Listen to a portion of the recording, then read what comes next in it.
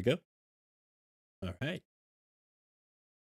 Takeover Tuesday, episode 5003. I don't know how many of these we've done. It hasn't been that many, of course. But I think we've probably done at least 50. So it's been good.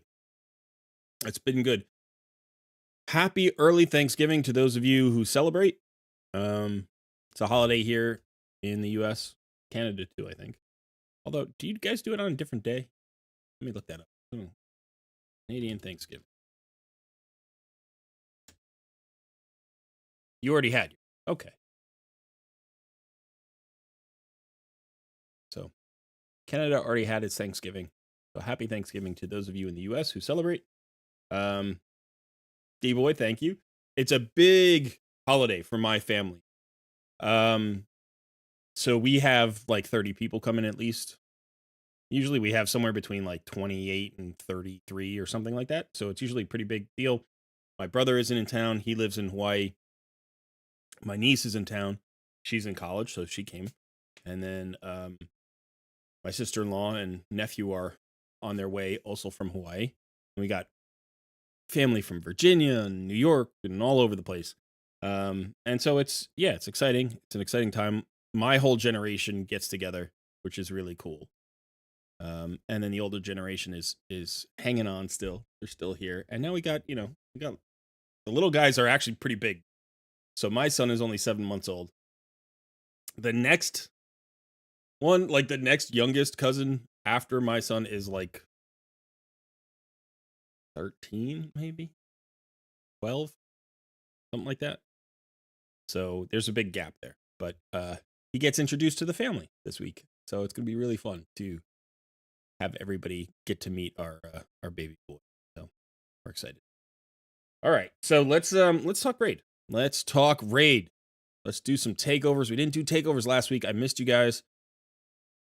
I like doing the Takeover Tuesday live stream.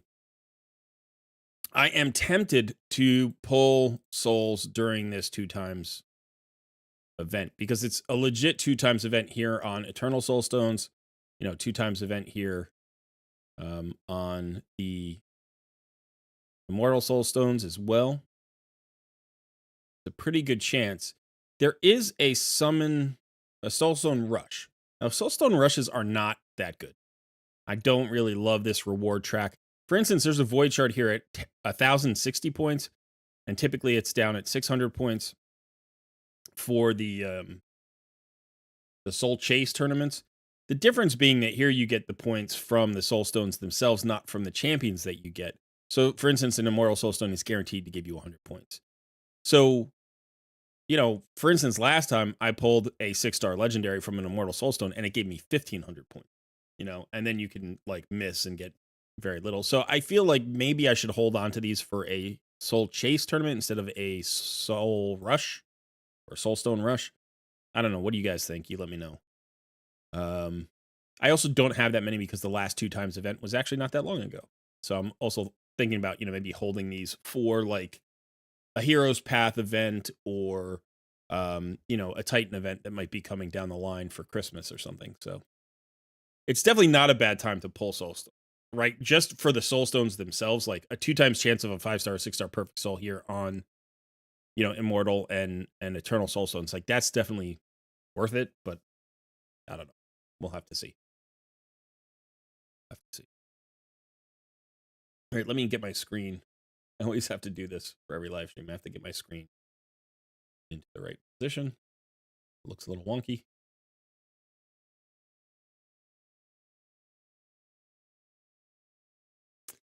D-Boy, good to see you. Hawk Gaming, Freak Show, Gooders, FTP. How you doing, Gooder? Yobi. Pull my stones. Pull my stones. Hey ho, good to see you, Medusa. Who is the collab with today? Me and your account. Yeah, that's exactly right. That's exactly right. Today I am collabing with the viewers. Angelica, good to see you. There's a new mythical coming? I haven't heard. No, I haven't been paying attention. I don't really pay attention to mythicals. I'm a free-to-play player, and I kind of play this game like mythicals don't exist, with the hope that maybe one or two will exist for me, when I can. Obviously, I've gotten Mezimel, so I got a little bit lucky there with a remnant pull. I've certainly pulled plenty of primal shards and never, seen any real value. I think for the primal shards, I've probably pulled, maybe between like 120 and 140 primal shards. I don't know the exact number. I did hit a legendary once on a primal shard. I think that's the best I've ever done. I don't remember the legendary. I don't know that it was a great legendary, but it was a legendary. But I've only hit one. So we'll have to see. Just pulled a 6-star Mariusol. Congrats. That's awesome.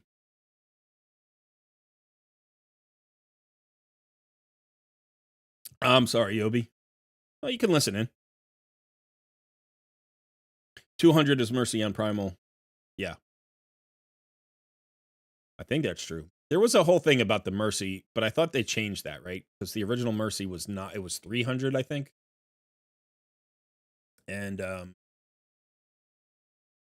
let's see. So Primal is 200 without a mythical. I think originally it was 300, and then they changed. But I could be misremembered.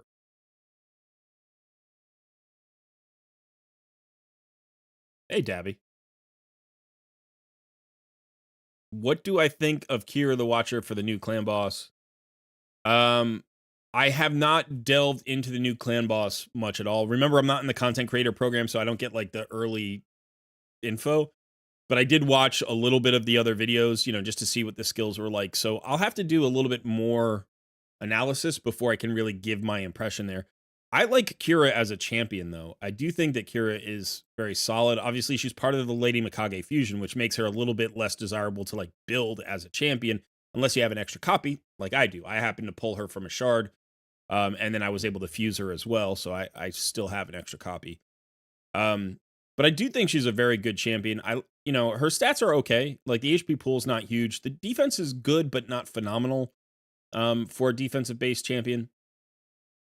But she has a decreased attack, which is really nice, 70% chance on her A1. She's got an AoE that decreases the duration of enemy buffs and then places a decreased accuracy debuff. So, that feels to me like it's okay for specific places like Hydra.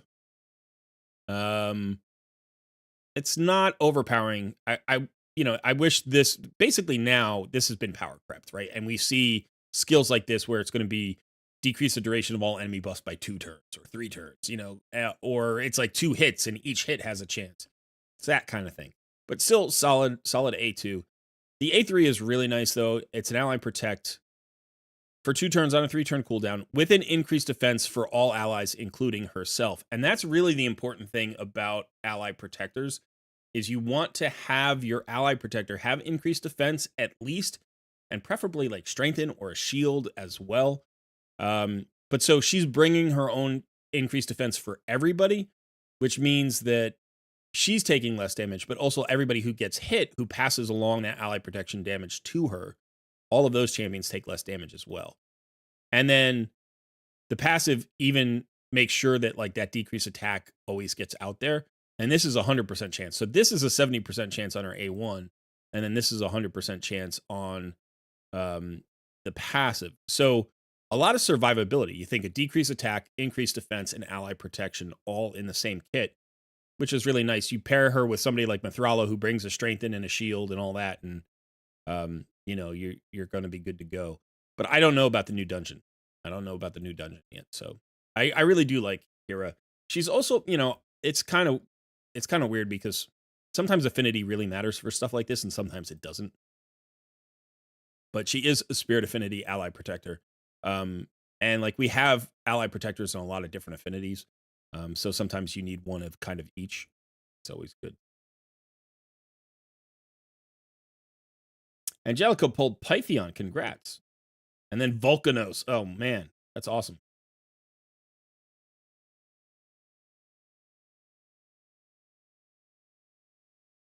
Truath will be good for the new clan boss. So yeah, that's what I think Ash was saying that. Where is Truath? Be nice, Rev.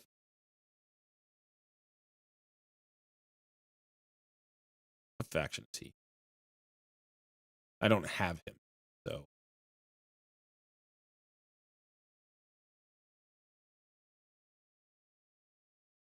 Anyway, hey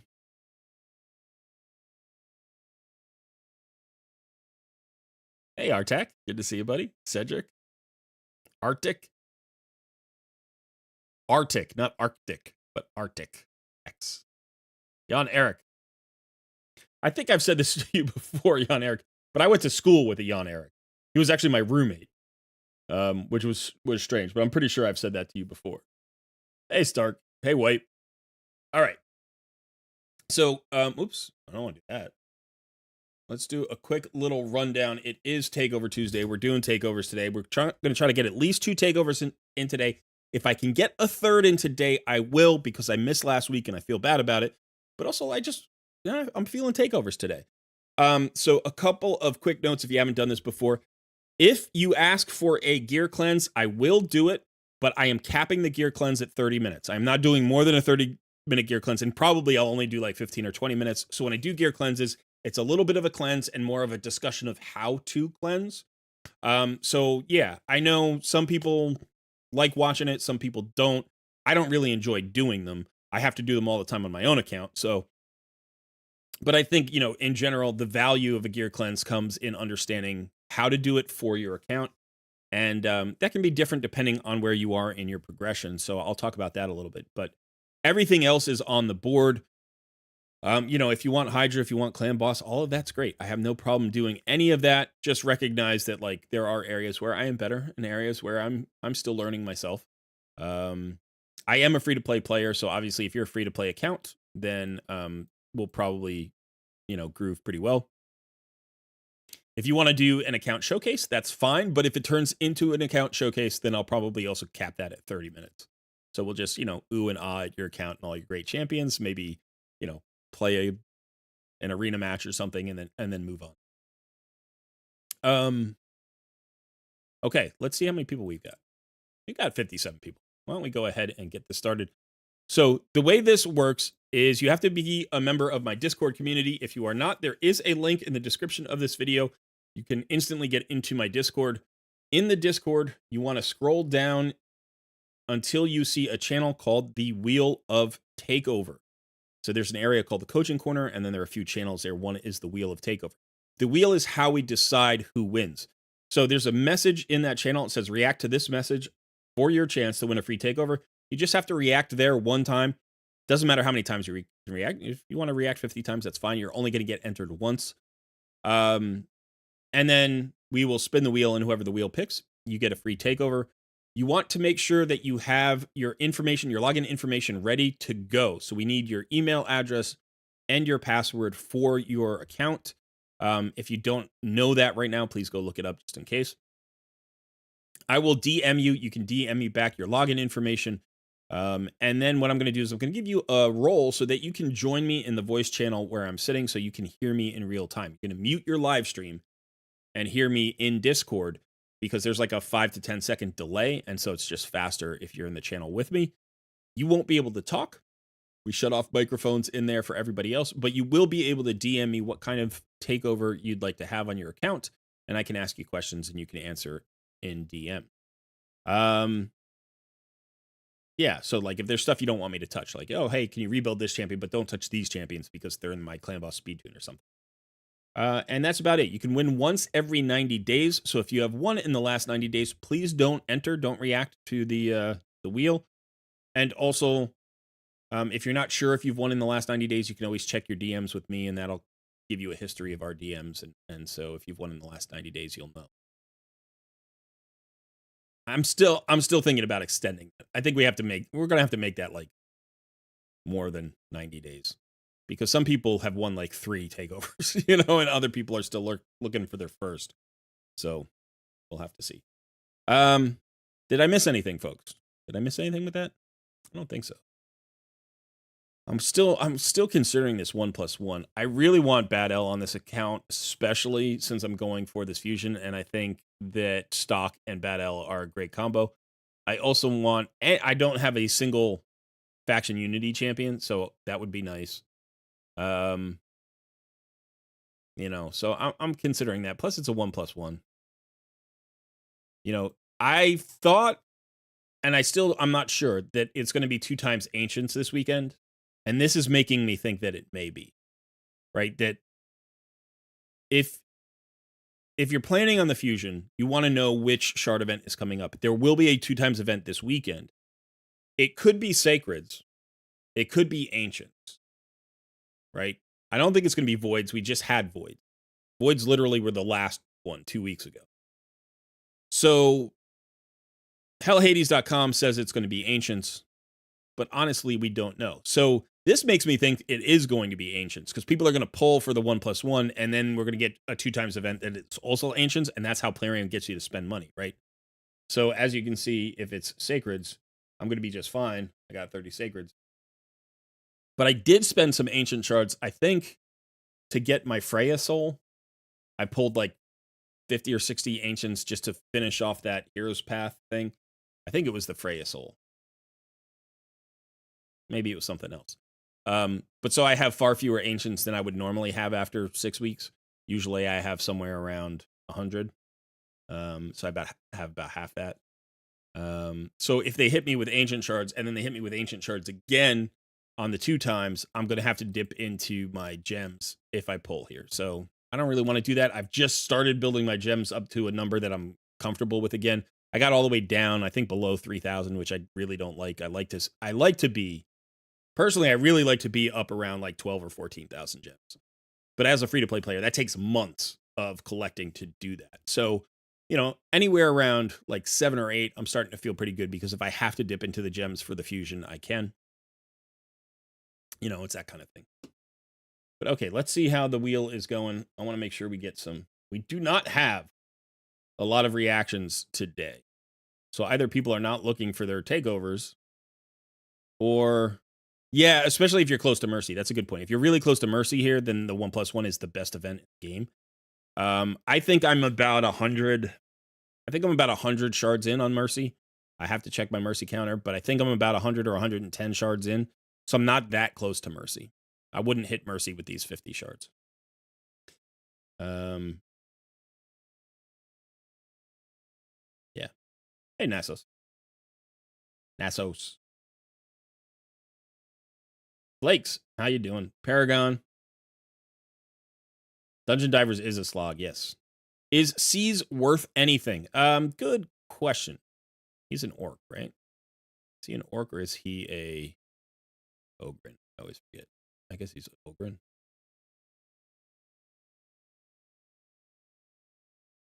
All right. Yeah. So he's like a goblin. I guess, are those orcs, are they ogres, whatever.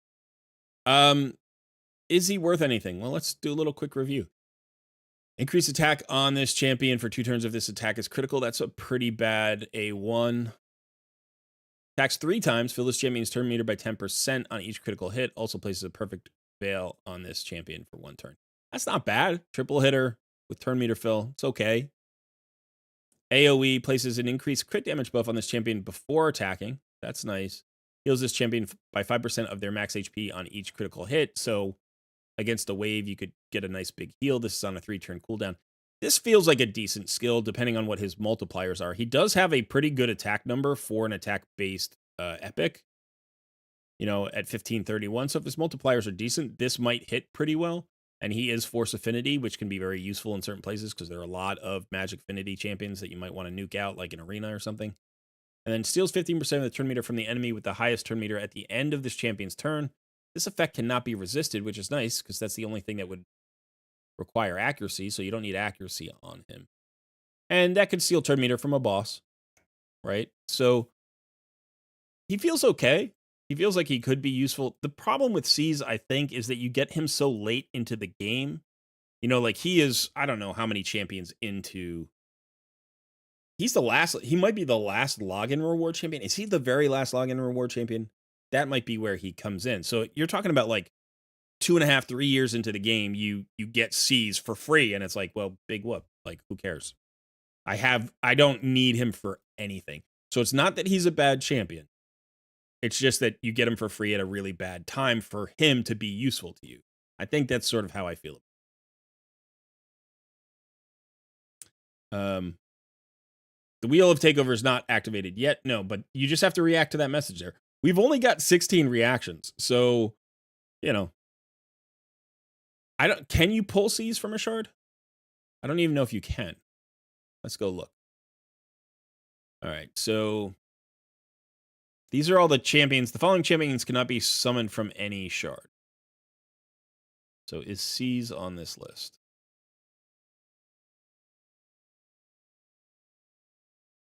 No, it doesn't look like C's is on the list. So you could probably pull him from shard. I think, what's interesting is I could just check. I'm pretty sure. So yeah, I have him, but I'm pretty sure he's still in my fragment. Yeah, he's right there. So I have pulled him from a shard because he this is the Doom Tower one. So, or the login one, whatever it is. I don't know if he's I think he's a login, not Doom Tower. But is Candy still relevant as an arena nuker? Candy has fallen off a bit in terms of usage rate, I think. Now I have not built mine, so I do have a Candrafon. Let's see. There's my Candrafon. You can see he's level 50, so he's in some gear, but he's not like built for anything. I don't have him booked. I still think he's a very good arena nuke, right? But really, he's kind of, he requires a specific team to use him. And you typically need a champion that will veil him like a Duchess. So he pairs really well with Duchess. Obviously, Duchess works well as a go second lead, right? So let's look at Duchess. Where is she?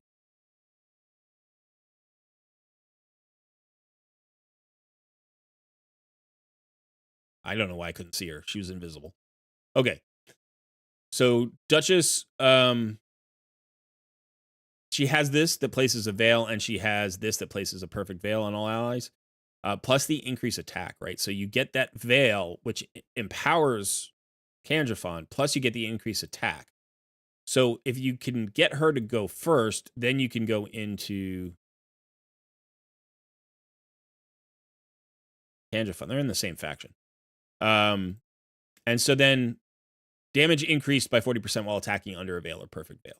And he receives less damage while under a veil or perfect veil. So he just pairs really well with that Duchess. If you don't have somebody who can do that, if you don't have a Duchess or somebody who can place a veil on him, then you have a problem. And then he's not quite as good. Does he still hit hard? Yeah, sure. And if you don't have another really good option, is he good? Yes.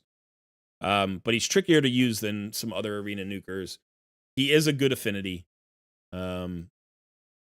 Because he is force affinity, I believe, which is really nice. That having a force affinity nuker is really nice. Because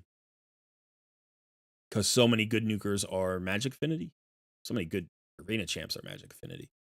But yeah, is he meta anymore? No, not really.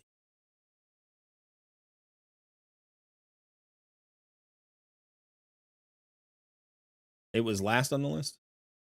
I have pulled it from a shard.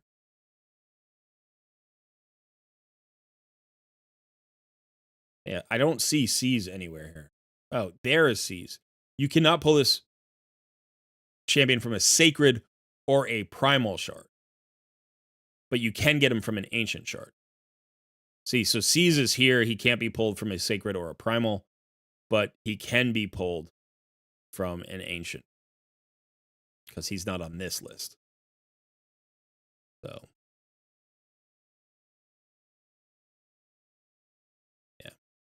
yeah, I don't know why they do that, but that's something that they do.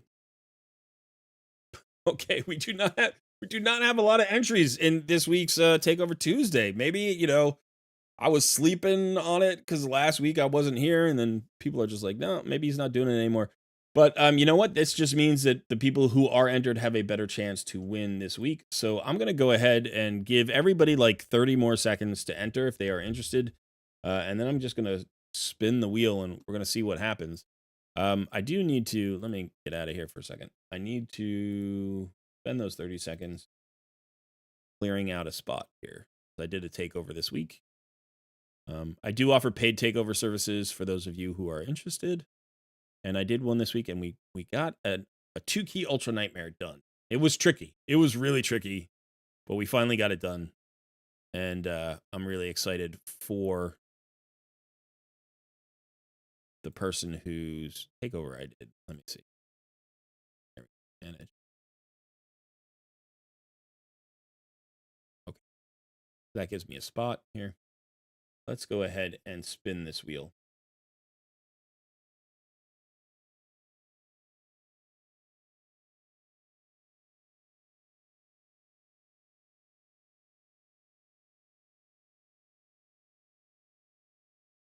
All right. The wheel is spinning. Good luck. Good luck. I need to change my video resolution. No, I don't. I've got the, I've got that little. I don't know why this is popping up. This is You see that little thing on the screen there? I don't know why that is popping up. It shouldn't be. There's nothing there that is making that. Let's get rid of that. It's this.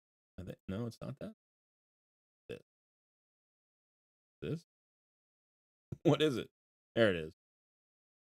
I don't know why. I don't know why that is doing. But okay. Who won? Focus. Congrats. Pavel, good to see you, buddy.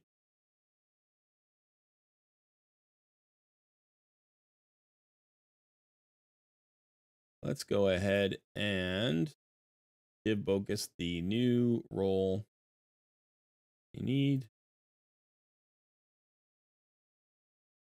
All right, Bogus, you can now join me in the coaching voice channel. You should be able to see it, and you can just pop on in. I've also sent you a DM, so DM me back with your login information, and we will log into your account and get your takeover started. Let me know what kind of takeover you're looking for today, and we'll do the best that we can. Welcome, welcome.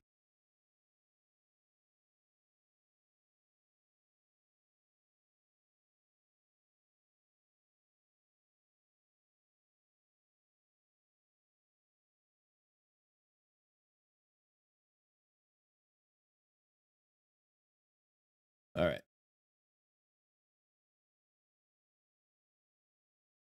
Got the login info. Let's do this. If you have two-factor authentication, that is fine, but don't add it today because it does lock you out for a couple of hours sometimes. So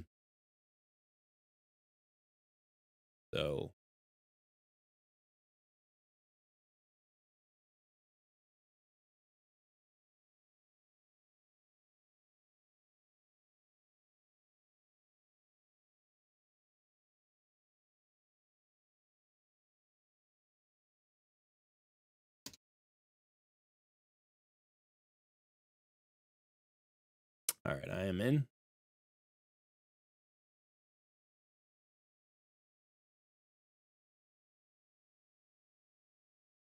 I'll go over that again, Mike Johnson. But basically, what happens is there is a channel called the Wheel of Takeover, and there's a message there that you're going to want to react to. But we just pulled, so don't react to it right now because I'm going to reset it for the next one. Yeah. All right, so I'm going to do all the red dot stuff because I got to do that. Got to get that out of the way. What we got here? Referral program. Okay. That red dot is always going. Let's get these picking. Nicely done. You got them all matched. Nice organization there. You are under the energy cap, which is always nice to see. You have a revival path here going. It looks like it's completed the path, but you still have to do one last boost. Okay. Are you holding on to this because you're thinking about buying Elva and you're not sure if you want to spend the money? It's actually this is one of the best deals in all of Raid, is getting this Elva if you don't own her. If you do own her, then it's not nearly as important. You don't have Elva. But if you're free to play and you don't want to spend, that also, I did not, I've never done that either. So.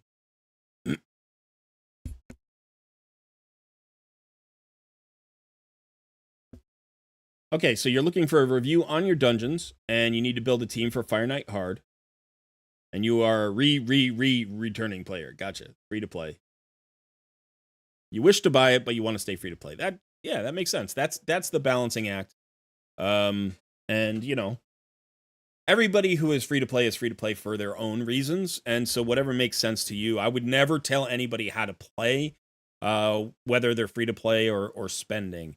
I will say, I always try to offer options to people in terms of like how to be more efficient, where to spend your resources, but where you get those resources are up to you. I will say this. I also encourage people to create healthy spending habits for their games, so it's like, I usually suggest you have a budget, like have a gaming budget and try to stick within that budget. Whatever the budget is that makes sense to you, then that's fine. But, what I do discourage is things like rage pulling, like rage buying, really. Rage buying and rage pulling are, whether you're free to play or spending, rage pulling is usually not a good idea. And if you're a spender, rage buying is really a bad idea. Hey, Ian, good to see you.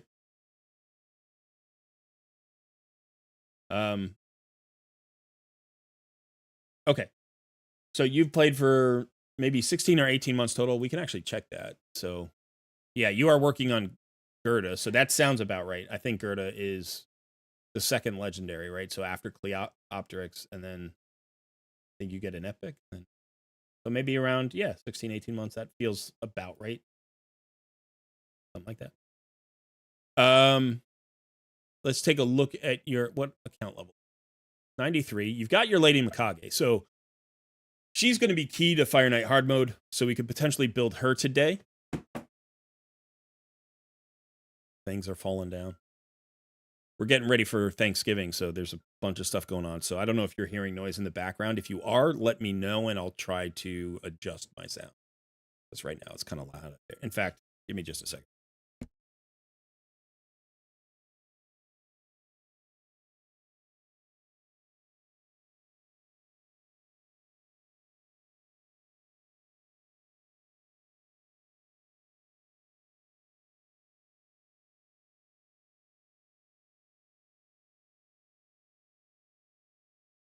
Okay.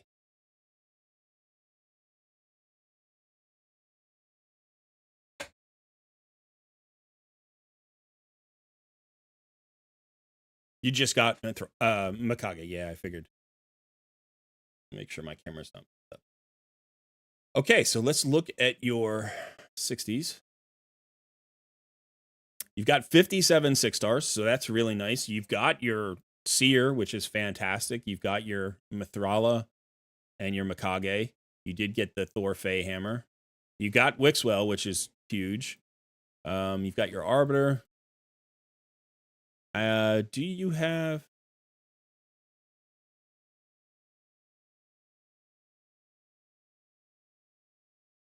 You don't have Artak. Okay, so you were not in the game during Artak. Okay. I mean, you've got Necmo, you've got Mortu Macabre, Necrit the Great, Theodore. You've got some really good champions here. Obviously, Ninja.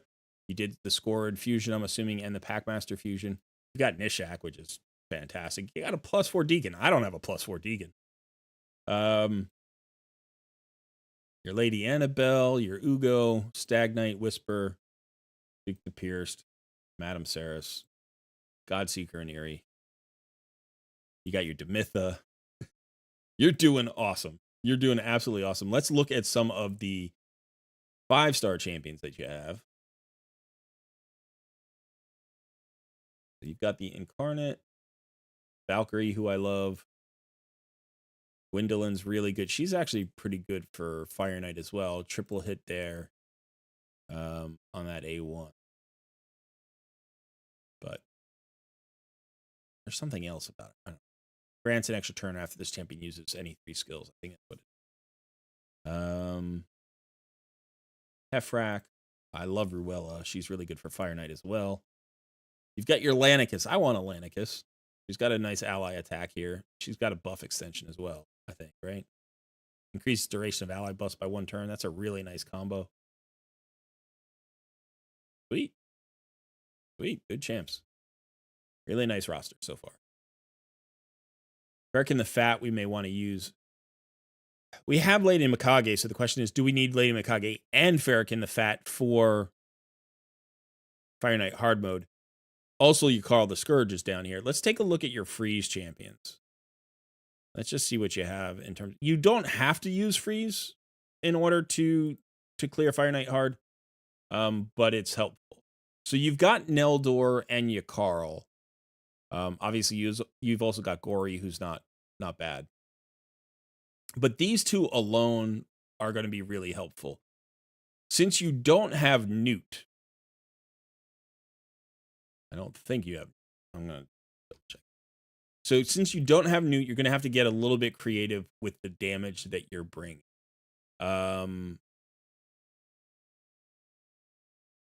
and we'll talk about that, I guess, when we get in there.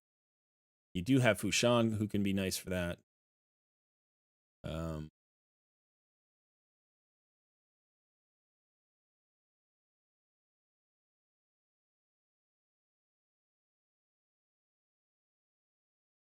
Okay. We'll figure this out.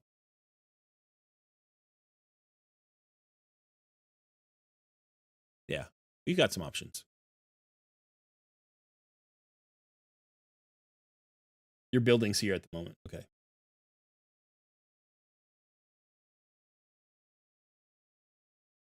You are holding on to the Mikage build for the first artifact enhancement, which starts in 14 hours. That makes sense. And you've got decent silver. You shouldn't have trouble with this fusion. It doesn't look like you've got plenty of shards. So I think you're in good shape for the fusion.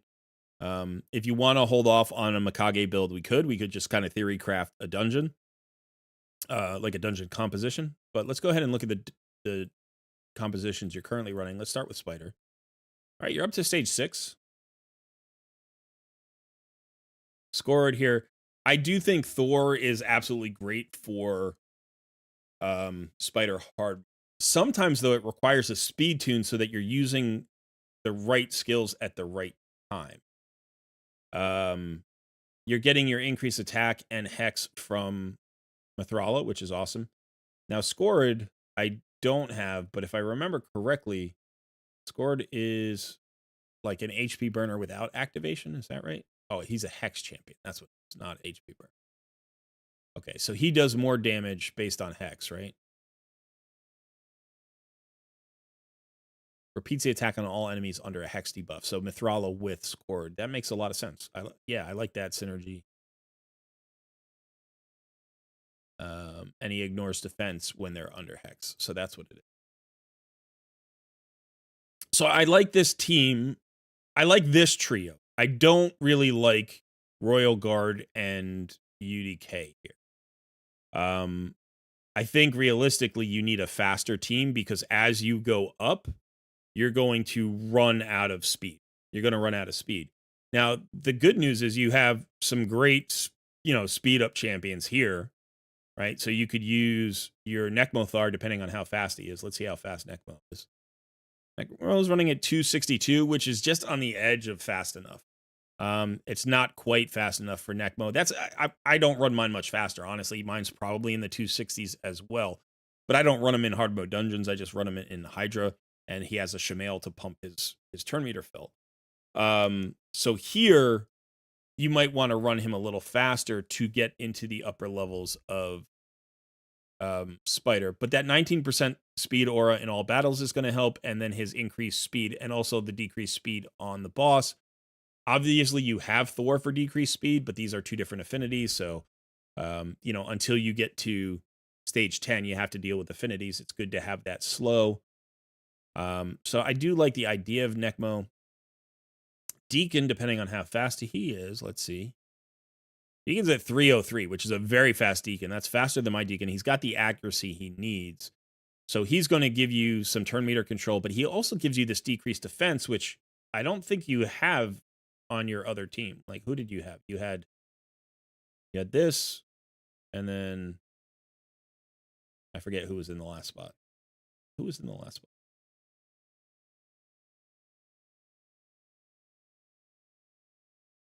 Oh, Royal Guard, right? So Royal Guard gives you decreased defense on a single target on his A1. But you really want that decreased defense on the Spiderlings. So I think, what you want to look for is who's got a great AoE decreased defense. Deacon does, and he gives you that speed, that turn meter fill, and all that. So I just to try it, like, it doesn't have to be Deacon. You also have Baron, who hits very hard. But again, his decreased defense is single target. But he has this really hard hitting nuke. And what you would like to do is basically nuke out every wave that's really the goal here. You can also use HP burn activation, but I think the direct damage method is sort of where we're landing. So I would go for right now, speed, and then speed with decreased defense. And let's take off a super raid. Let's actually go to stage 7. Go to stage 7.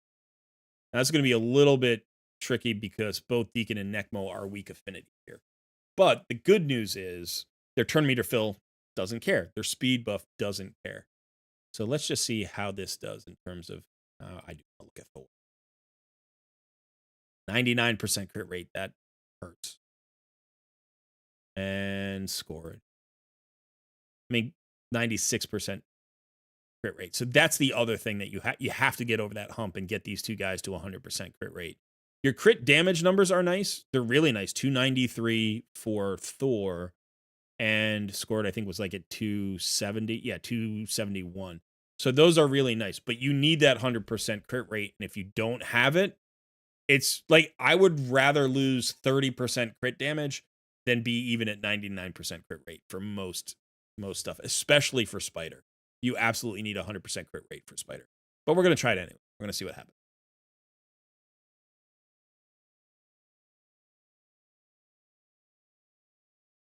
Okay. So Deacon's going to go first. He's going to do his classic speed up and then AoE drop defense. We get that out there. Get a slow on the boss. We did not land the slow on the boss, but that's an easy one-shot nuke. And this is nice because the waves are dead so that the boss doesn't actually kill us. Now the question is, can we kill the boss before anybody dies? And we should be able. I think we will.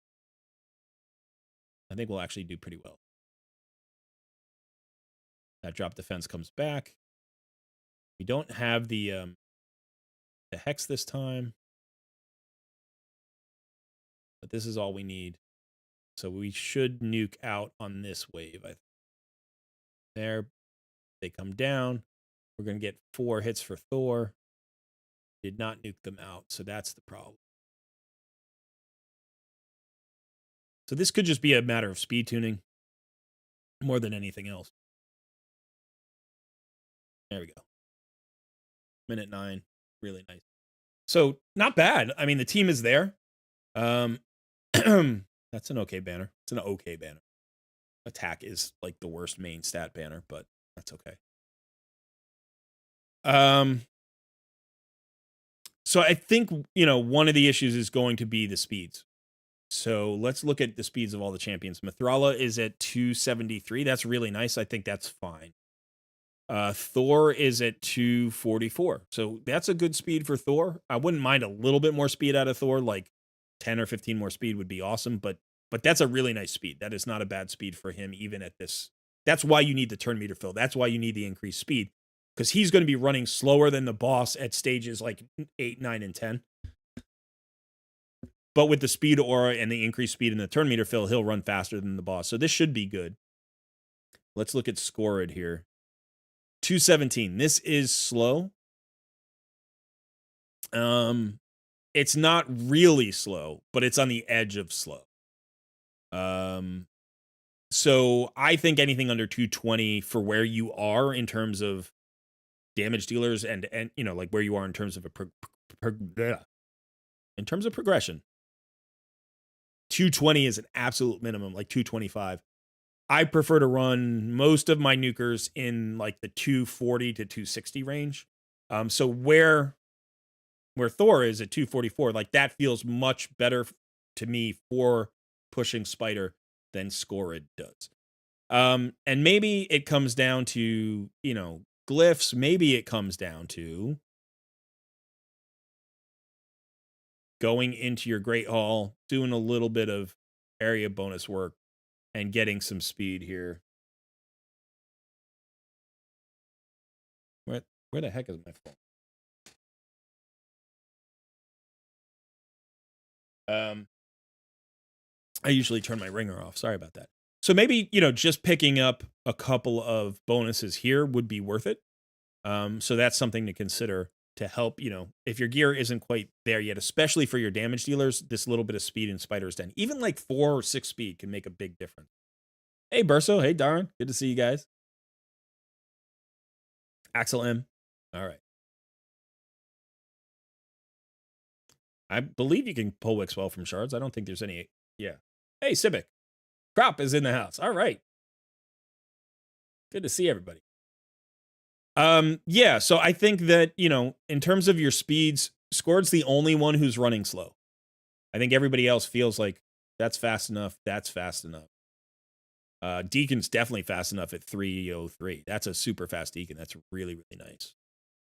If you're going to run a +4 Deacon at a speed like 303, you should try putting him everywhere you can, because that is a crazy strong Deacon. It's a really, really nice Deacon with 440 accuracy, basically. Yeah, this Deacon should feature prominently in most of your dungeon. Otherwise, if you don't love the champion in that way, or you don't think he's worth it, you can strip some of that gear off of him, drop him down to like the 280s, maybe 275 to 285, somewhere in there, and he'll still be a really good champion for dungeons as like the second fastest champion on your roster or on your team. But maybe that's where you put the speed into someone like Nekmothlar, or, if you have another really good turn meter filler. Let's see. Do you have another really good turn meter filler? No. Your two best are Nekmo and Deacon. I mean, you have Arbiter and you have Seeker, both of whom are excellent. Your Arbiter's running pretty fast at 343. That's a really nice speed. And your Seeker's kind of slow, but I don't know if you have him speed tuned for a clan boss team, in which case that's not slow. That's just what you need him at. So I think between Arbiter, Deacon, and Nekmo, you've got what I think you've got what you need. All right, so let's just go back to Spider for a second, because I do like this team. Now we're in a better affinity for Nekmo and Deacon, but we're in a worse affinity for our damage dealers. So this could be a rough affinity. We might have to swap out damage dealers. Now your other one was Royal Guard, who is also magic, so that's obviously going to be problematic. This first wave shouldn't be a problem. The question is, will Scored kill these two here? No, he didn't. Now, we don't have to go double damage dealer necessarily. Thor can do it on his own with the right team around him. So if we struggle with this stage, we could potentially bring in another support champion who gives us heals or revives, or both. A really good one might be like Rector Drath. We could always try Syl of the Drake. She gives us an AoE stun and the heals plus the revive, which is nice. But we might get through it okay. We'll have to see. It looks like we're doing all right.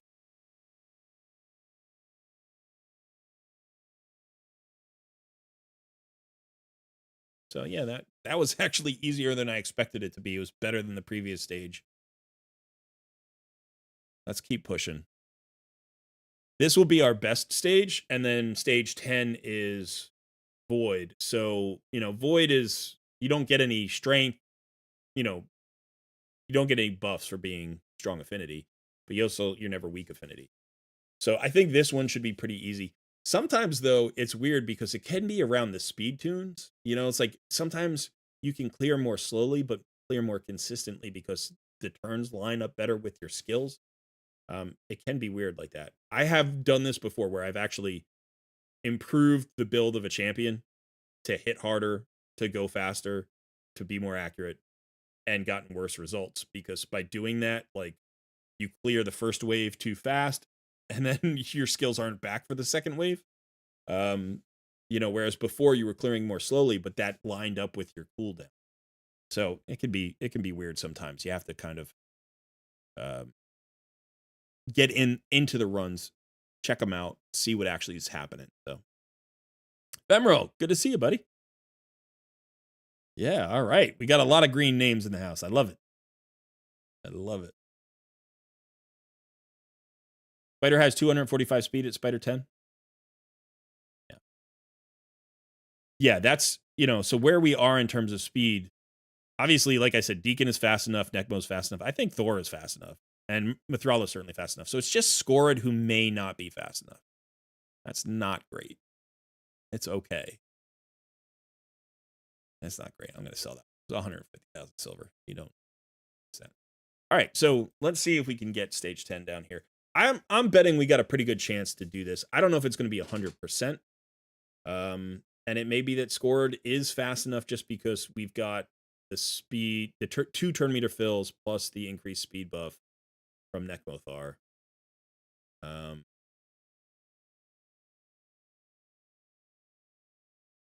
You've also got, it looks like you've got a protected smite, which is helpful. I don't know who that's coming from. I don't know if that's Thor. It might be Thor.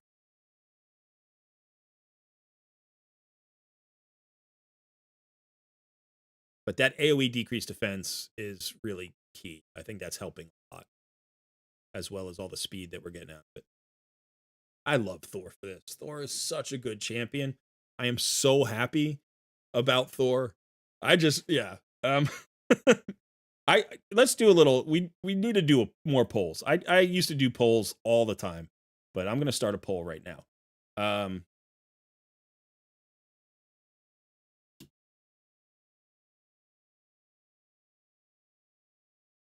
Let's see. What? All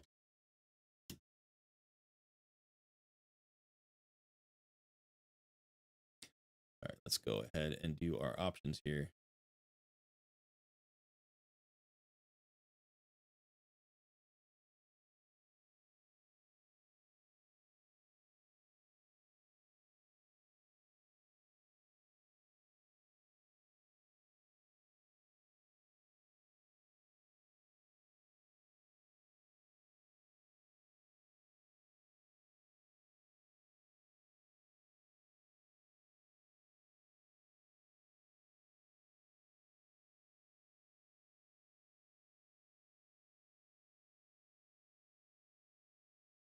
There's our poll today.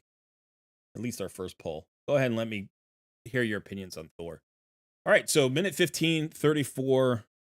That's not a bad. It's got crit damage and accuracy, so we'll hold on to that one. So there you go. Spider 10 done and dusted. Remember that for all of the hard mode dungeons, after stage 6, the speeds really ramp up. Okay, so stage 10 is often twice as fast or more than twice as fast as stage 1 hard. So if you don't know, but I do this all the time. Let me see. Let's go to hellhades.com for a second.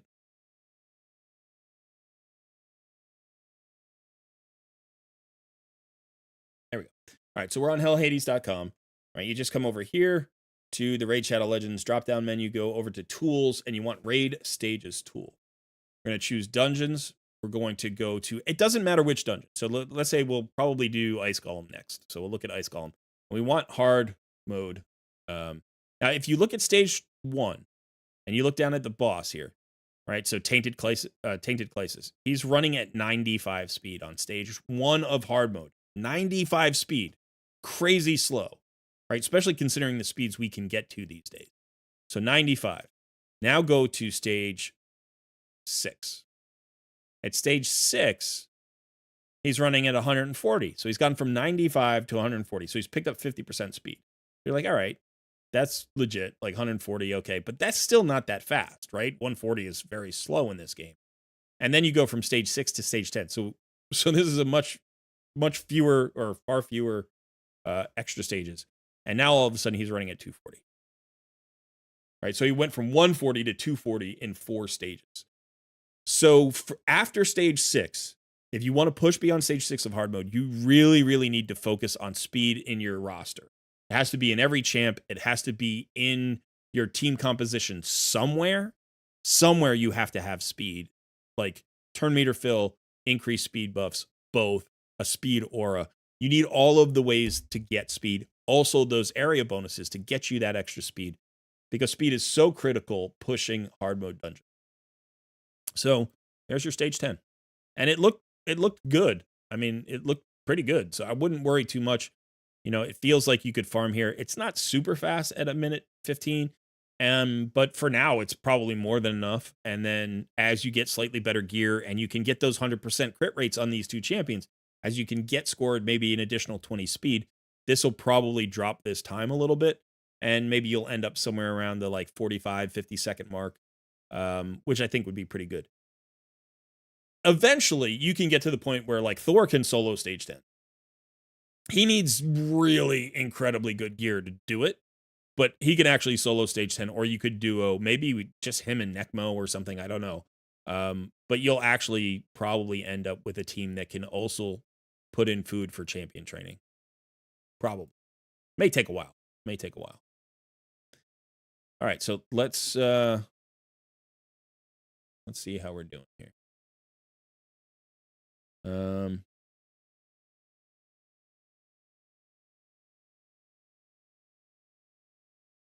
What do I think of the bone armor blessing for Thor? I don't use bone armor a lot. So for Thor, I think there are a few different blessings that you can use for Thor. The one that I use on my Thor is this one, Nature's Wrath. It's the same as this champion. You could certainly use other ones. I think some good ones for any damage dealers, like you can think about Crushing Rend, right? Especially if you have 5 or 6 stars. 6 stars being the best. You ignore defense for every level, so ignore defense is always great on a damage dealer. Another one you could consider would be Soul Reap. I like Soul Reap, right? Especially again with the high number. So this brings in the Reaper to just kill targets. It doesn't always kill targets though, which is sort of frustrating about this. So you bring in the Reaper, you've got the True Fear potential. So there's that. Now, as far as where's the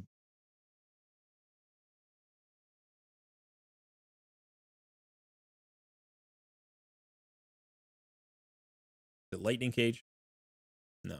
Where's the bone? Not that. Where is it? Is this one? It's this one. Ward of the Fallen. So I'll be honest, I don't use this one. Like I've never really explored bone armor that much. I tried it once or twice. I think I had it on maybe UDK at one point. And I've never loved it. But if you know something about bone armor, if you know more about bone armor or who it might be good on, I'm certainly willing to learn.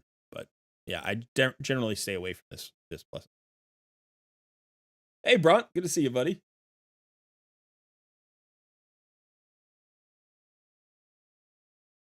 Not wearing a solid colored shirt. Yeah, I mix it up every once in a while. This is a very old t-shirt from, man, that's probably a 20-year-old t-shirt. It's got, these are CD covers.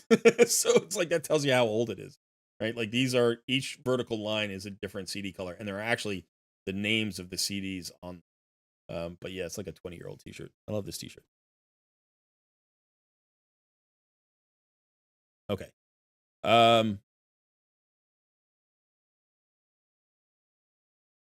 All right, let's see how we're doing here for Bokus.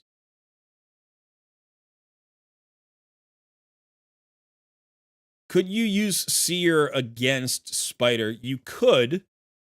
The problem with Seer against Spider is, since you don't have a reset champion in there, right? You need to get enough buffs. You then strip the buffs. So Mithrala would, like, for instance, bring enough buffs. You would strip all of the buffs to kill the wave. which might be fine. Like, that could totally work. The issue then is that maybe Thor doesn't have his buffs now. He doesn't have the increased attack or whatever that he needs. Now, he does self-buff on his A3, but again, if you strip these buffs off, so you might have to speed tune it to use Seer. Do you know what I mean? Like, you have to use Mithrala's buffs for Seer, and then you use Thor's A3 after that. And then you have to wait for Seer to cycle back around, and it is on her Karma Burn is on a 4-turn cooldown without a reset champion. So I honestly think if you have like a 3-turn AoE champion like Scourge has a 3-turn AoE, I believe. Yeah, this is a 3-turn AoE. That's generally better than Seer, unless you can 2-shot the boss. Unless you can just like blow up one wave, hit the boss, blow up the second wave, and the boss dies. But the only way to do that is with a bunch of direct damage to the boss, because 2 waves of spiders aren't enough to kill the boss. It's typically 3 waves, I think. Might even be 4. So you could mess around with Seer. You could certainly mess around with Seer. You have some other champions you could consider going in there, but I like your combo. I think Scourge is really good for this. I think the Hex with Mithrala and the extra damage he does is really good. I don't think you want to change your team composition. I think we've found, a team composition that's going to work for you. You just need to keep pushing Scourge's build a little bit. And also, if you are close, we were talking about area bonuses. Like, you don't just have to invest in speed here, right? Because things like crit damage are going to help, and ignore defense are going to help. So these are also going to get you more damage out there. And if you're running a bunch of attack-based nukers, you could also even push the attack here. So all of those will help you, in terms of nuking this out faster. But it feels like you have a good, comp that's going to work for you for now. So now it's just about optimizing it. Maybe you get a better champion or other champions in the future who can speed that up for you. So for instance, one champion that I run, and again, you don't have Newt, and everybody's like, I don't want to push Newt. I'm not saying you have to have. But Newt hits so hard that for something like this, what you do is you pull Scourge, right? And you run Newt in this place. And when Mithrala has her Hex out, Newt will nuke the boss so hard with a single target attack that the Hex will kill all of the spiderlings and hit the boss with all that damage again. So you actually don't even need a second AoE champion. So you can do things like that. You can mix in max HP. You could go with a HP burn and activation champion like Artak if you pull them. There are a bunch of different ways to approach this. But I honestly think that this is one of like the smoothest kind of direct AoE damage teams I've seen. I didn't think about Scourge in this way. I didn't go for the Scourge fusion. I had some family stuff going on, and I didn't think he was an awesome champ, and it just kind of, like, I think I started it and then had to drop it after like the first 2 or 3 days. But this is a great use for Scourge. This might be the best use case scenario for him. And the fact that you're farming stage 10, affinity no longer matters. So this is a great setup. I love this. Decrease defense, increase attack, boom, boom. The only thing maybe you're missing here would be a weaken, right? You have the Hex, you have the decreased defense. So if you could figure out a way to get a weaken into this team, yeah, that would be really nice. But I don't know if you're going to be able to do that. Okay, let's go and look at another dungeon. Let's look at all of the dungeons. Let's just see where you are. Hard mode stage 4 here. Let's look at this team. Yeah, so here's the thing about Ice Golem. Pushing Ice Golem is hard when you're using direct damage, because you're just going to get yourself nuked out, right? So if you hit the boss really hard, you're just going to get nuked. And you have 2 strong affinity damage dealers here who are going to hit really hard. And potentially, that's why you might struggle. So for something like this, you could actually go to the team that you were running, for Spider, and the idea that like you can put in more defenses. Like you could put in a UDK, you could do something like that, or you could run a Sill of the Drakes, or you could run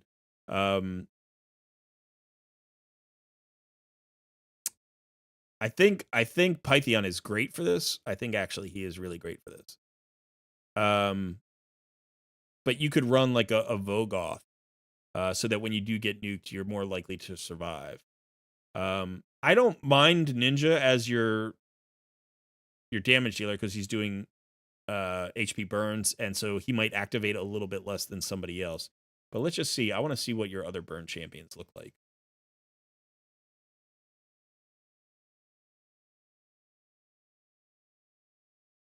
Yeah, okay. So you have Skrank, who's pretty good with the AoE HP burns.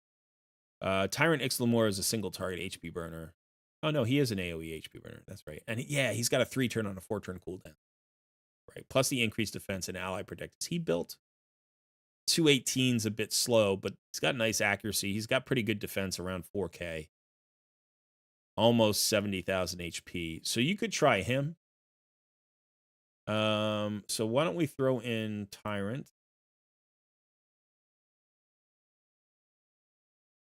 I'm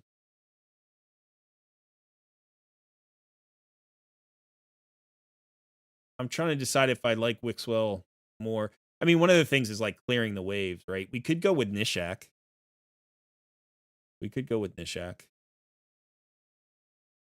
But I think with what we've got here, we've got more than enough defenses. I hope.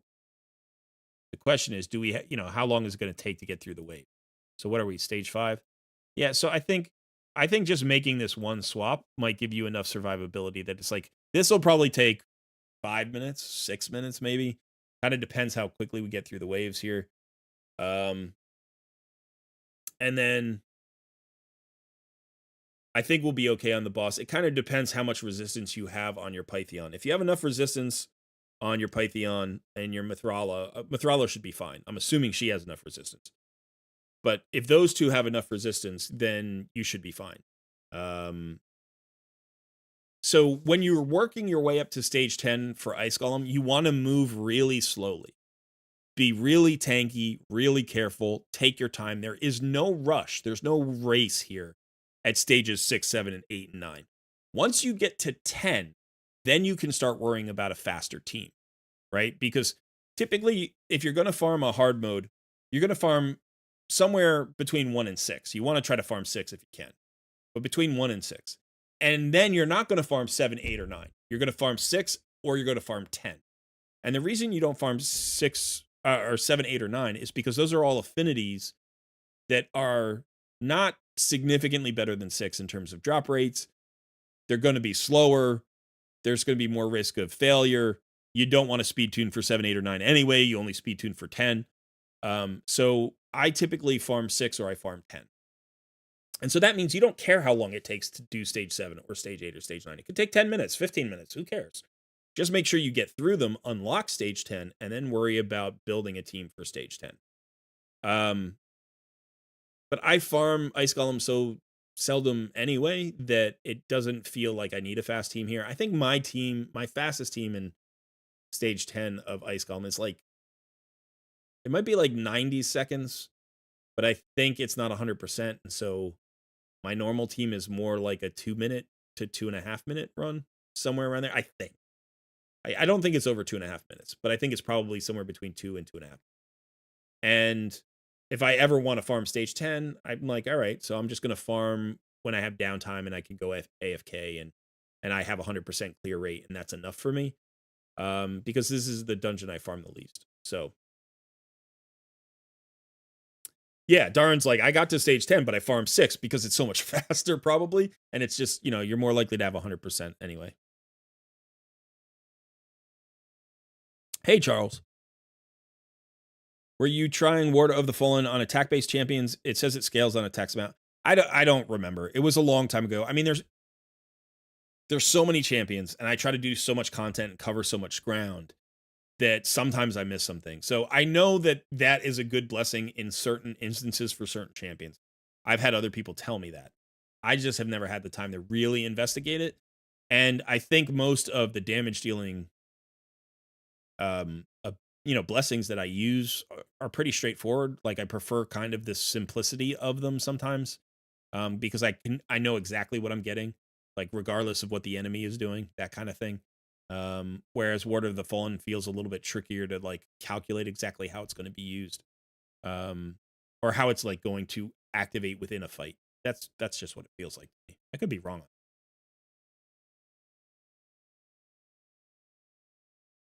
Matt Crips, I'm still waiting for your 1 billion damage Wixwell build. Is it ever coming? I have maxed out on my Wixwell build at about 530 million. So I don't think I'm ever going to get 1 billion with the Wixwell. I was just kind of hopeful that it could happen. Maybe if I got like 6-star blessings on every single champion and I tweaked it a little bit, maybe I might be able to do it. I don't think so, though. I don't think maybe somebody else could do 1 billion damage with the Wixwell team. I mean, if I could +4 my newt, like maybe, right? Like if I could do something crazy like that. But yeah, I don't think that video's ever coming, Matt Cripps. Sorry.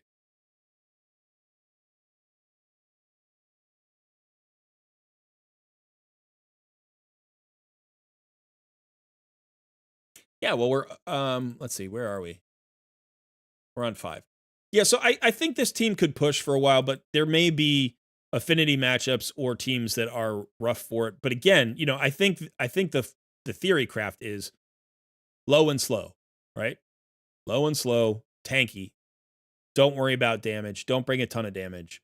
Bring cleanses, healers, revivers, stun champions, freeze champions, those kinds of things.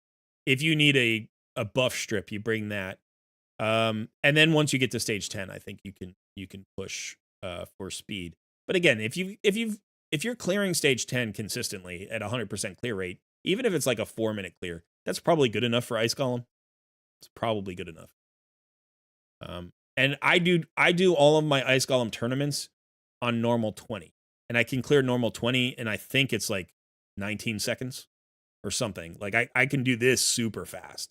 So that's where I actually do my tournaments. I generally don't farm this unless there's like a ×2 or ×3 on, really good gear, usually like reflex or cursed.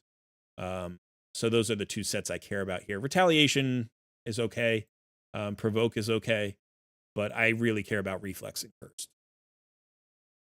All right, let's look at Dragon real quick. See what we're looking at. Stage 10, 1:38. Let me get some energy, if you don't mind. I just want to see your energy.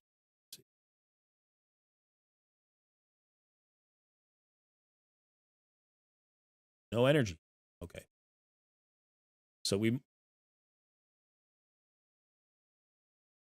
can find some energy, maybe.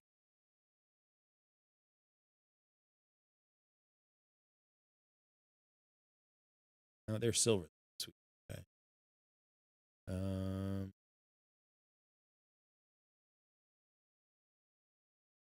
You already bought it. Man, I'm trying all the tricks to get energy. You do have 13,000 gems, so if you want me to keep going, I can buy. Yeah, okay, gems for an energy refill. All right, cool. Okay, so let's look at this team. So yeah, this team's a little bit more in keeping with what we were talking about with Spider, right? Use that Deacon Armstrong, that fast speed lead, get that decreased defense out there. That'll help you in the waves. You've got Theodore for poisons and poison activations here. So that's great. He pairs pretty well with Mithrala too, because she puts out poisons. You've got the double cleanser to make sure that you don't get stuns or poisons from the dragon. This feels like it should wave clear decently fast, and it should kill the boss decently fast. I think, what was it? It was about just over 90 seconds, so minute 38 or something. Minute 38.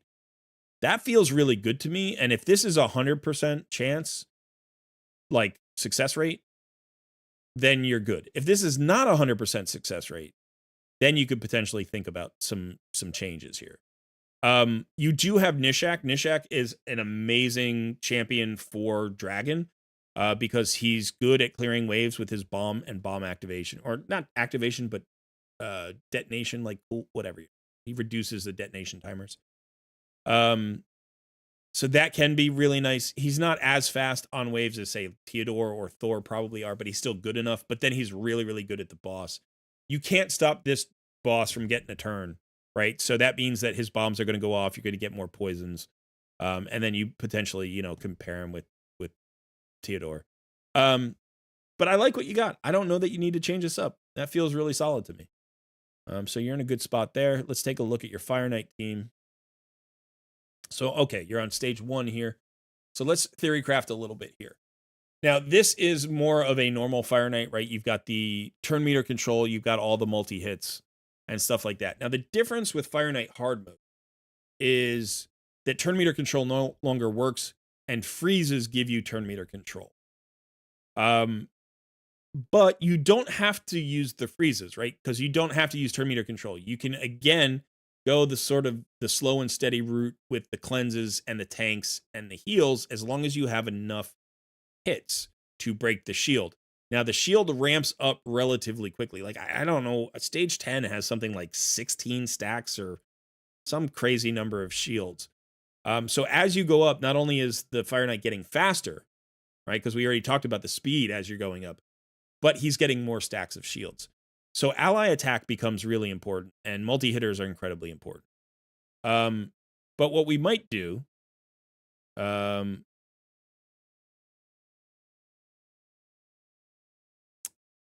let's see. I'm not sure about cold hard rate. We have a slow from Thor.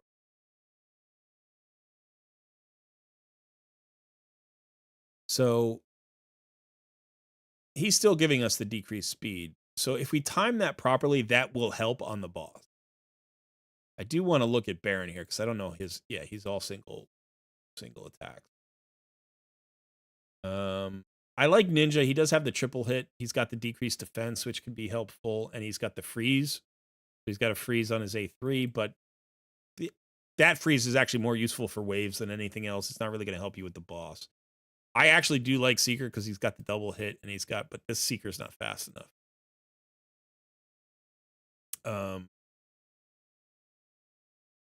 I mean, I think the champion down the line to consider, and maybe not too far down the line, is your Neldor.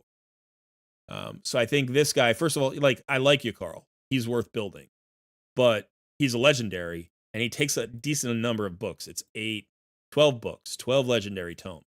Whereas Neldor, you already got a book. So you just need to get him to 6 stars. He's a +2. He is the best epic in the game for Fire Knight hard mode. He's one of the best champions of the game for Fire Knight hard mode. So I think, you've got the 3 chances for freeze here. You've also got the passive. Whenever somebody else throws a freeze onto the boss, he will then potentially use his default skill, which has chance for more freezes. But like I said, you don't have to go the freeze route. So what we could try doing for now is seeing if we could do enough multi-hits.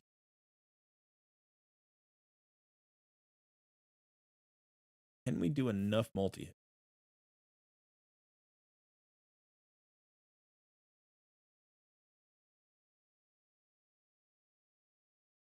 So Thor, I think, has a double hitter on his A1, right? And Cold Heart has a quad hitter. And Deacon has a double hitter. But is his turn meter fill enough? I'm wondering if, do we need another turn meter filler or increase speed champion? This is why I was thinking about Seeker. But Arbiter, I know your Arbiter is very fast. And she's going to give you a double hit on her A1, I think. Plus, she gives you the weaken on her A1. Doesn't look like it's fully booked, so it's only going to be a 40% chance on each hit.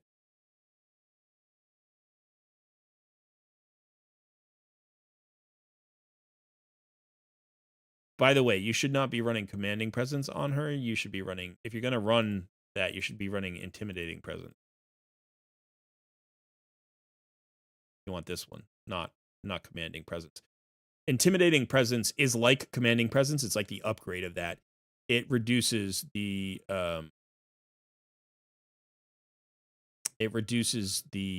enemy aura. So it strengthens your aura, but also reduces the enemy aura. So consider that change. But yeah, so potentially this gives us 2, 4, 6, 10 hits. And then if we brought in an ally attacker like this, right now we get all of those. We get, I think she's got, let me see. She's got a single hit, right? And since we don't have a Shadowkin ally, so it's just going to be a single hit. So that would be 11. And then we get 11, we would get 22 hits, you know? So potentially you could run something like this.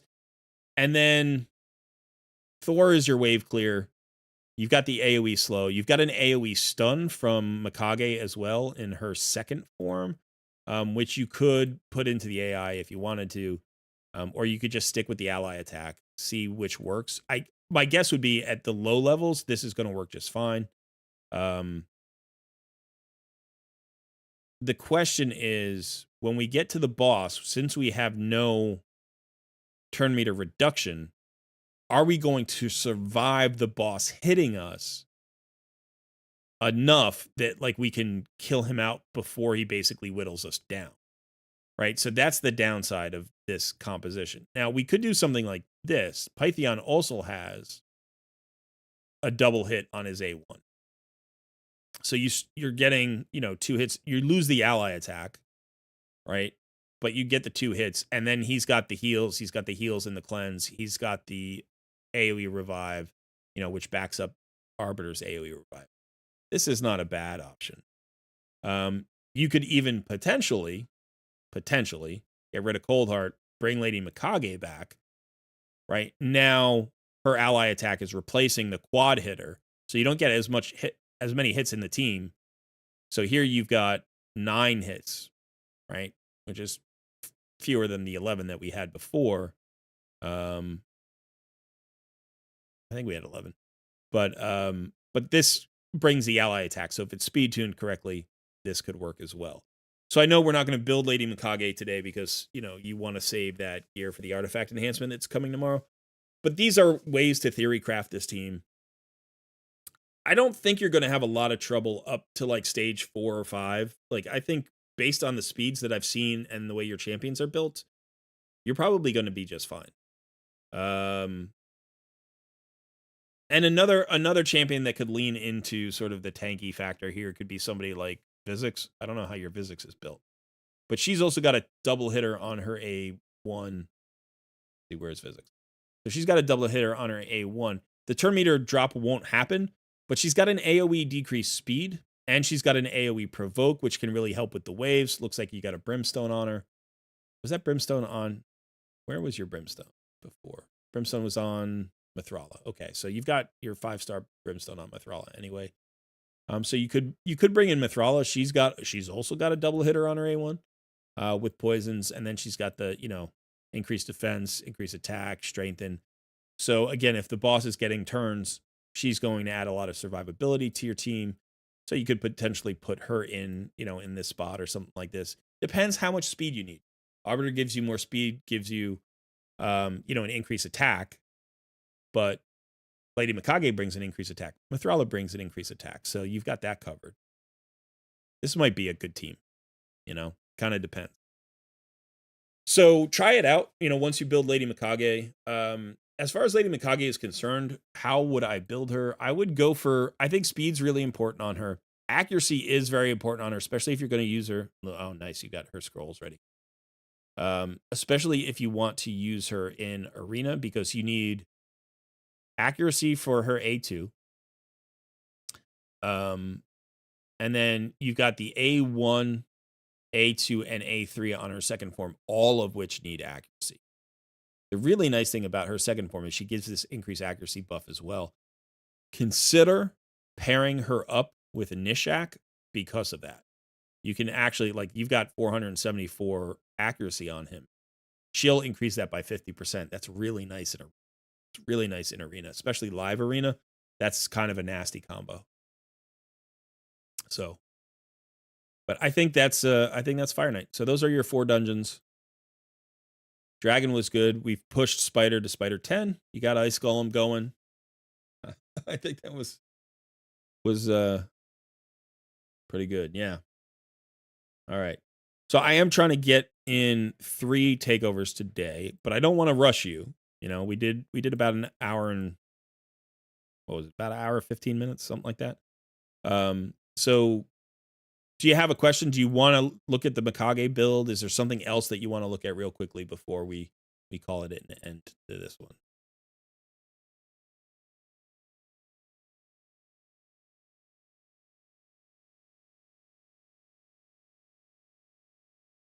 This is the preset you're thinking about. You're thinking about going with a relentless set.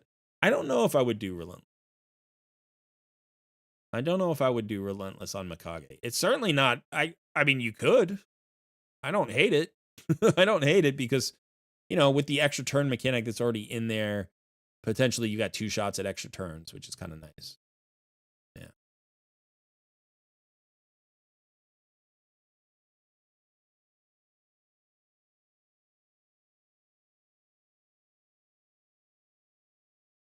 Yeah, I mean, one of the things is you want to make sure you have accuracy here, and this is a little bit low on accuracy, but you don't have the you don't have these on yet, right? So, and then if you can get an accuracy banner, you could get 350 accuracy would be enough, probably. You know, I think I run my Lady Mikage with around 500 accuracy for PvE. I'm sorry for PvP. But this is a pretty good start. This is a pretty good start. And relentless. So I think I run mine in 3 sets of perception.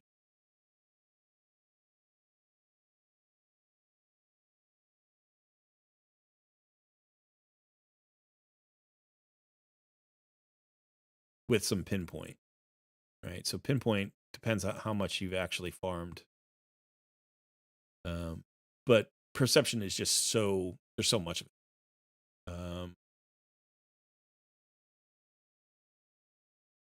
Usually I'm looking for accuracy as a substat.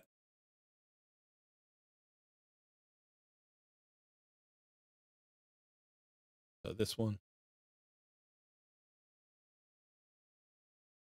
And then for her chest and gloves, you're really looking for anything, but HP percentage or defense percentage would be good with speed and accuracy. That's nice. You might get another roll into speed there. That's got a lot of accuracy on it. It's only got 10. This has got a lot more.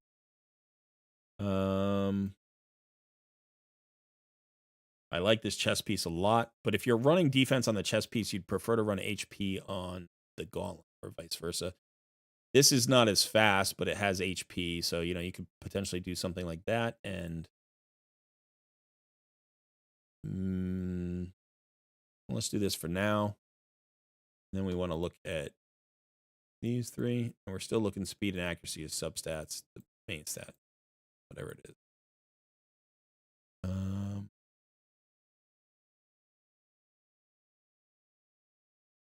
Speed is going to be kind of critical. I think you're going to have enough accuracy with this build. So we want something fast.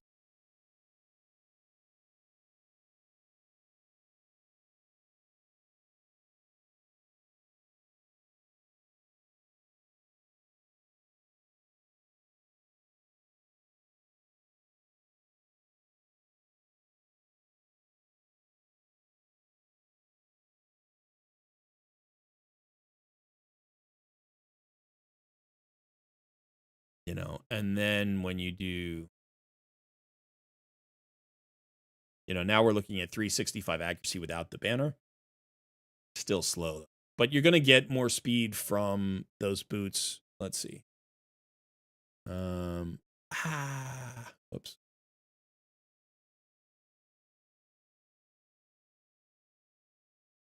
So we were running 8s, right? So you're going to get, forget if this was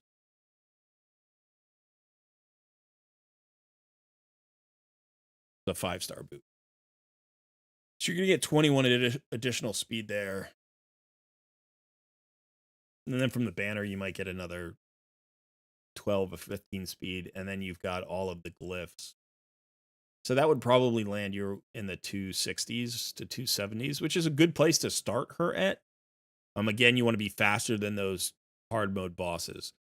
So I would say, either of your builds is probably nice. Maybe the Relentless is even nicer because you're hitting, if you're hitting all your stats plus you have Relentless, that might be nicer. But certainly consider Perception, consider Pinpoint, consider Feral as well.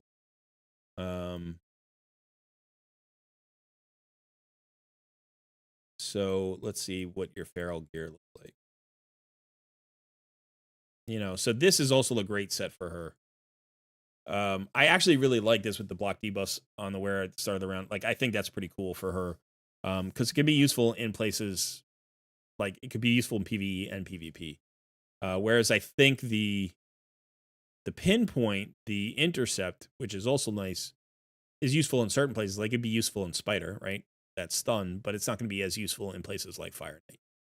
So, the block debuffs works better against Fire Knight because Fire Knight slows you. He doesn't stun you. And this, I'm pretty sure Intercept doesn't work against slows. Am I right about that? Intercept doesn't work against slows? Let's see. Look.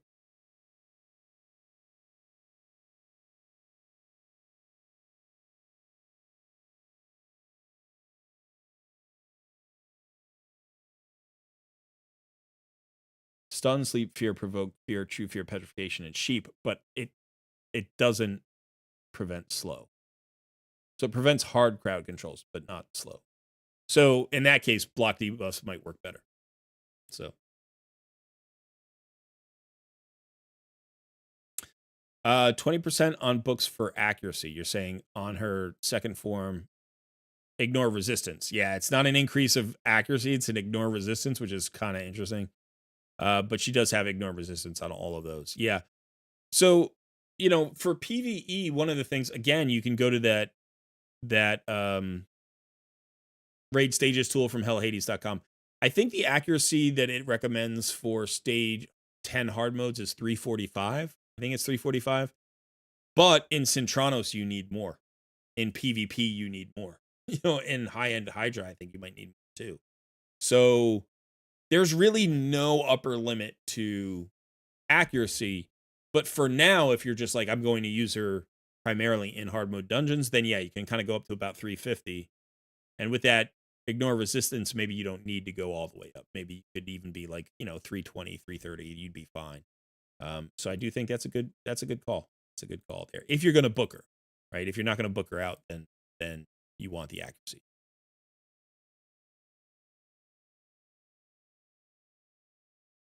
All right. Since we bought the energy refill just to look, but let's go ahead and I want to see if this team is going. So let's go ahead and try. We can't bring Mikage in yet because we haven't built her.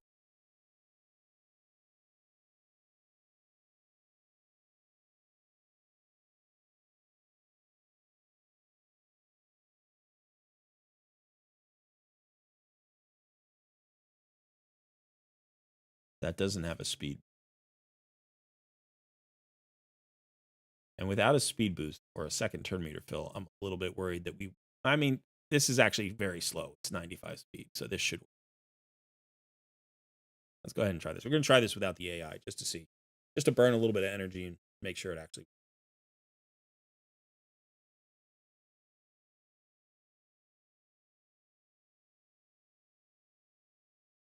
One of the things like I would do with the AI is I would turn off I would let him open with an AoE, but then turn off his other AoEs, just so that you would like A1 cycle a little bit there at the end, and then you could open with an AoE on the second. That kind of stuff is stuff you put into the AI, but you typically don't worry about the AI until you max out, right? So when you get to stage 4 or 5 and you can't go any further, then you worry about that. So yeah, what did he start with there? It's 14 stacks. I don't know how many stacks you get at stage 10. That's a lot. So here we want there we would have preferred the slow, But this is what I'm talking about. You can survive these hits, but you need healers, cleansers, shielders to make sure.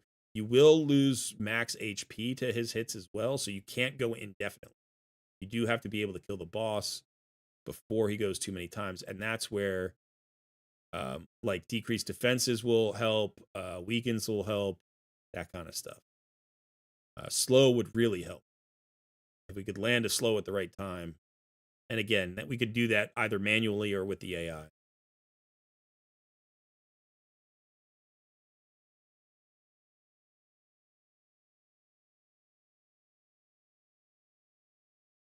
So as you can see, you don't need freezes for the first few stages.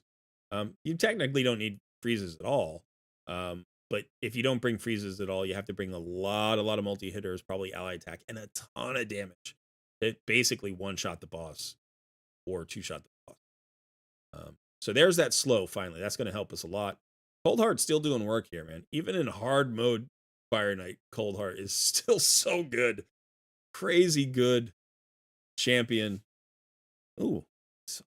Ooh, that's not bad. No speed on it, but crit rate, defense percentage, HP percentage. That's a nice 6-star Savage shield.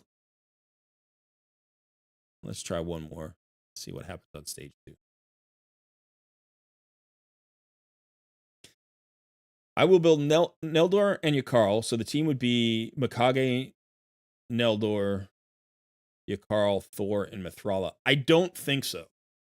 No, I don't think so. I think you still need your speed. So you're still going to want Deacon Armstrong with that drop defense for the waves and the increased turn meter fill and decreased defense. I still think you're going to want him as your speed. If you bring freezes and you bring enough freezes, especially with the ally attack, you don't need to worry. The boss will never get a chance to go. So then you don't need Mithrala. You don't need Mithrala for the cleanses. You don't need her shield. The Hex can help with the waves, but that's not enough. You need more from your champions. So what you would probably do is go something like Deacon, Mikage, Yakarl, Neldor, and then maybe Farrakhan the Fat for a second ally attack, or maybe another freeze champion like Cryoden or something like that. You could even bring Ninja. You could bring Ninja because remember that when Mikage uses her A1, that will activate Ninja's A1 because it's an ally attack for Shadowkin. So you could try Ninja. He'll also help you kill the boss faster. He's got a triple hit on his A2. Got that freeze A. So it would be something more like that. But speed is key as you push. Speed is going to be key. So you can't get... The only way to get rid of Deacon in a team composition like this would be to get an even better speed champion. Somebody who brings turn meter fill plus increased speed plus what Deacon's like Astrid. Astrid would be an upgrade. The problem is her aura is not for dungeon, right? Her aura is only for arena, but her kit would be an upgrade because she brings an increased speed plus a decreased speed. She's only got a single hitter on her. So that extra hit, Deacon has that double hitter on A, which is really nice. It's going to be hard for you to get away from Deacon in your dungeon compositions because you don't have any other real engines. If you get somebody like a Lysandra, Lady Kimmy, there are certainly other Go bots that are out here that are better than Deacon or more versatile than Deacon. But he's really hard to replace. And honestly, because he's one of your best built champions, I don't think you should. I think your first, the first player on your roster for every dungeon is probably going to be Deacon in that lead because he's bringing so much. That AoE decreased defense speeds up your waves, helps you kill the boss faster. He's got that turn meter fill for your team, but also the turn meter control for the waves. The enemies can be turn meter decreased. He's even got that leech on the A1 for bosses. I don't see how you get away from Deacon for a long time. And by the way, you shouldn't be in a rush to get away from Deacon. I still use Deacon. Like Deacon, the reason I'm so high on this champion, people say he falls off in Endgame. And he only falls off in Endgame if your roster grows in the right way. He's still highly viable at Endgame. It's just that there are in all of Raid, there are 10 champions you can use to replace him, but most of them are if not void legendaries, mythicals. You know, it's like there are very few champions that act like, yeah, if you pull an Arbaeus, I get it, you replace your Deacon, but it's like, okay, you need an Arbaeus. You know, this is yeah. Okay.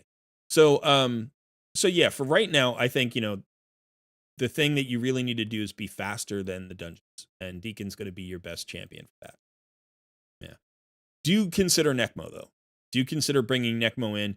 If you can bring Necmo in and get a different decreased defense champion or weakened champion. So for instance, I don't know how you're doing on your faction. You're okay. You're at 821. So that's not too bad. But like if you get Lydia, right? Lydia brings you a decreased defense and weaken on the same skill on a 3-turn cooldown. So you could use her to replace Deacon because she's bringing you that increased speed, that decreased defense, that weaken. She's bringing you that strength, and she's bringing you all of those extra things. And now you could put somebody like Necmo in the lead, right? And he's going to bring you turn meter fill and a slow for the enemy and another increased speed. And maybe that combo allows you to get rid of Deacon. And you still have the speed aura from Necmothar. But it really takes, like, we're talking about replacing a single epic with a legendary, like a god tier legendary and a god tier void legendary. That's what it takes to replace Deacon. That's how good this guy is. That's why I'm so high on Deacon as a champion. But yeah, for right now, don't replace him. Just run him as your speed lead everywhere. Run him in Doom Tower. Run him in dungeons. Run him wherever you feel like you need more turn meter fill or more damage on your enemy. Okay. Well done, Bocus. I mean, you're doing great. I think, you know, looking at your champions, you've done a great job with the champions that you've built. So clearly you know how to build champions. You know, and now it's just about like once you've gotten to the point, you're actually sort of at a tipping point in your account where now it's not about just optimizing your champions, but optimizing the team, right? Like making sure you're getting everything into the team composition that you need to really push those hard mode dungeons and other places. But you are right there. I don't think you're going to struggle at all. You've got some great champions, and you're going in the right direction. So enjoy it. Have fun with this fusion. Hopefully that champion stock will add something a little bit to your team. Maybe be a nice pairing with Theodore for some fast dungeon clears and stuff like that.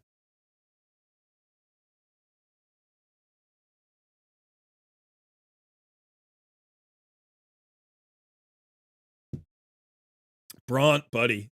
Deacon is absolutely S tier. He is absolutely S tier. You're like, he's A tier in most locations. There are a few epics. There are a few epics that are not void epics that you can say are legit legendaries in epic skin. And Deacon Armstrong tops that list for me. Geo is another one, right? He's as good as 90% of the legendaries in the game for what he does. His kit synergizes perfectly. He's a unique champion in the game. No other champion, there might be a mythical now who can do it, but no other legendary has an AoE 100% decreased defense and a turn meter fill on the same turn. Now, this is because of the extra turn mechanic, but there's no other champion in the game that does this. At least there wasn't as of like a few months ago. So he literally frees up 2 spots because he does 2 jobs. So it doesn't matter that his stats are a little bit, you know, not legend. Like his stats are okay. You know, speed's okay, defense okay, HP okay, accuracy, a little bit of accuracy is okay. He gives you it's like when you put him in, you're getting a 6 champion team composition instead of a 5 champion team composition. And there aren't that many champions who do that. Lydia is a champion who does that, right? She's giving you 2 jobs instead of just 1. But Deacon is one of the only epics in the entire game who actually does that in terms of like basically adding an additional spot to your team composition. Yeah. And that's something that Geomancer does not do. Geomancer does some other awesome things, and he is definitely a legendary and an epic skin. But like Deacon is a unique champion in the game. Really, really. Anyway. Sorry, Bron. People, Deacon's the A tier champion. He's a god tier champion. What's above god tier champion? He's above god tier. Yeah.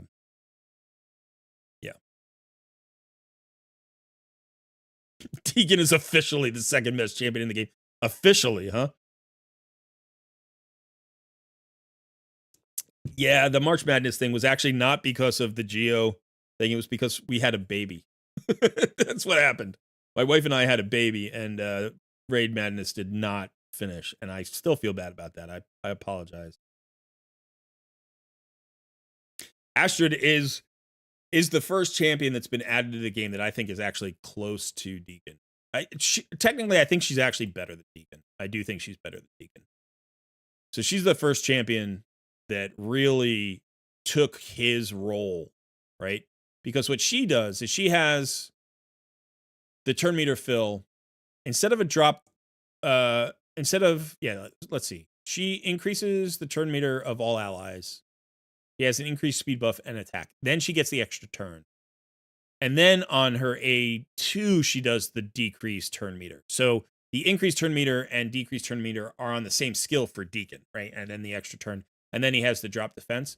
But she has the weaken and the decreased speed. So she's doing more. And I think weaken and decreased defense are roughly equivalent. Roughly, right?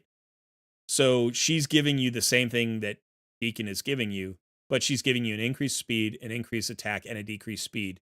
And he doesn't do any of those things.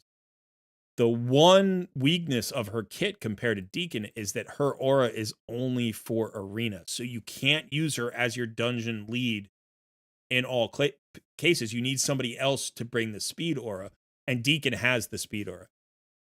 Her sleep on her A1 is more useful, I think, in arena, whereas Deacon's leech on his A1 is more useful in dungeon. So while I do think she's the better overall champion, I think Deacon may be more useful in dungeon team compositions. He gives you more flexibility than she does. She actually requires that you bring a speed or a person in most cases. Or you don't go with a speed aura, you go with like an attack aura or a defense aura if you have enough speed in your champ.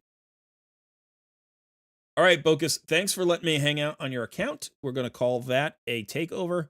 I hope that it helped you out. Let me know in the future. Like, definitely update me. Tell me how the dungeon runs are going, how you build Mikage. I'd love to see that kind of stuff. All right, so we are going to get to, we're going to get to our poll here. What tier of champion do you think Thor is? He's solid. A tier, that's 24%. Awesome fusion, S tier, 47%. He's Thor, duh. God tier, 29%. I actually think he's pretty close to God tier. I would have to say, like, as far as S tier champions go who are not void legendaries, I think he is potentially in the top 5 non-void legendaries in the game. Potentially. I don't know. I haven't actually sat down and crunched out all those numbers, but it's like, other than Newt and maybe Duchess, like, who really lives up at that tier, which you're like, Thor is not as good as those champions. He's so good. We'll have to see how He-Man works. So, all right, we're going to go ahead and cleanse our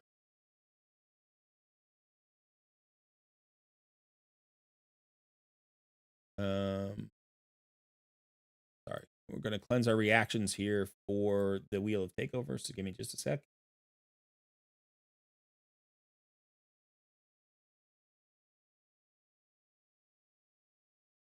Okay, so if you have not done this before, you have to become a member of my Discord community. You can click on the invitation link in the description of this live stream. That will take you to my Discord right away. In the Discord, you want to scroll down until you see the area called the Coaching Corner. There is a channel entitled Wheel of Takeover. That's where you want to be. There's a message there that you need to react to. You just have to react to it once, but you could react to it 50 times if you really like to react to stuff. You'll only be entered once into the drawing. Once we are ready, we will spin the wheel. The wheel will determine who the winner is. Remember, you can only win once every 90 days. So if you have won in the last 90 days, please don't enter because that just makes things slower. And if you're not sure if you've won in the last 90 days, but you remember you did win at one point, you can always check your DMs with me, and they are timestamped. So you can just look back and see if in the last 90 days you have won a takeover. Once you win, make sure that you have your login information ready. I will DM you a congratulations. You can DM me back your login information. You need your email address and your password. I will log into your account, and then you can go ahead and tell me in DMs what kind of account takeover you are looking for. Again, just a quick reminder, if anybody asks for a gear cleanse, it'll probably be a 20 to 30-minute gear cleanse tops. I'm not going to do a huge gear cleanse. So it's going to be more of a coaching cleanse than a true cleanse. Yeah, and then what else? Oh, I will give you a role in my Discord so you can join me in the voice channel where I am currently hanging out. So you want to mute the stream so you can hear me in real time because there is about a 10-second delay on the live stream. And I think that's everything. If I've missed anything, read chat because people who have watched this a lot will help you and answer any questions about how to do this. Great Dane in the house. Hey, buddy. Good to see you. Yeah. All right. Yeah, I will probably change it, Yobi, at some point. I will probably extend it from 90 days. When I started doing this, there were only like 40 or 50 people watching the live stream. And now we get, the peak is usually somewhere around 140 to 160 concurrent viewers. And I just think more people are trying. But, the other thing is there are some people who have 1, 2, or 3 takeovers and other people who are still going for their first one. So that's really the big thing, I think. So I might make it 180 days. I might even make it just once in a calendar year. I don't know. But then I feel like people won't show up. If I say, hey, you win once every 90 days, people who have won in the past will still show up and hope for another one. But so there's a balancing act there. And I don't know what's the best. I'm still figuring it out. So what's QQ tier, Cedric? I don't know.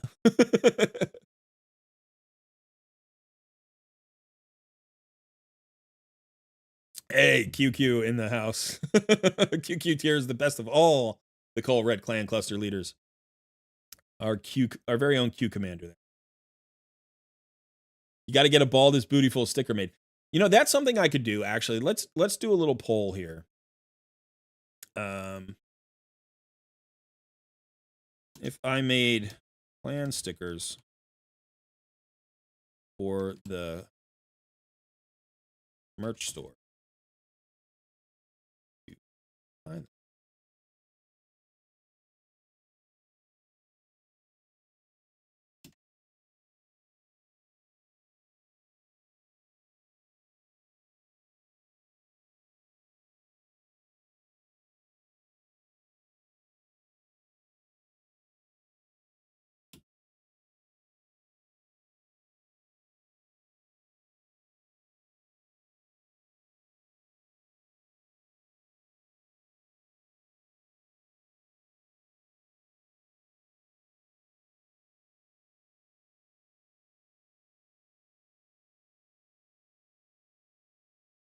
Okay.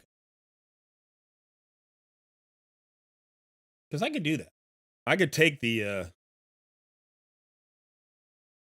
in-game banners, put them on stickers, or like upgrade that visual a little bit, put them in the thing.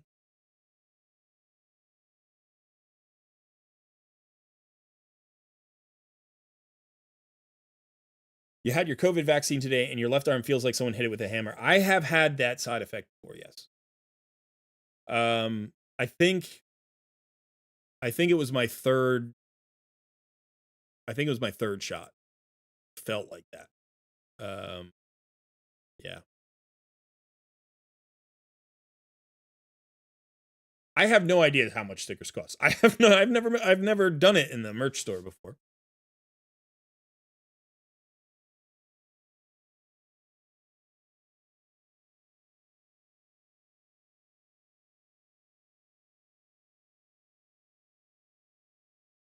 Okay. I mean, honestly, like for this, it's not the kind of thing where like 80% of people have to say they want stickers. If there are enough people who want clan stickers, then maybe we'll make some clan stickers. That'd be fun. I could even give some away. Like once it's made, I could use it as a giveaway. That would be kind of fun. Is COVID still a thing in the US? COVID is still a thing in the world. It's everywhere. So yes. COVID will never probably go away ever. Like for the rest of your lives, it'll be like the flu, right? Like however old you are, like I'm almost 50. So for the last 49 years, I've had to worry about like every season there's a flu season. Now every year there's a COVID season. It's just the same season as flu season. But COVID will never go away.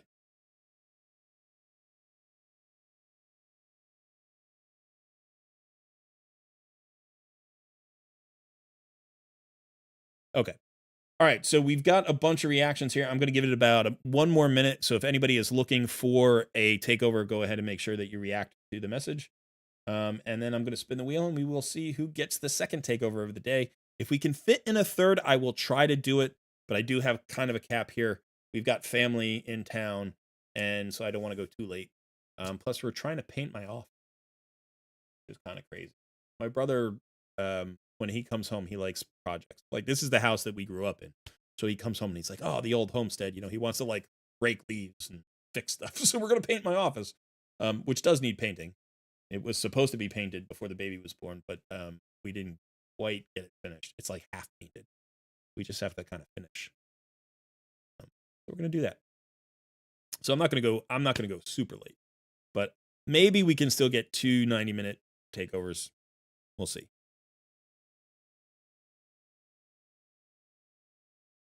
I'm not saying that having COVID is like having the flu. What I'm saying is COVID spreads in a similar way to the flu, right? So it's like there's a flu season for a reason. There's also a COVID season for the same reason. But yeah, it can be a very different experience to get both, or it can be a different experience getting those two. Yeah, whatever. Okay. All right, I'm gonna go ahead and spin the wheel here.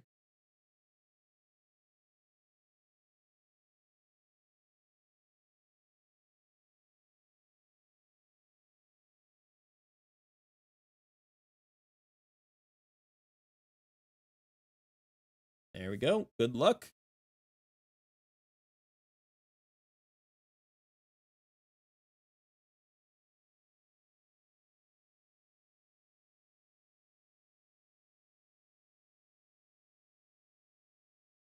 I've had I've had one cold in my life, maybe two. I've had two colds in my life that were worse than my worst COVID. But those are literally the worst colds I've had in my life. I think the first time I had COVID was pretty mild, and then I got it again. Um, yeah.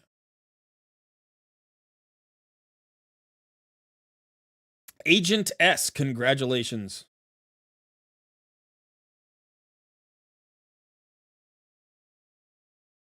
You are our second takeover winner today.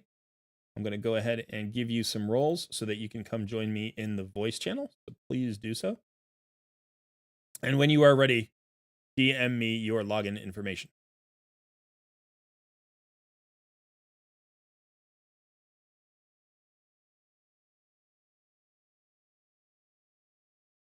Snick track passive. I don't. I'll have to wait until I get in game and then I'll check it.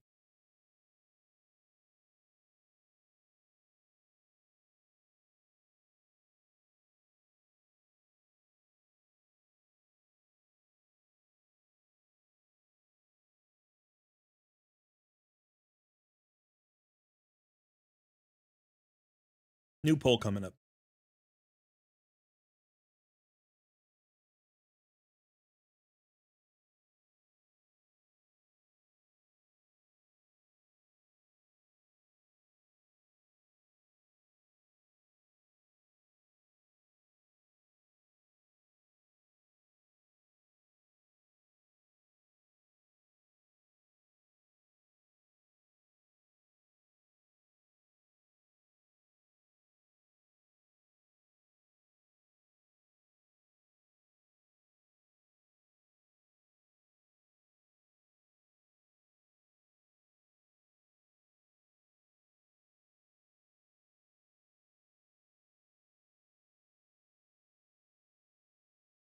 All right, so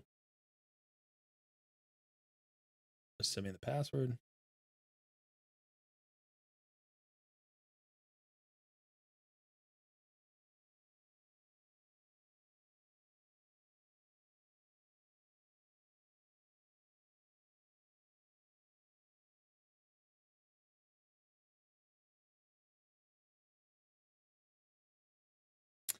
That password is not working.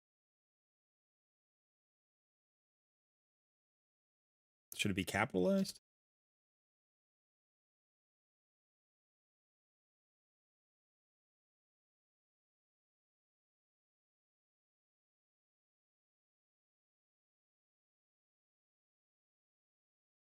Don't forget to join me in the voice channel so you can hear me in real time. But yeah, that password is not working yet.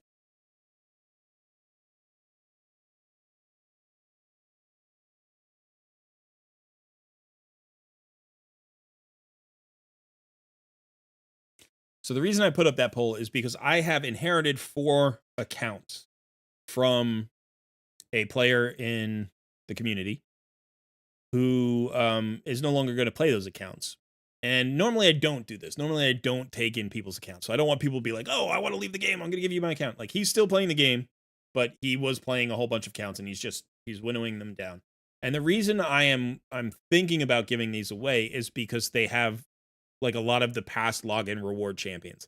Like, they have Artak and they have Ninja and they have, so I think all of them have Ninja. I don't know if they all have Artak, but um and they're not super advanced accounts. So I'm not trying to give away like level 100 accounts, but some of them are like level 65 and stuff like that. So they're still relatively new. There's a lot of growth potential there, and some people may just like to be able to have Artak or Ninja or Rhonda or whoever, So I will be exploring the giveaway options here. I have 4 of these accounts.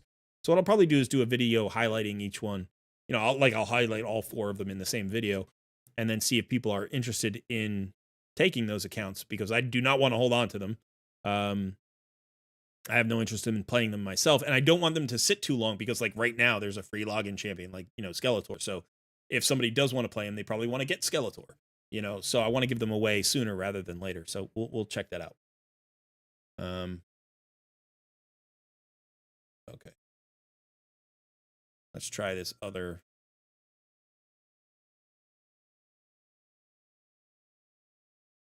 Yes, that password worked. Okay.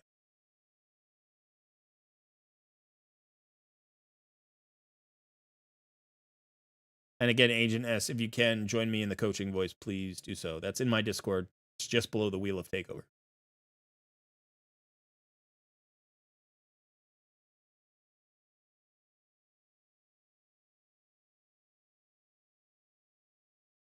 Oh, yeah, that's a good reminder. Thanks, Kai.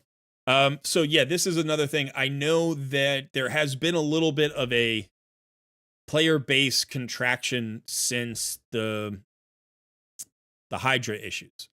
So some players are playing less, some players have left the game, and as a result, some clans have shrunk a little bit. So if your clan has gone inactive, or you're just looking to upgrade clans, get into a clan that is a little bit more active, or maybe you have a clan that has shrunk so much that there are just a few active players, the Co-Red clan cluster, I believe I think we're six. I think we're six clans right now. We might be 5. I forget.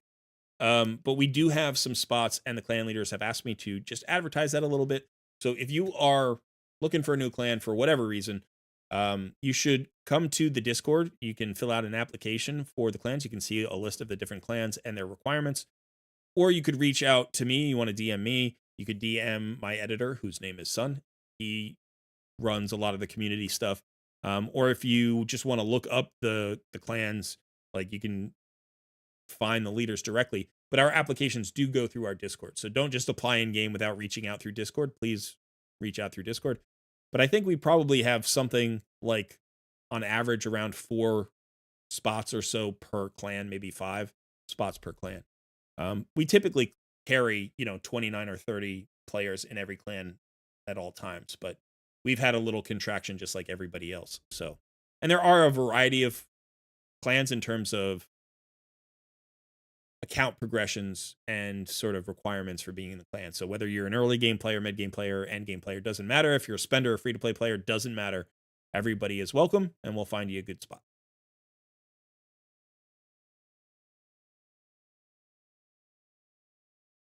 How are we going to give away the accounts? I don't know yet.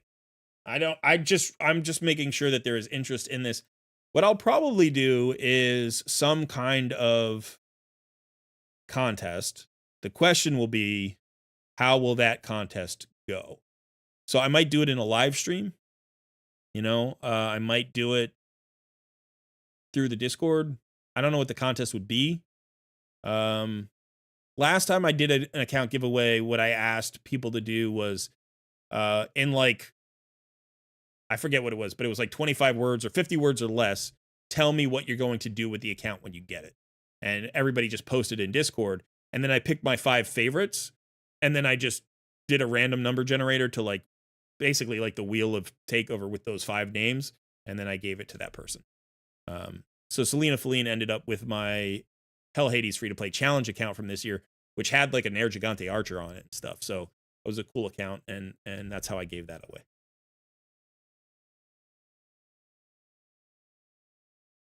How do you get info on my paid takeovers? All you have to do is DM me in Discord. So you can, find me in my server, or you can just DM me directly, and I will give you the information on my paid takeover.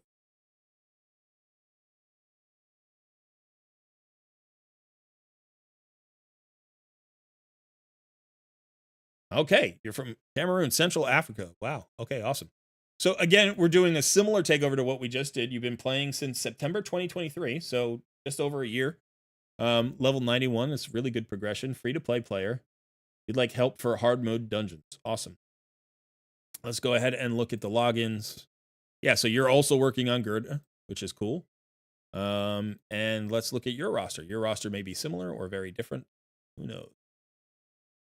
Okay, so you have some similar champions like, Tyrant and Wixwell, but you do have your Lydia, which is awesome. You have your Yukaro built. You have Shuzen, she's phenomenal. You got your Rathalos and your Jintoro, Armons, Artak. Ooh, Georgia the Breaker. You have the Astrid, which is fantastic. You've got Mishinaki. You got a 6-star blessing or 6-star soul on your Phoenix. That's really nice. Another Nekmothar. So there are some similarities to the last roster. A little bit different. You have your Cryoden. All right. Bearkin the Fat is 6 stars. 2 Cold Hearts down here. You've got some other really good legendaries. Obviously, Arnor the Shining. He's relatively new, but he's very strong. You've got Dracomorph, which is good. It looks like you've got Kira and Tatsu both for the Lady Mikage fusion, and you don't have Lady Mikage yet. That's okay. Let's see about, do you have others? Corrado Fox Hunter, you have a second Yukaro. Okay. And a second Artak.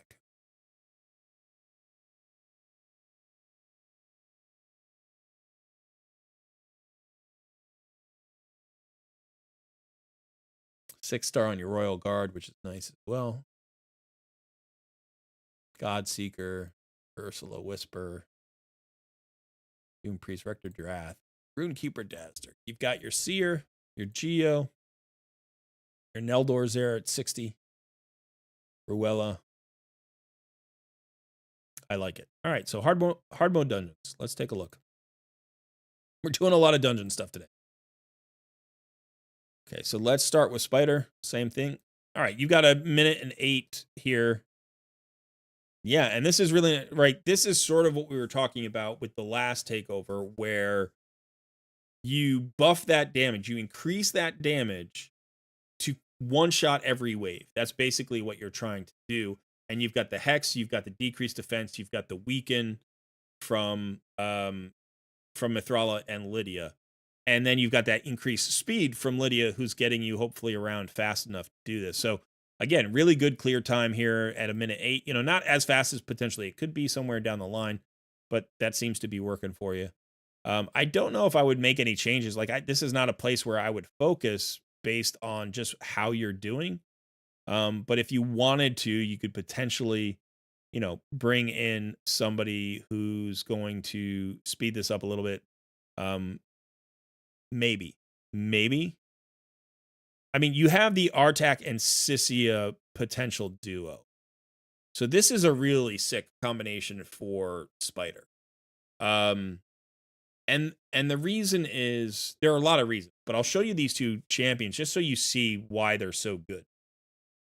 So Sissia has this ability, right? So she places an HP burn, on all enemies for 3 turns on a 4-turn cooldown. Then it grants her an extra turn if HP burn debuff is placed on all enemies. So if she doesn't like get resisted 3%ed on somebody, which she could because there are 11 enemies, potentially, she gets an extra turn, and then she's got this chance to land the weaken and the decreased defense, right? So she has a 100% chance of landing weaken, and then she has a 100% chance of landing decreased defense if there are at least 2 enemies under HP burns, which will almost always happen on Spider, right? Like, it will always happen. So she brings a weaken and a decreased defense on the same ability. So you have the extra turn into the weaken and the decreased defense, the AoE HP burn. And then she instantly activates the HP burn. So she can place an HP burn, place a weaken, place a decreased defense, and then activate the HP burn all on the same turn. That's really sick, right? Like, it's awesome. Now, the reason that she pairs so well with Artak is that Artak has the HP burn, and then he has the HP burn activation and the decreased attack, which is also nice, by the way, just to have that coverage on Spider, because Spider's going to get a turn. But here's what happens is as he goes, whenever an HP burn debuff is activated, destroys this champion's max HP. And then he gets additional speed for each 1% of his destroyed max HP. So what you can actually do here is you can stagger these champions. And so you can have Sissia go first, and then Artak will get faster. And in the next combo, he'll go first and she'll go second. And so as a result, you can have them activate each other's HP burns in both cases. He activates hers, and then she activates his. So you can have it work that way. And that's why the duo is so nice. Without one of those mechanics, it doesn't work. So it's actually a really nice combo, and it could potentially be faster than doing it just with direct damage. So this combo here might work really well. But like I said, it takes some speed tuning. They need to be relatively close in speeds. Artak needs to be able to overtake her. So it's a more complicated speed tune, and you're currently doing great with your double cold hearts. So you could think about this in the future, but you definitely don't need it, right? By the way, this might let you get Lydia out of there, right? Because she's bringing the decreased defense and weaken, but now Sissia Flametongue is bringing the decreased defense and weaken. And so you don't necessarily have to have Lydia. You lose the increased speed there, so you would want to probably bring an increased speed champion in that place. So you could potentially, you could bring in Astrid. That's a second weaken as well. So if there's, something about that, you could bring in Nekmothar here, do him. He gives you that increased speed buff plus the turn meter fill. You're losing a little bit of the attack, right? Because you're getting rid of the attack aura from Thor. But this could potentially speed you up and end up being a better combo if Sissia and Artak are tuned properly. But otherwise, I think you're good. I don't know that I would mess around with that today. Your Spider 10 is not 100%. That's okay. So then that's definitely, yeah. So that would be a thing to do, to consider. And I think it's probably because Cold Heart, while she's good at Spider hard mode, she's not the best. I think you want, because her AoE damage is not awesome, right? Like, her single target damage is really good. Her AoE damage is actually probably below average. So you could certainly, you could also, by the way, another really nice combo here would actually be Artak and Rathalos. So he gets the HP burns out, and then Rathalos nukes them. And he's a little bit better than Sissia, maybe. Or even Sissia could work here. I was going to say Artak might be a little bit better than Sissia here, because he does bring the decrease attack. And he can extend the duration of the HP burns. But Sissia would bring the decreased defense and weaken. So, again, Lydia brings that now, but you could potentially get her out, and you could even maybe do all three. Like, you could do this. This would be crazy. If they're fast enough, though, it might work. If they're not fast enough, I still think bringing in Nekmo would probably be the best bet. So this is something that I would consider as well. So if you don't want to bring in Sissia, this Rathalos might be a little bit cleaner. Like, it might be easier to tune. You don't have to mess around so much with 2 champions speed tune. But you do lose the weaken if you do it like this, right? In fact, you lose the decreased defense as well. So this maybe isn't. Maybe this isn't as good. So maybe bring Lydia back. I don't know. I would not use Rathalos without an HP burn. Some people do. He certainly can hit really hard.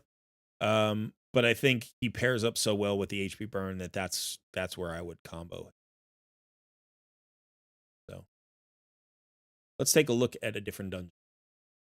Ice Golem. Okay, stage 1. You certainly have the champions to push this. Let's see who you have right now.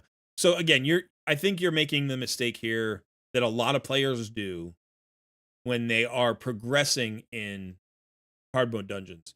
And like, this is not, when I say you're making a mistake, it's not like a huge deal. It's just that, as I was saying in the last takeover, your goal here isn't to farm, so you don't care how fast you're going. Your goal is to, climb or ascend this dungeon. You want to get to the highest stages. So I think, you want to get rid of Thor. Phoenix can be fine, especially if you're going to manual. If you're not going to manual, I wouldn't bring Phoenix either. So Armand's is okay, but not necessary. You definitely don't want Seer. Artak is awesome. So I would certainly keep Artak in here. He's got that decreased attack. He's got the AoE HP burns. That's what you want. But you've got your Pythion. You've got your Mithrala. You've got your, you could do something like this.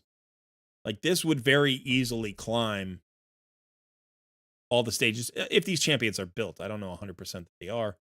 Let's go ahead. Pythion looks pretty good. 240 speed. Mithrala, 215 speed. She needs to be faster. Good accuracy on her. A little bit low on HP. Defense is pretty solid, but you might want to consider a slight rebuild of her. If you could get her in, some fast perception pieces here. There's no speed on the shield. There needs to be speed on the shield. This is a really nice piece for her, actually. That's good.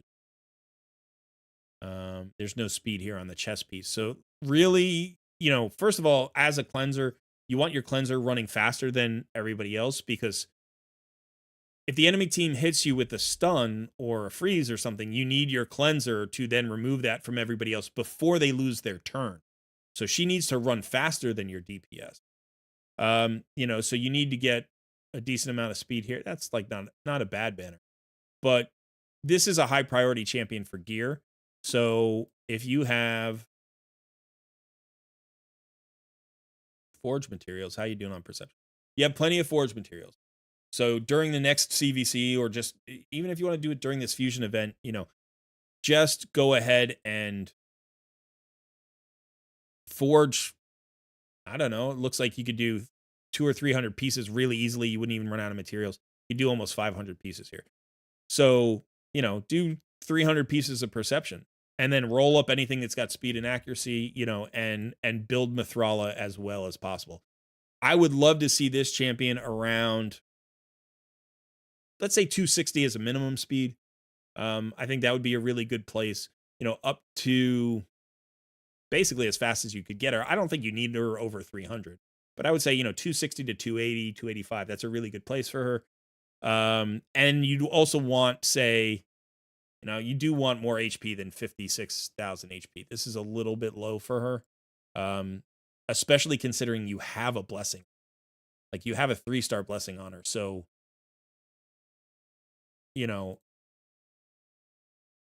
yeah, you want to look for substats of HP. You want to look for, HP percentage. You want to glyph out any HP that you have. And so I would love to see her, closer to like 70,000 would be pretty comfortable, I think, for where you are. Even just another 10,000. If you got her to 66, I think that would be pretty good. But yeah, like I said, maybe so call it 65,000 HP and say 260 speed. And if you can do that, you're going to be going in the right direction. Again, you don't want to drop her accuracy either, so you still want 550 accuracy if you can get it. And that just means using your gear, rolling it up, making sure you're maxing her out. some of the stats are still available here. Like these are level 12s, you know, so it's like you have substat rolls that can come in. You have obviously the HP and the defense from these, but really every single piece of gear should have speed as a substat and preferably also accuracy as a substat, except for the boots, which can't have speed as a substat, right? So go and get that. And then I think you'll find her highly, highly useful in a lot of places. Let's see about your RTAC 237. It's not bad. Just about 3K defense. She's a little bit shy of 3K defense. Good, decent HP. But again, you could also try to push this a little bit. Make sure that you're using, you know, any champion that is worth running here. Like these are all level 12. So maybe you, like during the next artifact enhancement event, which starts in a few days, not a few days, few hours, you just level these up to 16, get the extra stats on, get the ring up to 16, get this glyphed out, get that defense up to 3,500, get that HP up to 70, 75,000, you know, get that speed up to 240, 250. Do all of those things to optimize these champions in terms of gear because they're so valuable. 255 here on Astrid's okay. Not too bad. Ninja 243, that's actually pretty solid. 340 on your Arbiter is really nice. 260 on Lydia might be a little bit slow. This, again, this is a champion that you want to run faster than most of the other champions because she gets that decreased defense and weaken out. She gets this increased speed out, which is going to speed everybody else up. So maybe look for ways to try to get another, 20 speed on her wouldn't be bad. She's running where we were saying like Mithrala needs to be at a minimum, and she probably needs to be around the same speed as Mithrala. So it's not too bad. It's not too bad. But remember, she's boosting everybody else's speed. So she maybe needs to be a little bit faster than Mithrala. So in general, it feels like the builds are fairly solid. Like they're definitely not, you're not going in a bad direction, but there's a tendency here to leave some gear at 12 or 14 or whatever. And that could just be a silver issue. Like you 25 million silver, you're doing okay. But I think the forge will help, right? Because you come in here, you forge, not only do you get better gear, but you're going to sell 75% of it. That's going to generate a lot of silver for you. You can also, like, if you just are trying to get god tier pieces of gear, you can do resilience gear as well, and just keep like the 6-star legendaries, maybe the 6-star epics, roll them up. If they don't roll perfectly, you sell them during the artifact enhancement. You get some of that silver back. You get the artifact enhancement points, and maybe you end up with 3 or 4 god tier pieces of gear that could go on somebody good. Like, resilience gives you HP and defense. That's not bad for some of these champions. It's not bad for Harima or Artak or Mithrala or Pythion. Like, is it the optimal gear? No. And if you have better gear, don't do that. But you might be able to, with the set bonuses and the god tier pieces, maybe get yourself a little bit more of HP, get you a little bit more of survivability, get you a little more speed. Same thing here with like Mighty Uko. I like Uko in a stun set, but again, running at 217 and 333 accuracy, 334 accuracy, that's really good for where you've been. But where you're going, you need to push these stats. So 2,500 defense, that's kind of low. 60,000 HP, not bad. Not bad, but not awesome, right? 217 speed, not bad, but not awesome. So we're trying to find ways to get more speed. I don't know how much pinpoint you have, like how much pinpoint you were able to pick up. But look to get accessories, 2 accessories of pinpoint gear is going to give you 20 accuracy and 10% speed. That 10% speed is huge for what you're trying to accomplish right now in game and getting into those hard mode dungeons and pushing those. Because like we saw, speed is that universal multiplier. It makes everybody better. And swapping over to pinpoint accessories gives you those extra set bonuses and potentially doesn't lose you any stats from the actual pieces themselves. So I love Mishinaki. This is another guy who should be running like maxed out. So when I'm looking at these stats, 47k HP is low. 2,700 defense, 2,800 defense is low. Speed is a bit low. You got the crit rate and the crit damage. That's awesome. Accuracy is probably pretty close to what you need for hard mode dungeons. But, wouldn't hurt to have another 10. So again, pinpoint accuracy, pinpoint accessories here. It'll push your speed, push your accuracy a little bit.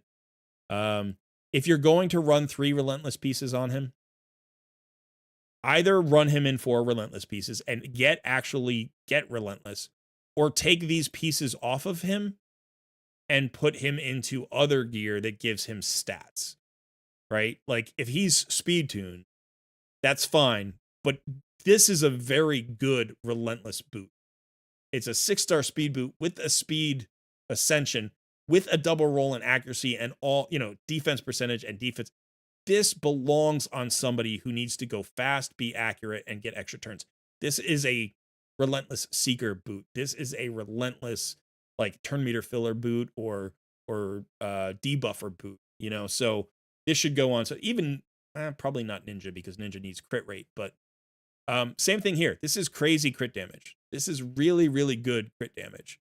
Now I know Mishinaki does well with crit damage, but it's like losing the relentless set with these crazy stats, double roll into crit rate. Like this belongs on somebody who you actually want to get the relentless on. So either get that 4th piece of relentless and get him the set, or take those pieces off and try to find, say, perception pieces that work, or pinpoint pieces, or feral pieces, accuracy pieces, speed pieces, resilience pieces, defense pieces. Any of those would be good.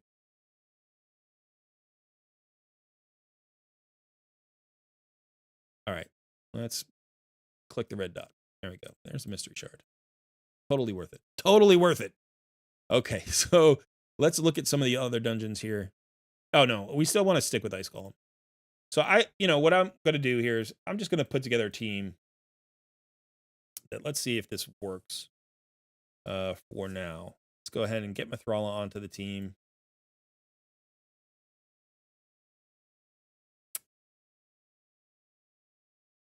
I actually really like Shiramani.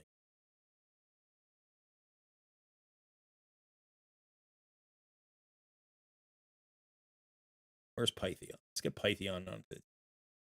That's probably enough in terms of survivability for the first few stages. Maybe get a little bit of that. And then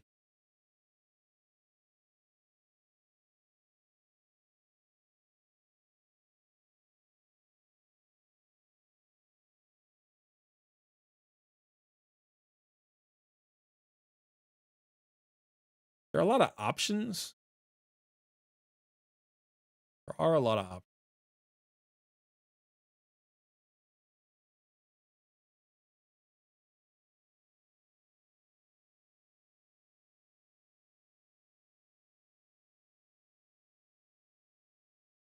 I kind of think like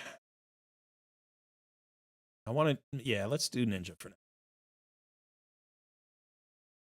I want to bring a little bit more damage. That's all. Just for the waves, really. But also somebody who's not going to turn the boss into a massive for me.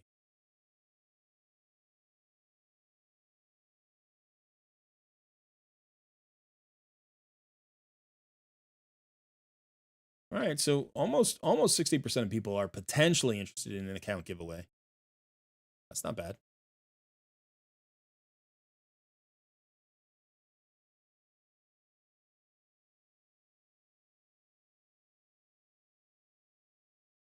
So one of the things that I'm doing here is I kind of treat this the way I treat Doom Tower floors that aren't boss floors. Like when you're just trying to clear floors to get to the next boss, right? You have 2 ways to approach it. If you know that you're overpowered, let's say you're doing Doom Tower normal, but you can clear hard, right? Like you're in easy content. Then you just put in damage dealers who can clear the waves really fast.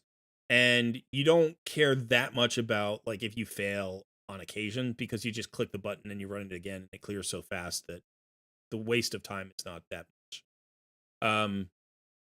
And you're just not likely to fail because your champs are overpowered. Or you get to the hardest stages, like, and maybe you're trying to push stages you don't typically get past. And then you're trying to build a team that you don't care how fast it goes. Like it could go so slow. It could take 10 minutes to clear a stage, but if it clears it, literally you're unlocking floors and bosses that you've never gotten to. So those are sort of like the opposite ends of the spectrum, right? I've got this on farm super easy mode, or like this is full progression hard as can be mode. And then there's everything in between that. So, in this particular case, what I'm thinking is we're in progression mode. We're trying to do a thing we've never done before. You'd only ever done stage 1, now we're doing stage 2. So when I'm trying to do that, I lean on a couple of things. Tanking, like tankiness. That means heals, that means shields, it means revives. Definitely you want a reviver, cleanses, all that kind of stuff. HP pools, decrease attacks, increase defenses, strengthens, all the things that keep you alive, keep you surviving. You lean into that tankiness. And then the other thing you can bring to supplement that tankiness is crowd control. We've got stuns, slows, freezes, petrifications, any of those things. We've got an AoE freeze here from Ninja. We've got an AoE slow from Nekmothar. We've got the petrification from Mithrala. So tankiness and crowd controls work really well together. And you don't need a ton of damage. You'll just get through it eventually. This is going to be, I don't know, 4.5 minute run or something, but it's going to clear it. And then it's going to go to the next stage and it's going to clear that. And then it's going to go to the next stage and it's going to clear that until either we run out of speed, right? Or we run out of defenses where like if the boss actually starts killing us off, then we know we don't have enough HP on our champions for the most part. That's basically what you know. Once again you get to a farming stage like stage 6, then you can say, oh well, I'm going to farm stage 6 a lot, I can't get to stage 10 right now, so let me optimize for stage 6. And then you can start moving down, like moving from the tanky end of the spectrum towards that farming stage, that fast farming stage of the spectrum. And somewhere you're going to hit a line where you're like, if I go more glass cannon than this, I won't clear it. So you'll literally by taking away tankiness and adding damage, you'll get to a point where you're like, oh, this is my death point.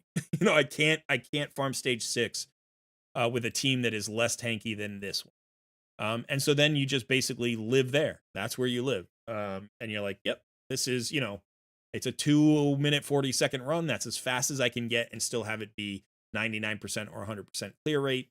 And that's where you stay. So as a free-to-play player, I mean, this is also how I like to play games. I like tanks. I like tankiness. I like survivability. I like efficiency, right? And not time efficiency, but efficiency of resources. So I really hate when I fail a run. I really hate when I fail a run. So that's why I start at the tanky end of the spectrum and work my way backwards, rather than starting at the glass cannon end of the spectrum and working my way upwards, right? So, but you could do it both ways. You could start, I'm going to see how, like, let's just push this fast. And then you're like, I'm too glass cannon. Let me take one damage dealer out, put in somebody a little bit tanky, and then work your way up to that line in the middle, where, success happens, for you. But yeah, I don't care about speed so much. I don't typically do that. And I do think Ice Golem is probably the worst dungeon to start at the glass cannon end of the spectrum, because it's literally built to punish glass cannon team. So start tanky, work your way back down, and see, if you can get faster and faster.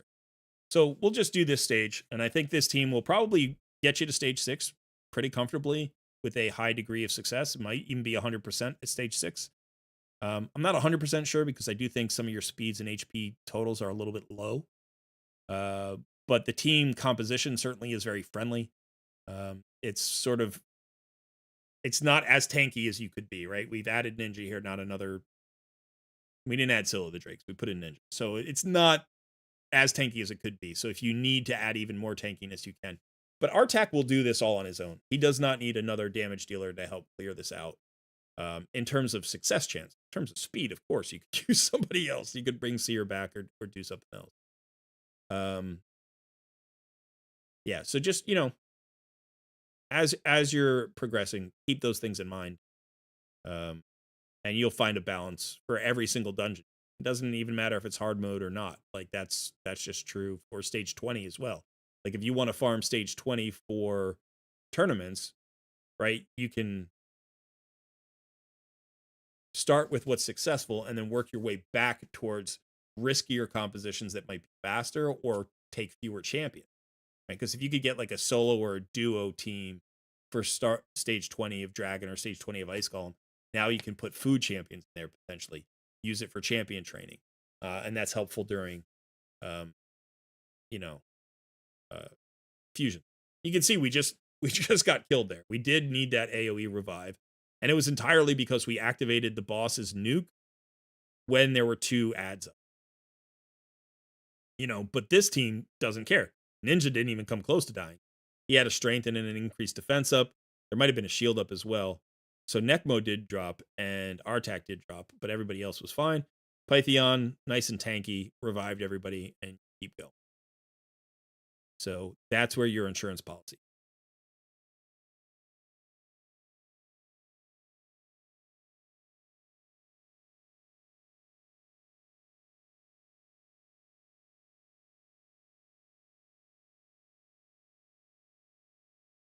Yeah, potentially, Darren. That's an interesting idea. You could bring in Karma to just clear waves, and it would speed up the waves but slow down the boss because you'd swap out Ninja and then you'd turn off Seer's Karma burn.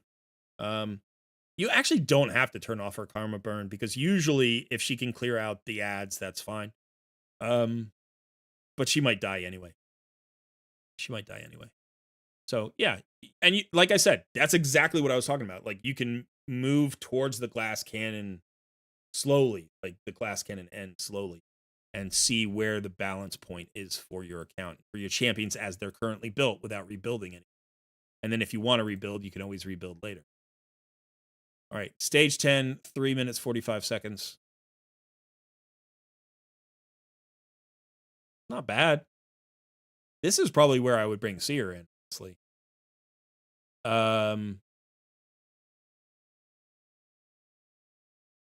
So let's do a little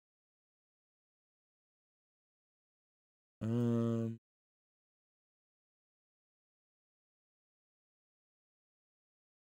this is your dragon. Is this your Dragon 20 team?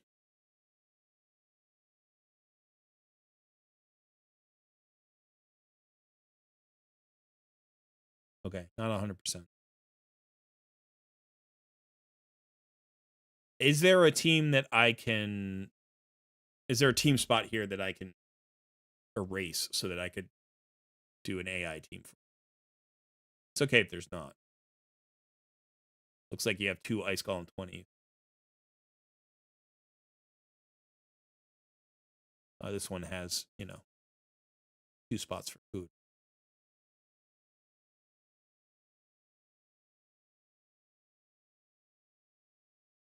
Spider 20. You want me to delete this one? Okay, you don't use that one. All right, let's go ahead and do that. All right, so I do think Mithrala and Lydia are great for activating Seer. So we're going to do that. And then probably what we'll do here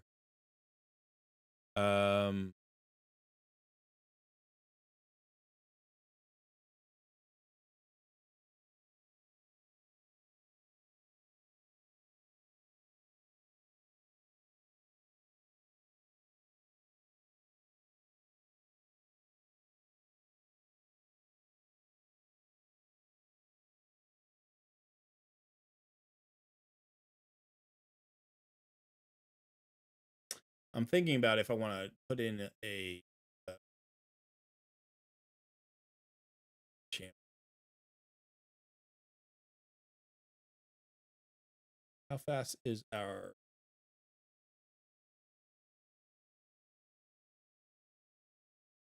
240? Not fast.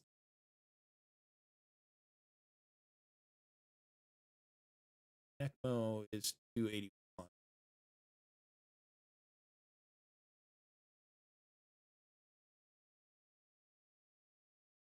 So let's do Necmo, Lydia, Mithrala, Seer.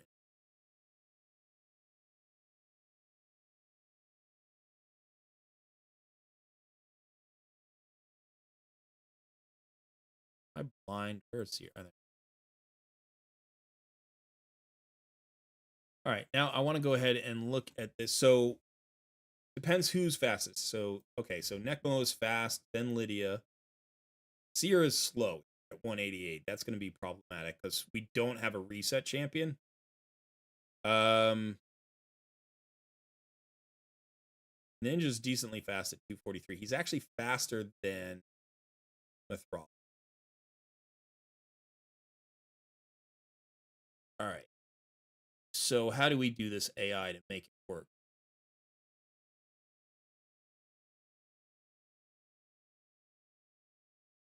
All right. I think we open here for her and then turn that off. We'll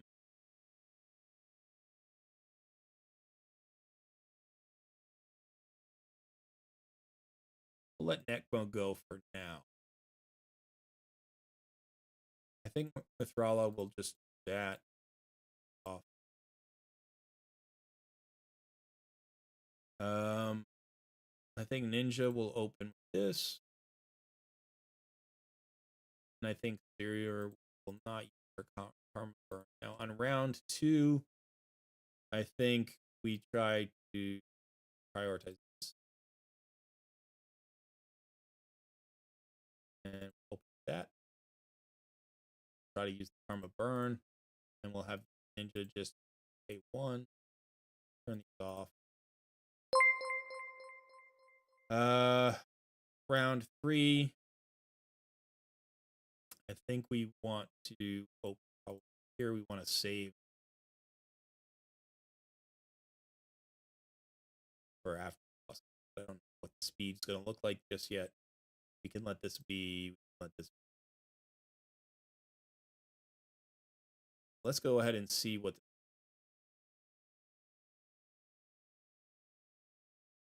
Yeah, I was thinking the same thing. Like having Pythion, who has the cleanse, the block debuffs, and the revive might be more important. But we're gonna see. We're gonna see if this works.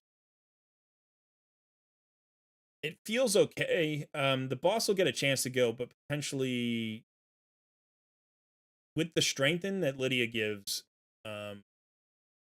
or that Mithrala gives, like one of them should be up. Kind of depends where Seer goes. Because if Seer like strips all of our buffs and then the boss hits us right then that could be a problem.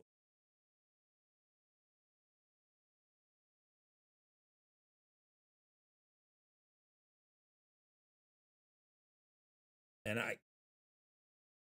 I was hoping this first wave would go faster than it is. So what we might have to open with Seer. Yeah, because I guess obviously the freezes reduce the damage a little bit, but I was really hoping that Ninja would do more damage here, and it's not enough. So this is going to be very slow.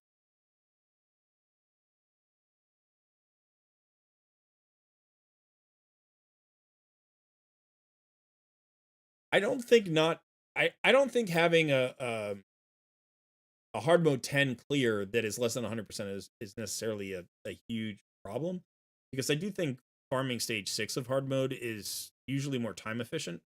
Obviously get better drop rates at stage 10. But for tournaments, I often farm stage 20 like of normal anyway. And then when I'm going for, the best gear that I can get in a reasonable amount of time, I usually farm stage 6. I only farm stage 10 on like Spider because it's so fast. But most of the time, I mean, sometimes I do Dragon 10 because I have a 100% chance. But I didn't used to. I used to do stage 6 because I didn't have 100%. All right, so that's 2 minutes just to clear the first wave, which is way too slow. The second one should clear a lot faster because we're Seer.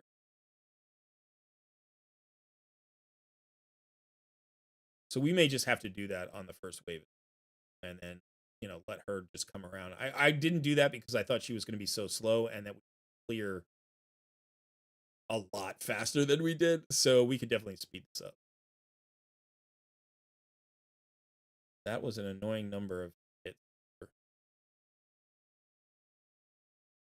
The leech is a good thing. HP burn is great. Poison is great. Yep, that's a rough hit that we took there and lost our damage.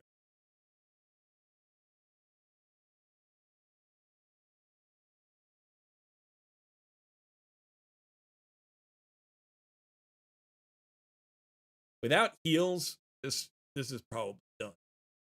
Yes. But also it was the spot where we got hit because we didn't have a strengthen up. Neither one of the strengthens went up. And that's a problem. Now we could have changed the AI to make that work better. But the question is Necmo really necessary here, or should we just bring in Python?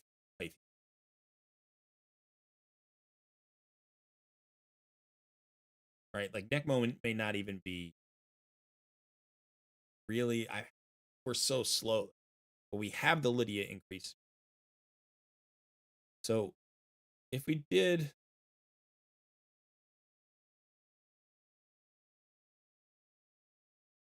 this round 3, we Happy probably Thanksgiving call. Otherwise, I don't really care what he does. But let's go ahead and turn the karma burn on.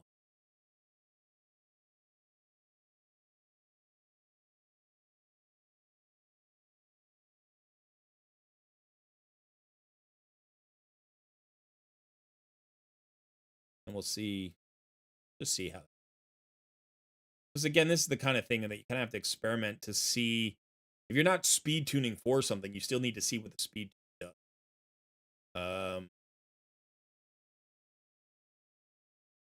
That wasn't. Well, you might not want to open with the ninja's freeze because that's actually reducing the amount of damage that the karma burn is doing. So we could do. Hey, Neo, then. Thank you, buddy. Welcome back. Welcome back, Neo. Good to see the Colred Plays logo on your name there. Welcome to the Shadowkin, and happy Thanksgiving. Give that some love. All right.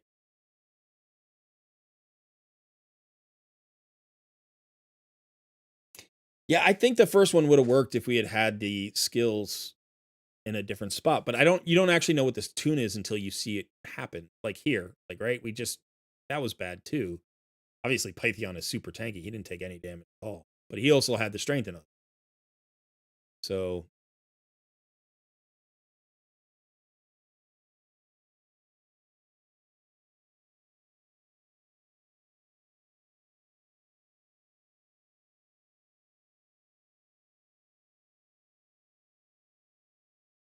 this is rough.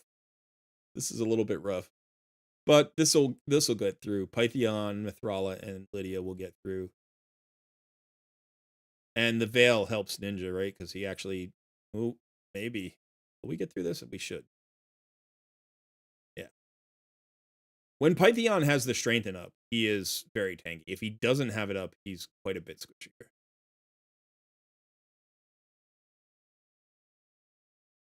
So this is going to be decently fast. It's right around 2 minutes, it looks like. Minute 55. Is that 100%? It's hard to say. But again, you could tweak the AI a little bit. Once you run it a few times and you see where the speed hits. So one of the things is where do you clear the wave? So for instance, let's do this again. Let's take off this A1 here. Let's not use that. No, not an opener. And let's not use this. And then let's open here. And then on the A2, let's open here. And then say not use it again.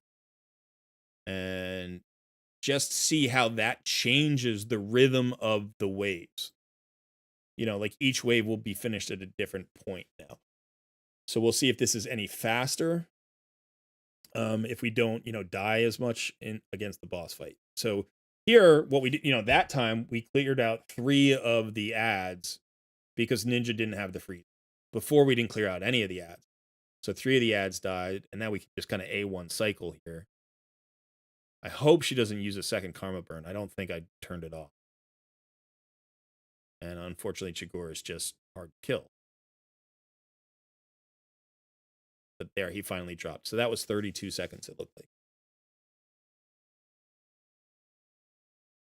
Now we use the freeze to get our extra turn to come around, and then the karma burn does better on the second wave because it's a squishier wave. We're at the boss a lot faster. We still die, but I didn't even notice, we had stone skin. That was what made Pythion so tanky. It was the stone skin. Now but there we had the buffs up, right? There we had the buffs up, so even with the big nuke, nobody died. Not even Seer. So that was a better cycle of skills. I don't know if it will do that every time. I don't know how consistent that kill on the second wave will be.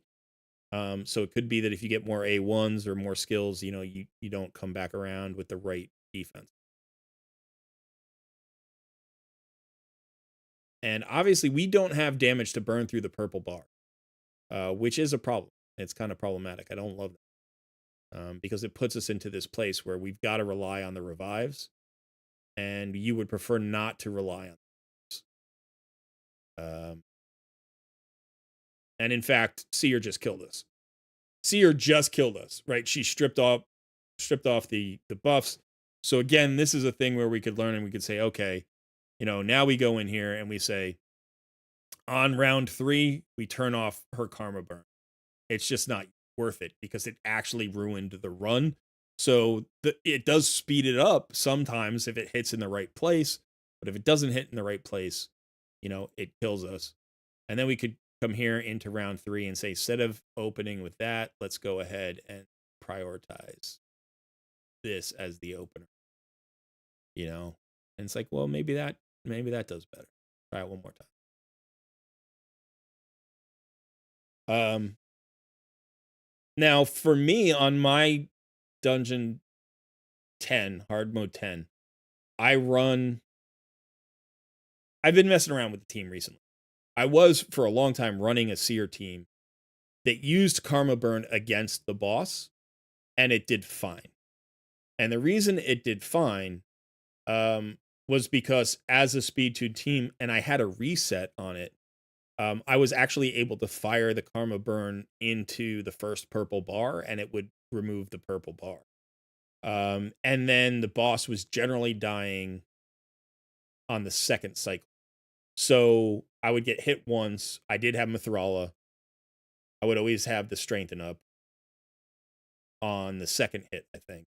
And so just the way the speed tune worked, it worked out great, and it was consistent, and I never got hit by the purple bar skill. I always burn through the purple bar. But then I changed teams, and now I don't do that. I do it differently. I run a tankier team.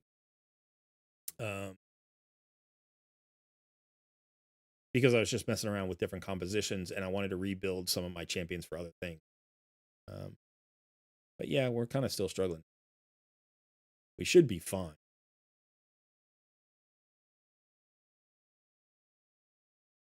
So I really enjoy this stuff. I think this is theory crafting dungeon runs and seeing what you can do with the different champions is fun. We're not fine. But so, that's great, and you want to give yourself, even as a free-to-play player, a little bit of leeway to theory craft on some energy. You just need to be able to do that. But it feels like for this team, right, we had that, we brought in, what's her face? It's but this could be better because now you've got that decreased attack out there. You've got the HP burns. Is it going to be as fast? No, but it's going to be better into the boss. I love having a decreased defense for the decreased attack for the boss. So one of the things we could do here is maybe find all of our decreased attack champions and say, who really helps us here. One of the thing about Necmo that he was bringing is not only the speed, but he was bringing the decreased attack on his A1. It's not 100% chance, actually. Kind of low. 75% chance against targets under debuffs, but maybe you want 100% chance of a decreased attack. Or maybe you just bring in another tanky guy, or you bring in another reviver, who's got that decreased attack on the A1, or you bring in another damage dealer who's got a decreased attack on the A1. Reviver with an AoE decreased attack. This is 100% chance. She's booked. If she's built well, she could be really good. She's built okay. Stagnite gives you the decreased defense and the decreased attack, which could be really nice because when Lydia is off cycle, or if you're still using Seer and you've burned through that that skill, you can come back around with a different skill. I like Maneater into Dragon. I think he's great. He's a little bit slow here, but he brings you that decreased attack on the A1. Plus, he gives you a block debuffs and an unkillable. And that just synergizes really well with the rest of the team. You could try a Rector Drath, who has a decreased attack on her A1, gives you that perfect veil for more mitigations, and then also gives you the heals, the continuous heals, and the revive. So you do have some options here. I like the Artak one. I would probably start there. Like, this is probably what I would run. I would see if this does a little bit better. You could also, again, go the sort of Ice Golem route where you go Necmo here, right, and just do one damage dealer. I don't know that you're bringing Lydia here then. I think actually you probably end up pulling out Lydia and maybe do this. I like this as well. Because this should be enough survivability with the decreased attacks, the extra speeds. You'll get around to your skills faster. And even though you're not giving the decreased defense and the weaken into the waves, you get the extra HP burn activations. You don't always need, like, drop defense and weaken speed up your teams, but they don't always increase your chances of success. This is an option too, by the way. Actually, I like Shiramani quite a bit. So is Scylla the Drake. So, yeah, but I do think, one of the things that you should focus on as you try to optimize your teams is these speeds. For where you are in the game, I sort of have numbers in my head that I like to shoot for. You don't have to be perfect. But for where you are in the game, when you're pushing hard mode dungeons, right? We know that speed of 240, 245 for stage 10, we need to be faster than that. But really, you have a few different types of champions. You have turn meter fillers and speed boosters. So this is Arbiter. This is Astrid. This is Necmo. This is Deacon. This is Seeker. These are your engines. These are the champions that make everybody else faster. They get more turns, right? And that's all they're doing. They're like, just, you know what they are? You ever see like rowing, like Olympic rowing when there's the big skinny boats with 4 people rowing in it? There's a person called a coxswain, and they're just there going, stroke, stroke. They're like shouting into the megaphone. That's what these people kind of are. They're like creating the rhythm and the speed for the rest of the team to do the work. These champions need to be your fastest champion. Necmo here is at a good speed. 281 is beautiful. That is beautiful for Necmo. That's exactly where you should have him. Deacon's a little bit slow. I wouldn't mind him. Like, if he is working with Necmo, then, run him around 270. Astrid should be around 270, 280. So she could use a little bit more speed. Then you have those support champions, buffers or debuffers, who really need to be right below those engines. Right, so those engines are those pacemakers. You have Mithrala, you have Lydia, and again, you might look at these slightly differently. She's a cleanser. She has an increased speed buff. She's a debuffer. So it depends on who you're putting around them. Maybe in some compositions you want Mithrala faster. Maybe in others you want Lydia faster. But they should be right below those fast engine teams. So if you're running, Necmo at 281, then you want these champions in the 260s or 270s. Then below that, you have maybe tanks. You might have tanks who kind of run protective roles, who maybe work off passives and stuff like that. Like Tyrant doesn't need to be super fast. Right? He doesn't need to be super fast. But you might want to run him ahead of your damage dealers. You might want to run him behind your damage dealers. Kind of depends on the composition. And then you have your damage dealers who are typically the slowest champions because you need all of the setup before them. But for where you are, your damage dealers should be running it at a minimum of 220. And I think realistically, you want to be running them around 240 to 245. So it's kind of like engines at 280 to 300, cleansers and supports around 270 to 280. A few champions maybe fill in that 250, 260 area. And then the damage dealers are kind of like 220 to 250.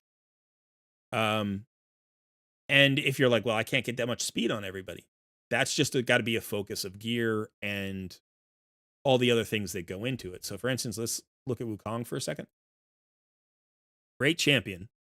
You got him built at 199. He's got good accuracy. He's got 100% crit rate, decent crit damage. The reason I'm picking him is because he is a dual role champion. On his A3, he has the buff strip and the block buffs debuff. That requires accuracy to land, right? Both halves of this, both the buff steal and the block buffs debuff, both require accuracy. So he does not have enough accuracy for hard mode dungeons. We're talking about 345, 350 accuracy. He doesn't really have enough accuracy for real effectiveness in arena, right? Like typically you're going to want to buff strip everybody except maybe like the most resistant champion. Maybe you can't buff strip the Mithrala or the Siphi or the Duchess, but you want to be able to buff strip everybody else. And that means realistically you need, again, maybe that 350 to 300, 400 accuracy. And then if we're looking at him as a damage dealer, because his A2 nukes really hard, his A3 hits pretty hard. If you want him as a nuker, you need not 174% crit damage, you need 274% crit damage. You're 100% crit damage short. Also, probably a little bit low on attack. Not bad. 4,600 is not bad, but you'd probably want him over 5K, 5,500, 6K for where you are. So like if you're specializing this guy towards nuking, he doesn't have the stats. If you're specializing him towards buff stripping, he doesn't have the stats. If you're trying to do both, he's coming up short in both cases, right? So what we do here is we look at this and we say, okay, well, first of all, we have 3/4 of a Savage set. So if we really want to build him with damage, let's get a 4th piece of Savage somewhere, right? And then maybe we can even get rid of the perception. We don't care about the accuracy if we're building him to nuke. Let's get a cruel set in here. Let's get, something that improves his damage numbers. Let's get him to 250, 260% crit damage. Drop the accuracy by 100. Who cares? Right? We're not making him a buff stripper. We're making him a nuke. Or we're like, no, we want a buff strip. Well, let's get the Slayer piece off him. Let's get the Savage set off him that's not doing anything. Right?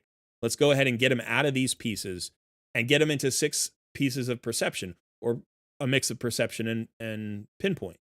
Right? We want the accessories to be pinpoint accessories or feral accessories. We need the speed, we need the accuracy, and both of these give it. Right?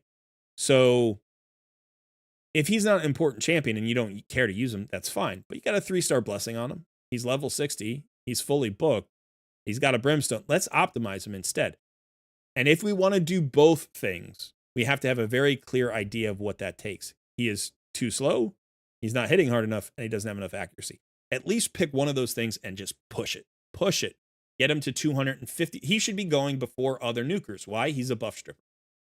You want him to go faster than your other nukers, and if those nukers need to run at 240, he needs to run at 250. So we need to get him to 250 speed with 350 accuracy and 250% crit damage if we want to do all of the things. That might be really, really hard. So instead, just pick one. Do you need the more damage? Probably not. You got Georgid. Can't imagine that Georgid is going to do better than Wukong in arena, right? He's going to ignore the stone skin. He hits harder. He's never going to weak hit because of the affinity. So it's like, all right, let's specialize this guy towards getting as much damage out as possible. And then let's go ahead and make this the buff stripper to set up our Georgid. We look at the speed here at 192, a little bit too slow. Let's go ahead and say, pull this Frost, pull this stun set, get him in 2 speed pieces here. Hopefully they can be the same, or, a mix of the instinct and the speed. Do it that way. And now you've got the accuracy to buff strip, you got the nuker hitting harder, and they're both going fast enough to blend, to speed tune with everybody else. You've got the really fast Arbiter. 340 is awesome. But she's going so fast that there's no way you connect to your Sun Wukong and your Georgian when they're running below 200 speed. There's just no way to do it, right?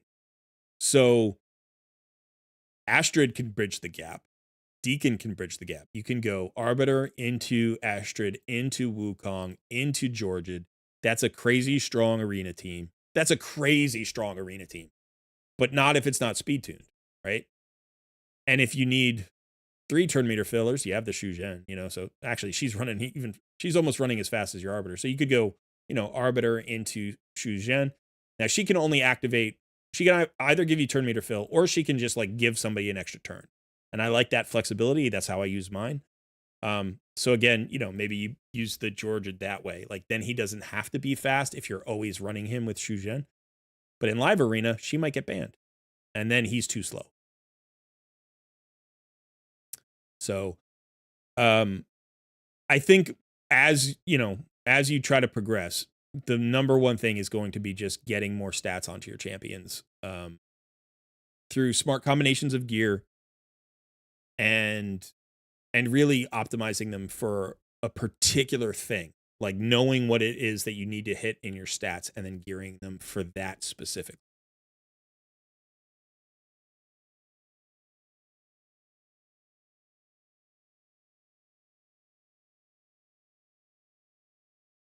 What's going on?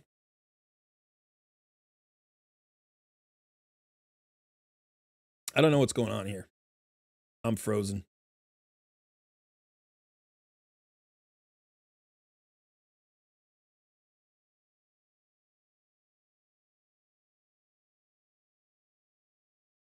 Gonna log back in. Also, my Discord is dead.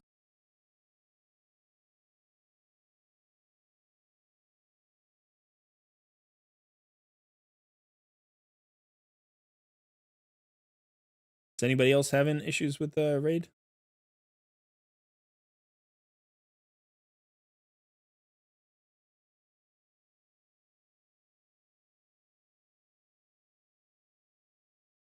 It looks like my live stream's okay.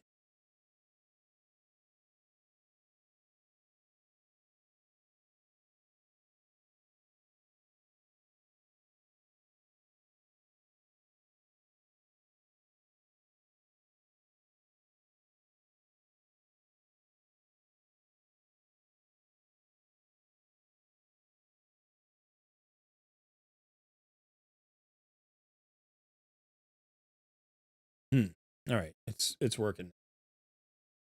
I don't know if this is a local issue or if this is a server issue.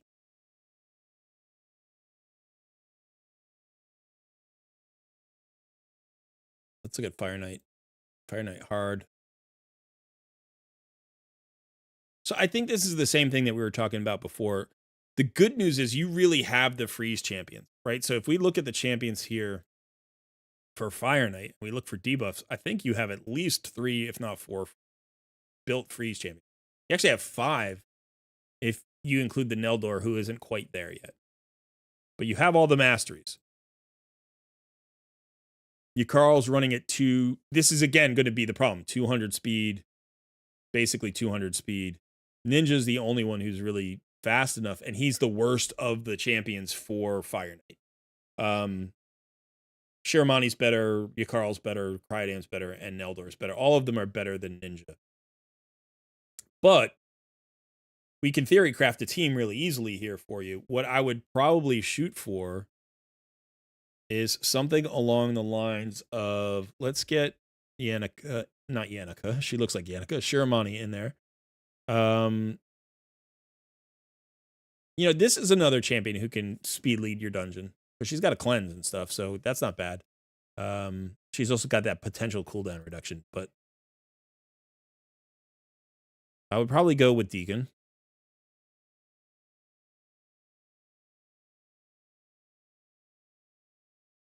Eventually what I would do is I would go Cryodan.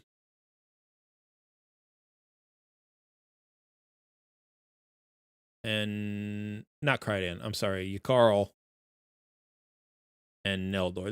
This is probably where I would start. I would start with something like this. Now the way this team works, if you think about it, is you've got a drop defense, you've got an AoE slow from Neldor, you've got an AoE freeze from two different champions, Shiramani and Ykarl. And then you've got the ally attack. The ally attack, Farrakhan brings a decreased defense. He also brings an HP burn and some poisons. He also gives you increased crit rate and crit damage. So if you wanted to, if this is going to be your primary use for Ykarl, you could actually build Ykarl with 70% crit rate. Pretty sure. Wait, let me just double.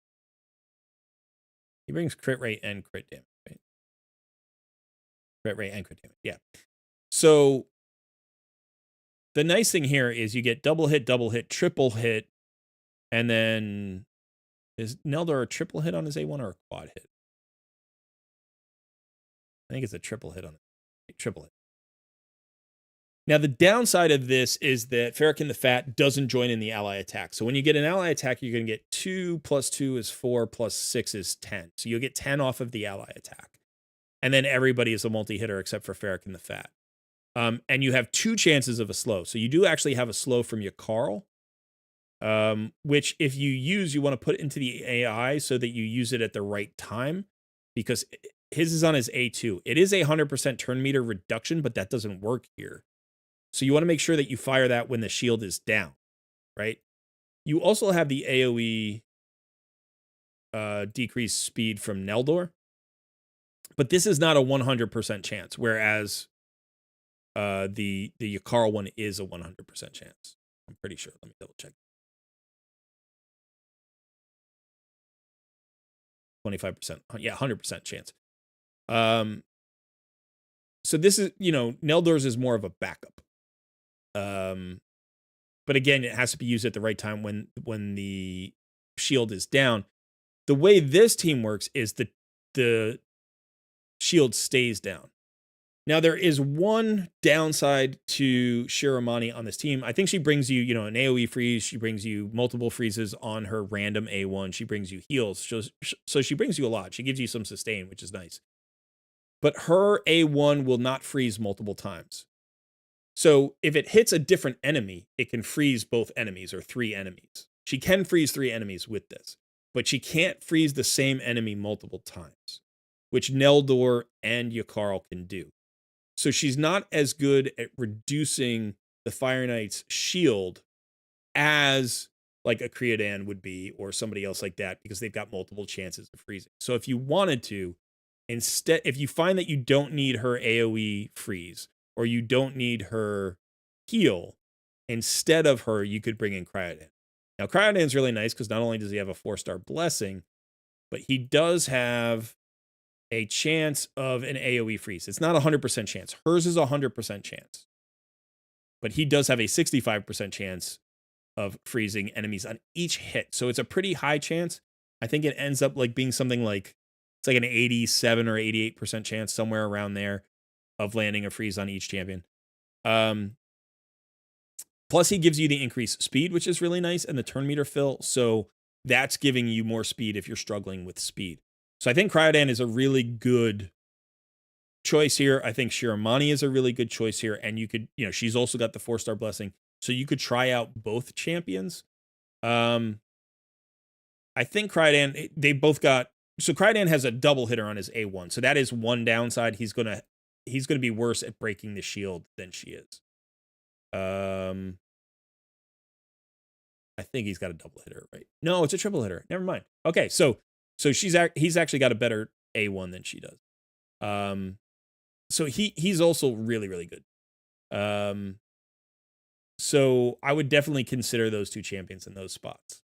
But I think this will probably get you through a fair amount. What you'll find is you might max out when you can't break the shield anymore.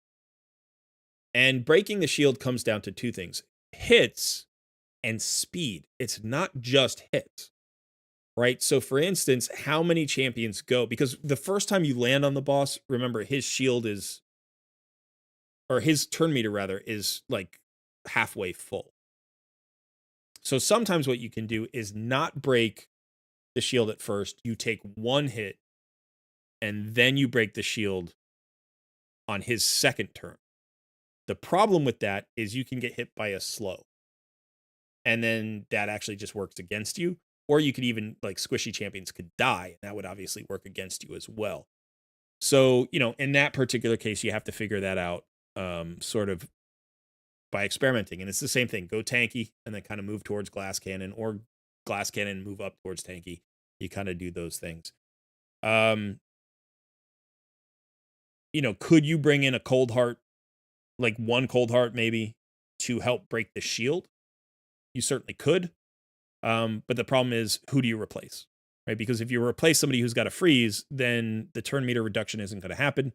You can't really replace the ally attacker, because then you're replacing somebody who's generating 10 hits with somebody who's generating 4 hits. And I don't think you can replace Deacon, because I don't think you have enough speed.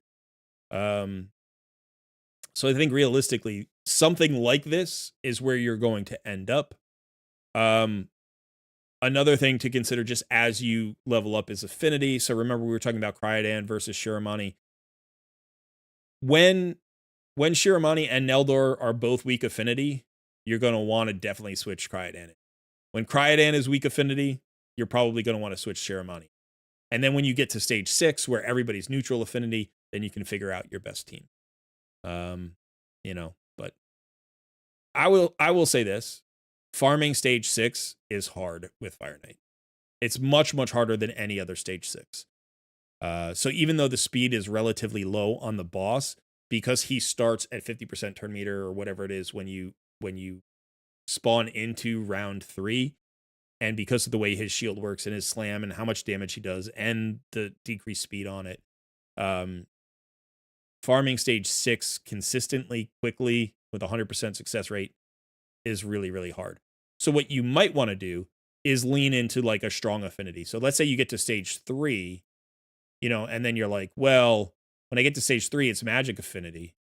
And when it's magic affinity, I can have Shiramani and I can have Neldor, and they're strong affinity, so you're not going to weak hit, and they're going to do more damage. So you could try something along those lines. And then just like lean into like, how can I build a team that is going, like, all right, so like Deacon would be weak affinity. Deacon doesn't matter so much because he's not doing any damage.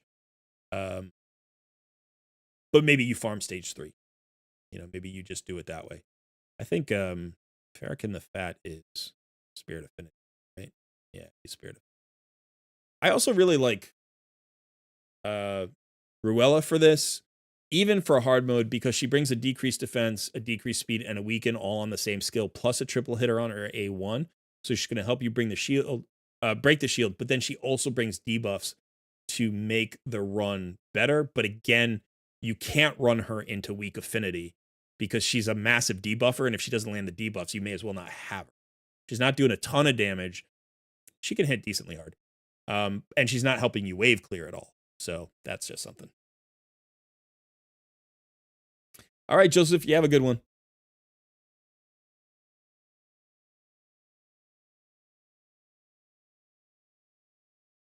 Yeah.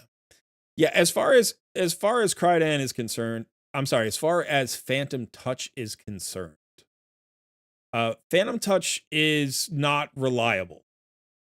Unless you have a 5 or 6 star blessing, maybe a 4-star blessing. Well, I mean, let's go look. So let's say we were to put it on Shirma or Cryodan, right? So if we come over here to Phantom Touch, you've got a 30% chance of inflicting bonus damage. I'm pretty sure it's on it might be on every hit. So 30% chance on a triple hitter is about a 65% chance of getting an extra hit. If the only way you can break the shield is to get that extra hit, then you're talking about 65% success rate. That's not good enough. It's not good enough. It's not. Now, if you had a 5-star blessing, now it's a 75% chance, and now you're talking about, what's that? That's like a 98% chance. It's a 98% chance of getting the extra hit. Maybe that is worth it, right? But I generally think Phantom Touch is a bad way to go in Fire Knight for the extra, for breaking the shield, unless you're just like, I'm going to run it on everybody, and hopefully I get 1 or 2 extra hits out of everybody going. You know, and then it's like, okay, you could do that. And if you're kind of in a desperate situation, or you don't need those champions for anything else, or Phantom Touch just makes sense on all of the champions, you're like, okay, so like I could run it on Shiramani and Cryodan and Ruella and Neldor.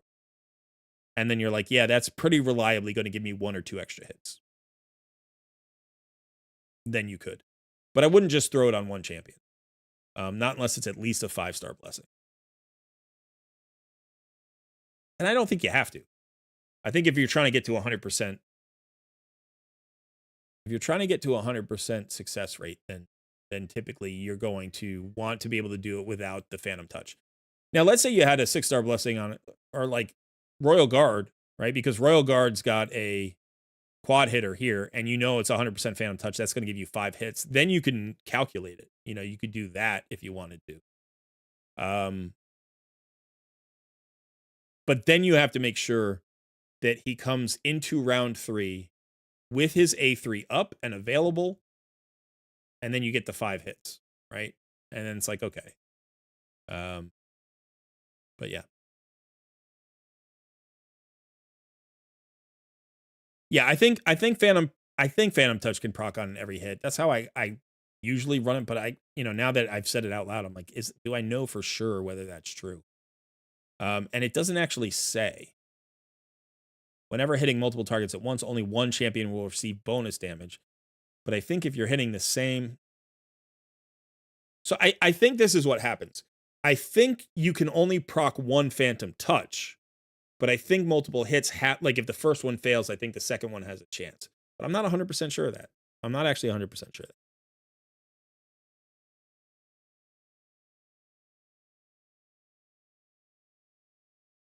So,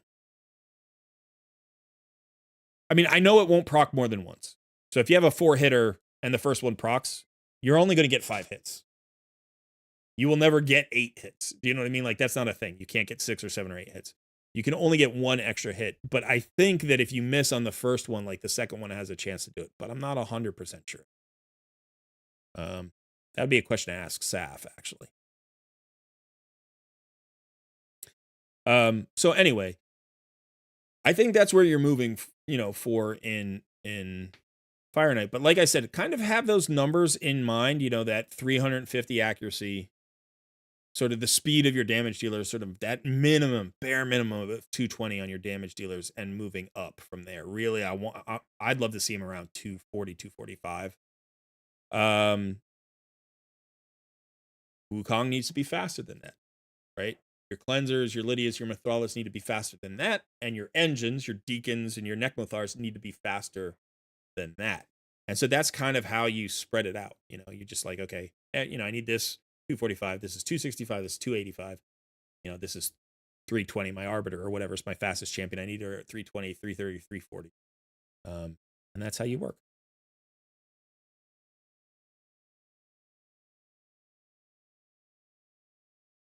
Doom Tower for you. Okay. Any ideas on Bommel? You do not have Lady Annabelle.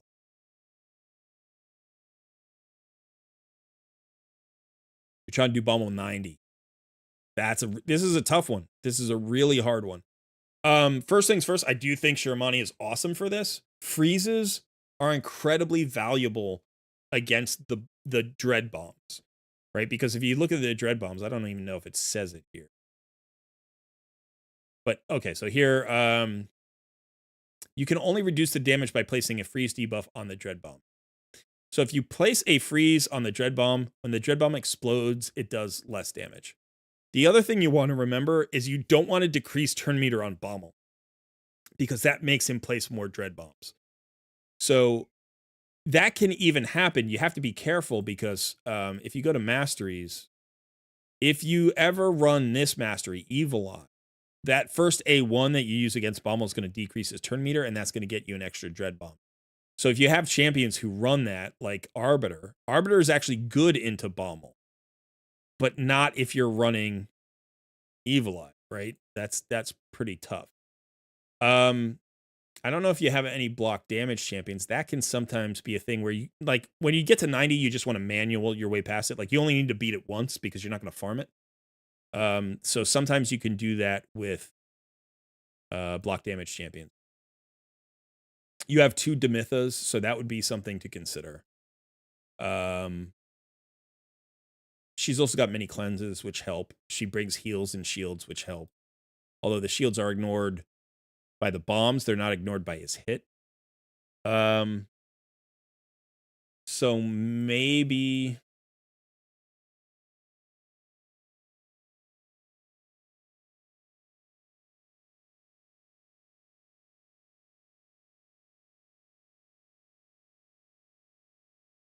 this might work. Ninja's weak affinity here, which isn't awesome.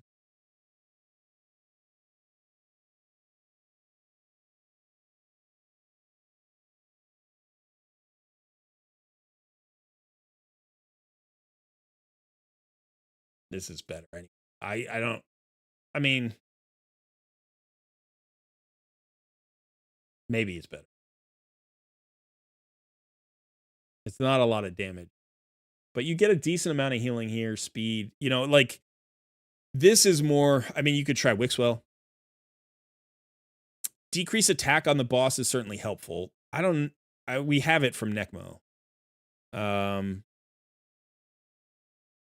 I'm trying to see if there's, like, you could bring, like, somebody like a Whisper, right? You could try somebody like a Whisper who could do a lot of boss damage. The problem is when you debuff the boss, you get a bomb. And then when the bomb goes off, you get stunned. Like, everybody gets stunned. So let me see.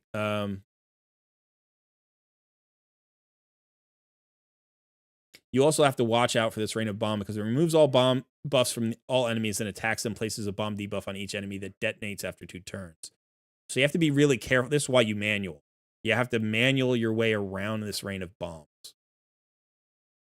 But this is the pressure wave is the other thing. Each time you place a debuff on Baumel, Baumel places a bomb debuff on that enemy that detonates after 2 turns. These debuffs cannot be blocked or removed. They can be resisted, but they can't be blocked or removed.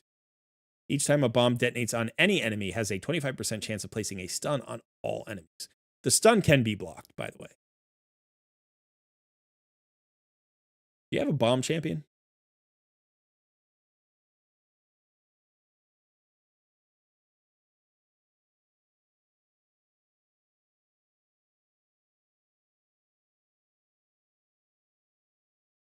No bomb champion. Okay.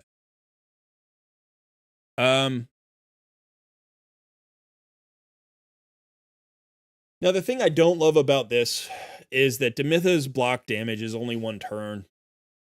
And so it's going to be really hard to, like, time this perfectly for the Dread Bombs, especially if multiple Dread Bombs are going off basically, you know, on the same turn.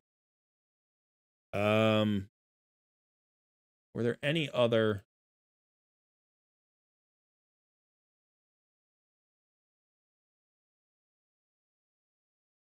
No. We also don't have a reviver here, right? You know, so, like, I do like bringing in a reviver, maybe a cleanser here for this. Like, Pythion is good, you know, like, he's really good. It's like, well, now you're doing so little damage. You know, is it even, like... But if you can just survive forever, like, you can eventually wear him down. You know, but it's like Shiramani becomes your primary damage dealer here, which is awful.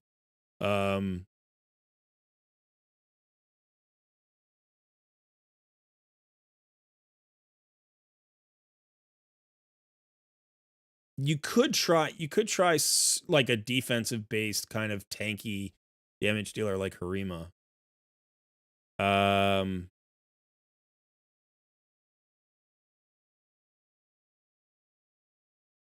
Yeah, I didn't see. There is a Vogoth. Okay, so this is another route we could go. Let's say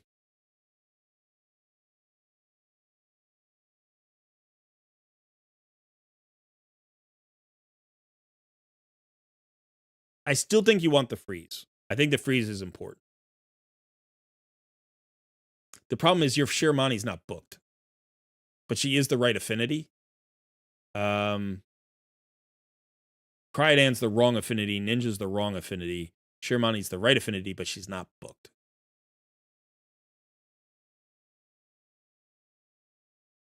So you could try something like this. You could also try something like this. You could also try something like this. I like the Veil. The Veil's going to give you some damage mitigation. You could even try Melga. Melga gives you a nice, decent heal. The shield is only going to help against the hits. You know, and again, no damage here. You're not bringing in any damage. The question is just like, can you survive it? But you can't bring in somebody like Ruella because you can't have turn meter decrease. Now, there is a kind of an old school double Vogoth build thing that used to work. And also, let me just check. Do you have Master Butcher? Doesn't look like you have Master Butcher. And you have the one Vogoth. So I do think Vogoth could be a huge help here. Again, you know, you could even mix in the Demitha with this. Like, you could mix in one Demitha with this and try it.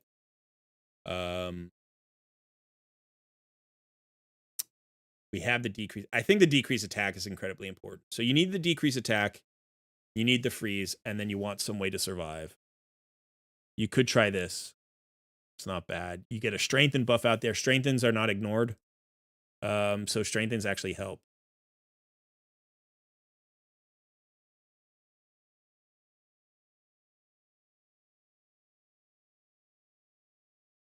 So the bombs ignore defense, but I don't believe that they ignore strengthen. Does reflect damage work? That's a good question. I believe reflect damage works okay. I think it does. I think. I've never used it though, so I'm not 100% sure. Burn Geary. Do we have Burn Geary? That's a good question. Oh, you have a level 60 Burn Geary. I like that idea. That's a good idea, Jan Eric. So one of the things that you have to worry about is debuffs that can be removed. So he removes all buffs from buffs. He removes all buffs from enemies and places a bomb on them for each debuff.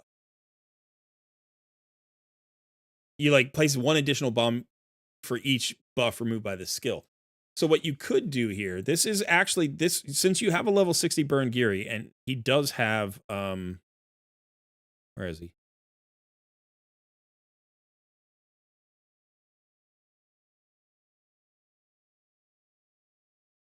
Where is? Okay. So Burn Geary cannot really solo stage 90. At least I've never seen him solo stage 90 myself. Lady Annabella's better. He can do the lower stages, but he might be able to do 90 if you combined him. Maybe.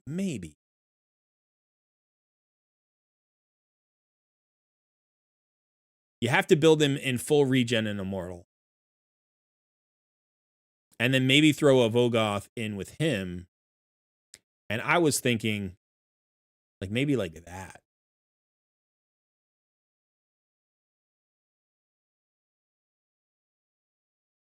There are no buffs here. That's the thing. You can't have any buffs.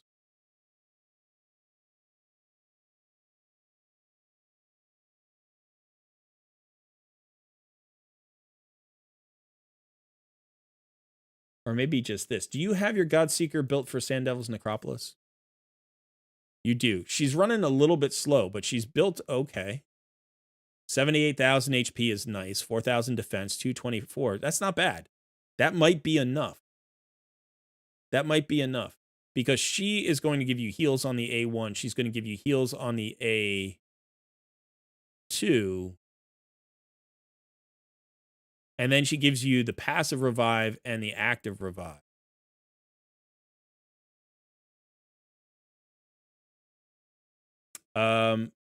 So this is not bad. And then people are shouting out for Wukong. Wukong could die, but he's strong affinity, right? So he's strong affinity, so he's going to do some damage to the boss, and then he'll die and come back. Like his passive will just revive him. This team might work. This team might work. You might not even need these two champions. You might be able to do this. Hang on a second.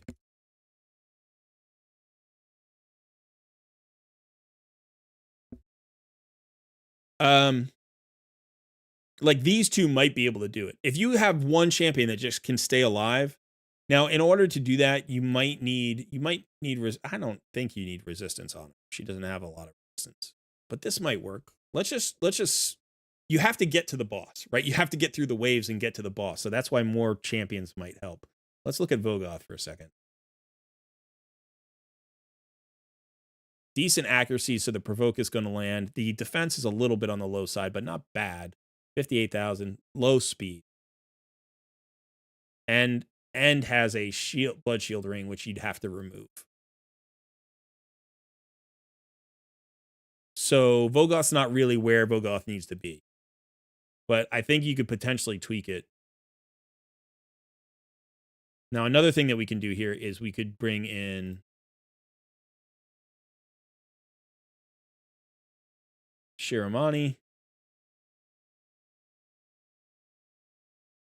Why don't we just see?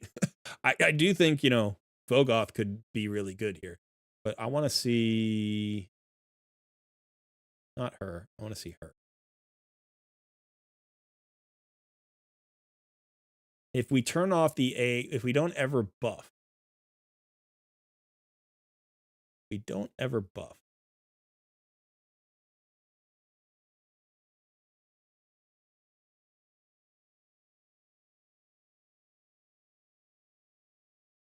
Oh, we're out of keys. We don't have any keys. So we can't even do it. Let's just go down here. Do we need a key? We don't need a key.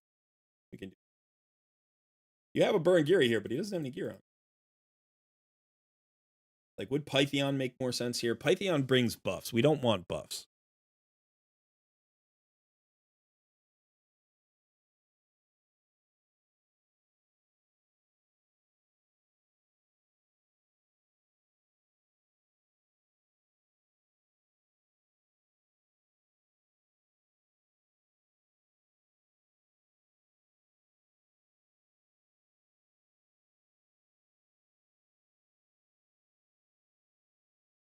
You want Wukong to die to heal the big guys, so put the monkey after Vogoth so he doesn't soak up his damage.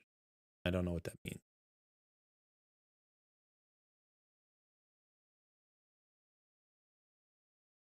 Getting me to read the chat is the trick.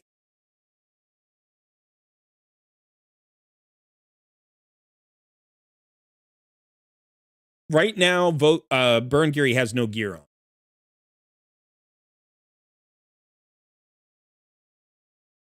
Okay, so here's the thing. We have to manual this really because we can't afford to get any buff. Wukong has a blood shield ring on that. Well, that probably doesn't matter for Wukong. That's probably fine for Wukong.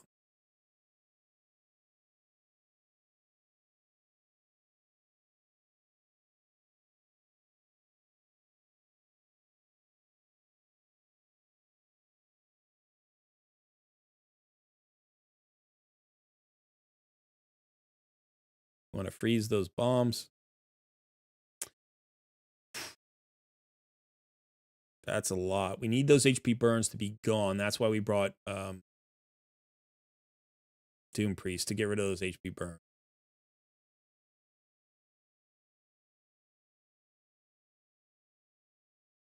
If we're manualing, we don't need Godseeker and Neri necessarily in the lead. But this way, her passive, like if she's tanky enough that she won't die, then we don't need her. Okay, so this is We've got to revive a specific dead ally, and I'm not sure who to revive here.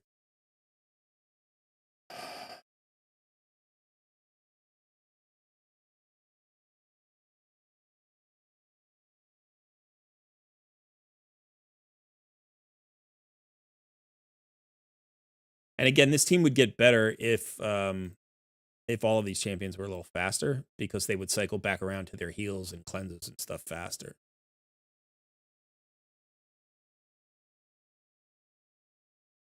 So she just died and revived herself, which means we're basically maxed out here. Let's pull in Shirma instead.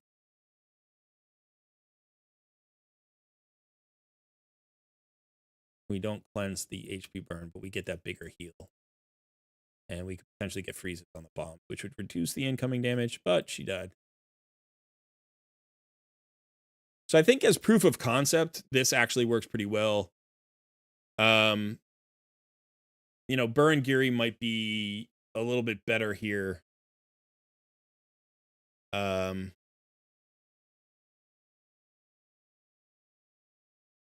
Shiramani doesn't have the cooldown reduction, or I'm sorry, she doesn't have the cooldowns on her books. So that would also help. But this is the kind of team I would theory craft. I don't, again, you know, do you have the gear you need? I don't know. But Burn Giri is a very good champion for this, because so if you don't know why Burn Giri is a good champion for this, let me show you. So he has a passive, heals this champion whenever an ally or enemy dies. The dread bombs are considered enemies. So he heals by 50% of his max HP whenever a dread bomb goes off. Now, a dread bomb will do a ton of damage to you, but hopefully it does less than 50% of your max HP, so you're basically getting healed when the bombs go off. By the way, this also pairs well with Wukong. When Wukong dies, an ally has died, and Burn Giri gets 50% of his max HP.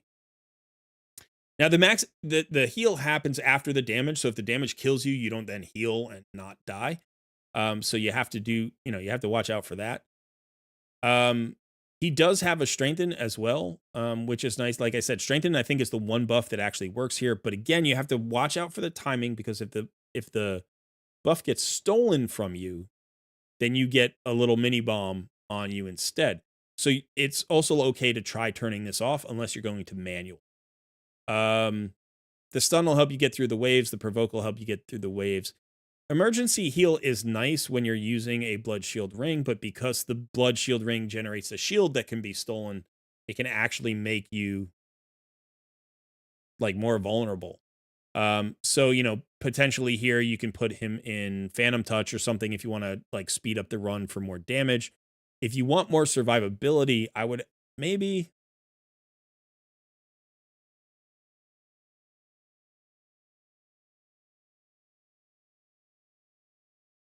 I don't know that there's a great blessing to improve your survivability.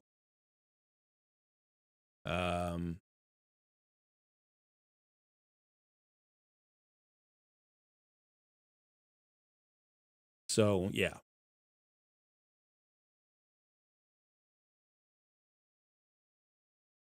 So I do think, you know, I think Burn Giri is your best choice to build. Full regen and immortal.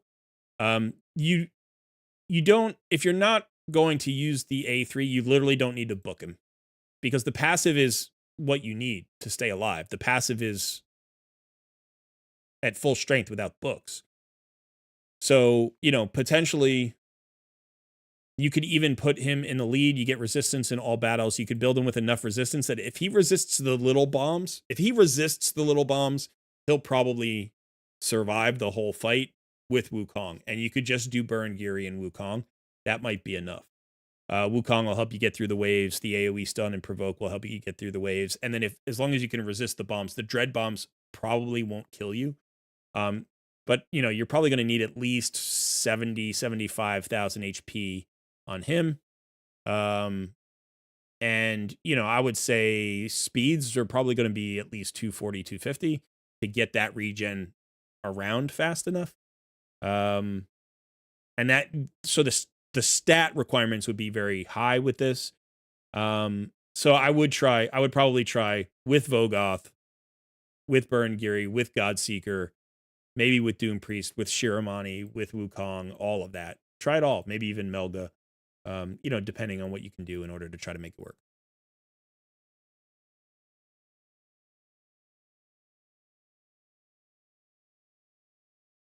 Yeah. So that's what I got for you. Why not Pythion? And this is not that you can't use Pythion. You can use Pythion. The problem with Pythion is this. Actually, you might be able to use. You might be able to use Pythion. The problem is the block debuffs buff. I thought it was a continuous heal for some reason, but it's a block debuffs buff.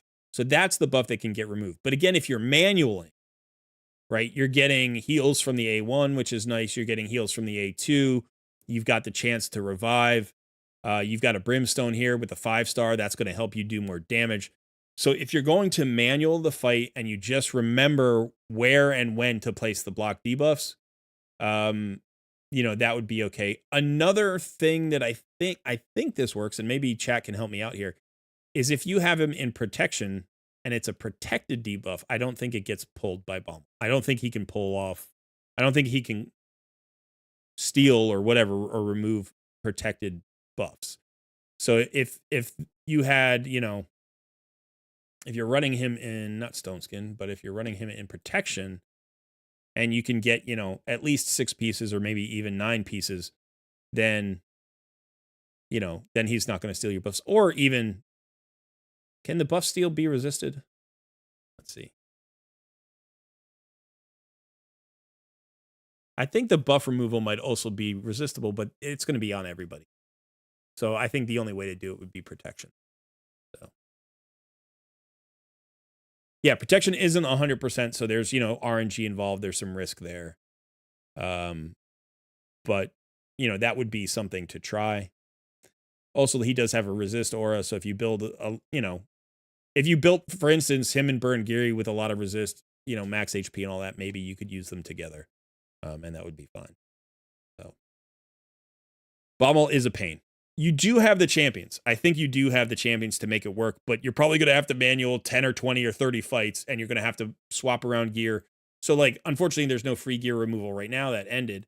But if you have some free gear removals in here, you have a couple of 1-hour free gear removals, use those up to try to get past Bommel. Because the nice thing about this particular Doom Tower is if you can get past Bommel 90 is hard. Bommel 90 is very hard. But the other 2 champions that you're getting past, Scarab Boss and Griffin, are not as hard as Bommel. So chances are you'll get all the way up here to floor 120. You'll get to that Dark Fae. I don't know if you'll be able to beat that Dark Fae. That's going to require some speed tuning. But if you can get past this Bommel, you've got a decent chance of clearing this entire hard mode. And there's so many good resources up there, including that Sacred Shard. There's a Void Shard here at floor 100. I think there's a Legendary Tome here. Yeah, at 110, there's a Legendary Tome. So it's worth investing in this Bommel and spending several hours and maybe even millions of silver to do it. Again, we have a fusion going on right now. So find an opportune moment within that fusion to maybe spend those free gear removal, coupons and rebuild your Burengiri and some of your other champions for this particular purpose. Bolster can work, but it only works for 2 turns or 3 turns, right? So yeah. And I generally think that Bolster could be good. Bolster could be good on a champion like maybe Pythion, although I think Stone Skin's better, right? Maybe Shiramani if you had the accuracy to still land your debuffs. But you don't want to put it on Burengiri, right? Because it's less regen. You need him with the maximum amount of regen. So yeah, if you're gonna do that, did somebody say putting Wukong in Bolster? Was that something somebody said? I was like, that's an interesting idea. Yeah. Just put 4 revivers in Geo. Somebody has to stay alive. What we found there when we were putting Godseeker and Eerie. Now, this Godseeker and Eerie is decently built, right? So if we think about the fact that this Godseeker and Eerie died, so let's just look at the stats here, right? So 78,634 HP. That's really nice HP. Is it, it's not God tier HP, but that's very, very nice HP. That should be a level that works. 4K defense. That means the direct damage hits are being mitigated a decent amount. You don't really need more than 4K. So what's killing her is the bombs and the lack of regen. So speed could be an issue. So if you're going to run at these stats, you might have to run 250 or 260 or 270 speed in order to regen enough and come back to your skills enough to get the heals to stay alive. And I think this Godseeker and Eerie is speed tuned for Sand Devil's Necropolis. So not that you can't change speeds on your Sand Devils team. You can. You certainly can. But yeah, this is a speed tune here. So that may put a limitation on it. Now, this speed tune can work at different speeds. That's actually possible. But it really depends. Now, I don't know. I didn't check her books. Is she fully booked? She's fully booked. So, but potentially you could run her a little faster if you wanted to. But so, it's not just having a reviver. It's not just having healers. It's literally like, can you keep the team alive? Can you keep the individuals alive? And the one debuff that is worth bringing is a decrease attack, because even though placing the debuff will get you a little bomb, the decrease attack decreases the value of all of those hits, including the little bombs. So that can be worth it, but you don't necessarily need it.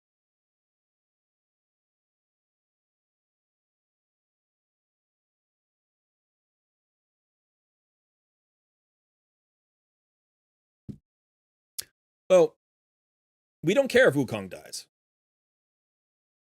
Right? We don't care if he dies. We want him to die. If he died every hit, that would be great, because then we wouldn't have to worry about him like getting bombs that would stun the rest of the team.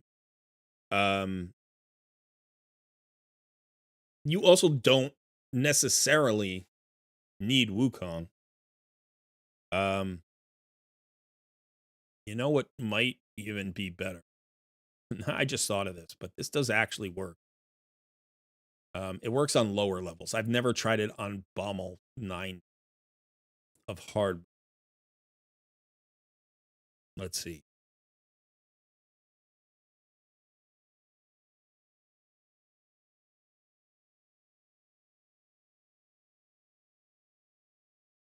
Yeah, you don't have your apothecary built.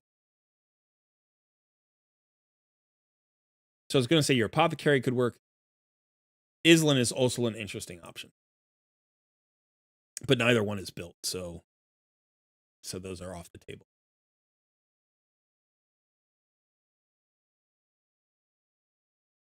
I think the downside to Demitha, one of the downsides to Demitha, because I do like the option of trying to use her, is this A1 places a shield. And so then you're in a situation where like you're always going to have buffs on. So maybe you can't really use Demitha. Same thing with Melga. Like her heal is continuous heal and she has a shield. So maybe you can't really use her either.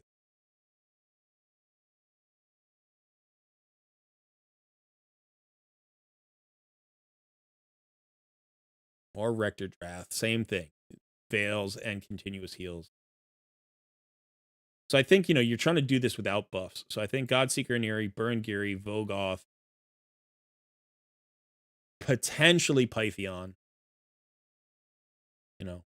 But if you're going to manual, you can manual around this skill. Right? Because this is on a 3-turn cooldown. Rain of Bomb. So if you put up a 2-turn buff right after it goes up and you're going faster than the boss, your buffs will drop off. And so then you can actually use the buffs like continuous heals and stuff like that if you wanted to. But you have to track Bommel's turn order. And then you have to hit it at the right time.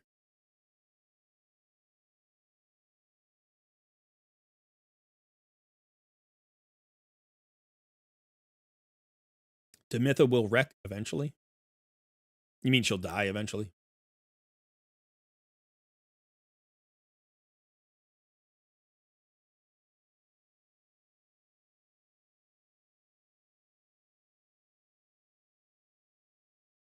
Yeah, who's the other champion that reflects? There's a champion that can reflect the bombs back on the bomb. Well, I forget who it is.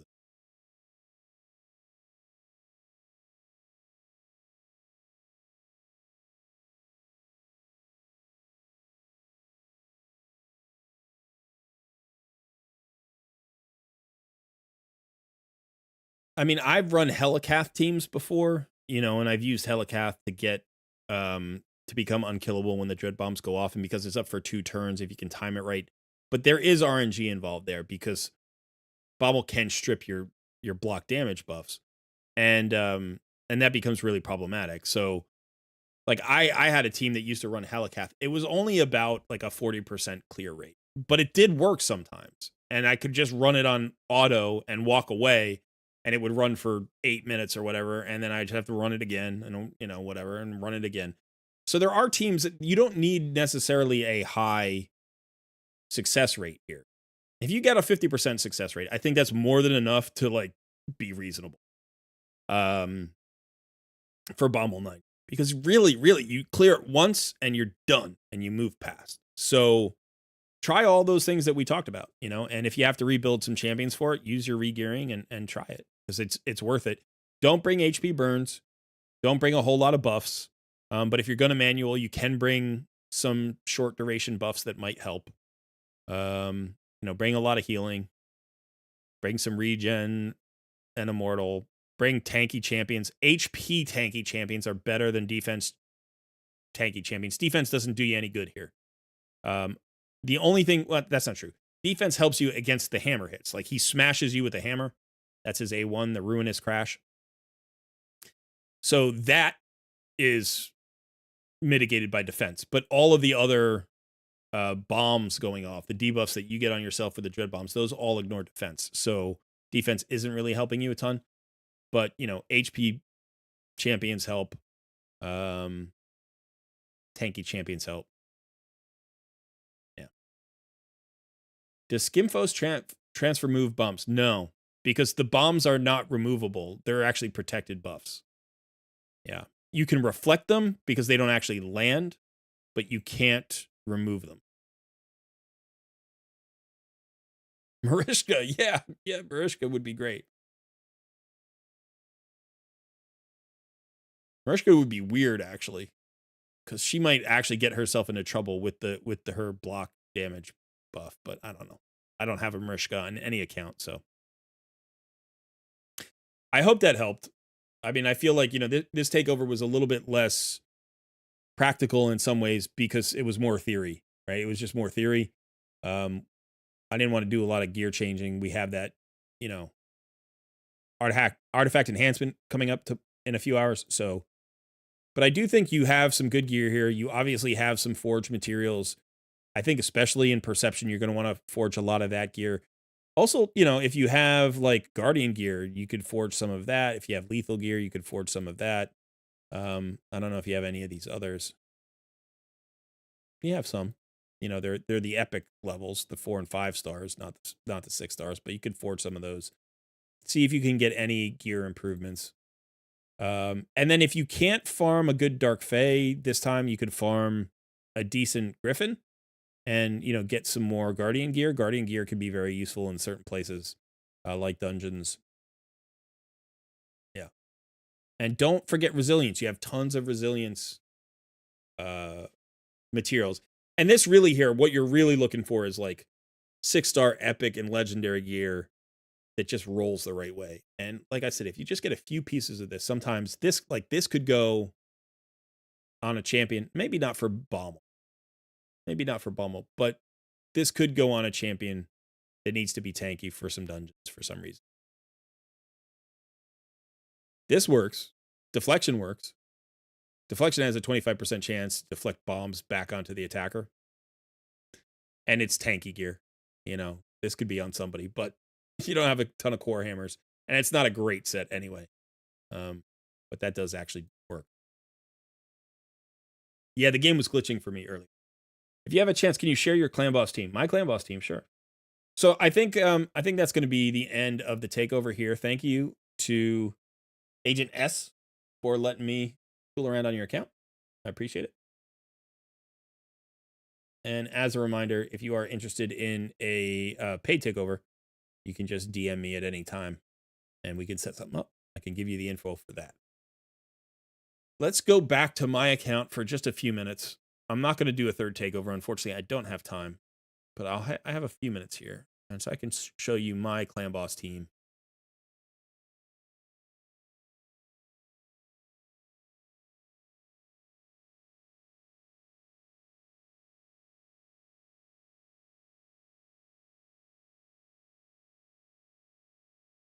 Where?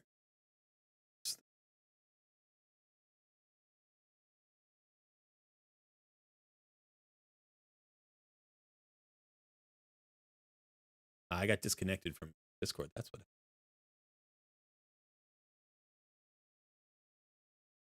Okay, so this is my clan boss team is currently is a Wixwell team. Let's see.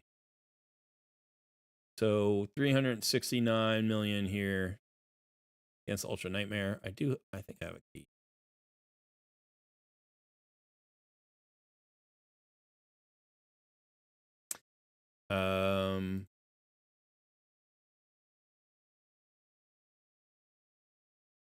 Yeah, so this is the team I just use to get a rare into the team, and you can see it's not speed tuned or anything. It's just literally sometimes I throw in different champions. I usually throw in Renegade or Apothecary. Yeah, I throw in Renegade or Apothecary. Sometimes I throw in Painkeeper, and that's just to get the one done. So basically, this is just an ally attack team with a Newt and Ninja, right? And that's insane. And so it typically does like anywhere from 90 million to like 130 or 40 million on Night. It will 2-key Ultra Nightmare. I think it pulls down about 40 or 45 million in Ultra Nightmare. But I don't want a 2-key Ultra Nightmare. So my main Wixwell team is this team. I did this because I really, really wanted to get I really wanted to get what's his name? Why am I forgetting his name now?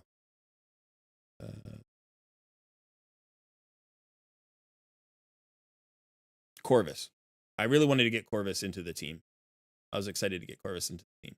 I've been trying to get this guy into a clan boss team for like a year and a half. And so finally when Wixwell came out, I was like, I'm putting Corvus on the team. So I don't even think this is necessarily the best. Like I think Brogni would be better. But that's okay. So this is my team. And on one affinity, I don't know which affinity. It's probably Force affinity. I think on Force affinity, it does like 480 to like 540 million, depending on RNG. But it does really well against Force.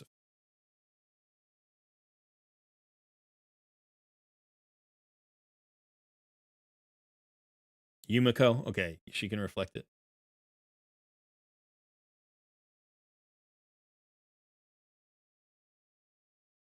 Yeah, I love Corvus. I just think he's a fun champion, and I've always wanted to put him in a clan boss team. So when Wixwell came out, I was like, this is a perfect combo for both Mikage and Corvus, and it's really nice. And this Ragash not only gives me a super reliable decreased defense, he gives me the increased speed I need to get to 2-1. So this is a nice 2-1 ratio team, or it was before I got my 6-star soul on Newt. Newt has now gotten fast enough where he breaks the speed tune, and I'm not at a 2-1. I'm at like a weird.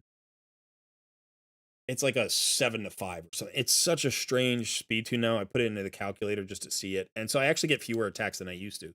So the 380 million or whatever that I've got here for today, whereas 370 million, this used to consistently be around what Dinky was pulling down, like 460, 470 million on every affinity, pretty much. Maybe one affinity 410 or something. But so this is one of those things where like I got a stronger Newt, and that stronger Newt made my team worse because he's no longer at the right speed tune. So, when you get your 6-star blessing on somebody, you get speed as the stat when you get to 6-star, right? So when you get down here, the last stat, so this is speed, you get it here, right, on the 6th star. So I had a 2-star for a while. Then I got the 3-star, which was nice. That was a nice little bump. And I had to buy the 3-star. And then I just pulled the 6-star, and it was like, oh, awesome. And then my clan boss damage went down. But I have run a lot of different clan boss teams over the years. And one of my favorites, my favorite before this, yeah, these are all. My favorite before this was something like, I'll show you what it was. It was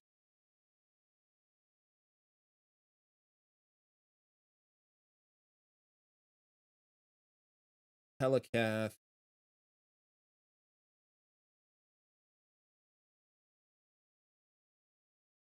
Seeker.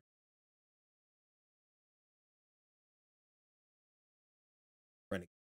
So it was this. Now it was a speed tune. It was fully unkillable. But the interesting thing was the stun was unkillable because of Helicath's shield. So he puts up a really massive shield. So he would block damage on the first AoE. He would block damage on the second AoE. But he would shield the stun.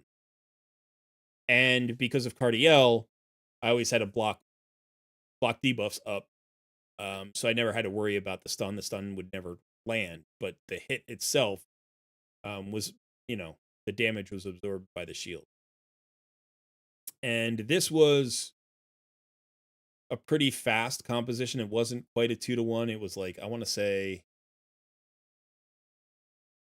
I think it was 20 to 3. So I think a 2-to-1 is 30 to 3. So this was like, maybe it was a 20 to 3 or 24 to 3 or something like that. So it was fast enough to do quite a bit of damage. And this would consistently pull down, I want to say, between like 180 and like 220 million. I think that was what I was getting in Ultra Nightmare. And I really like this. You don't need Cardiel in this. You could use Elva. Elva's great for this. Elva changes the speed tune because she has an increased speed. You could probably use a Pythion for this. Again, now you don't have the speed aura. But it's not required to have Cardiel for the speed tune. It just changes the speeds a little bit. The thing about the ally attack that you do have to adjust for is Ninja gets an extra attack, and Ninja gets a turn meter fill on his A1. So you would have to watch out for that. So if you don't have an ally attacker, then Ninja probably has to run a little bit faster than I was running him. But every single champion here is now at a different speed than it used to be, except for Helicath. So Helicath was running, I think he's running at the same speed he used to run at, which was 267. So pretty fast Helicath. And I think Seeker was running around 245.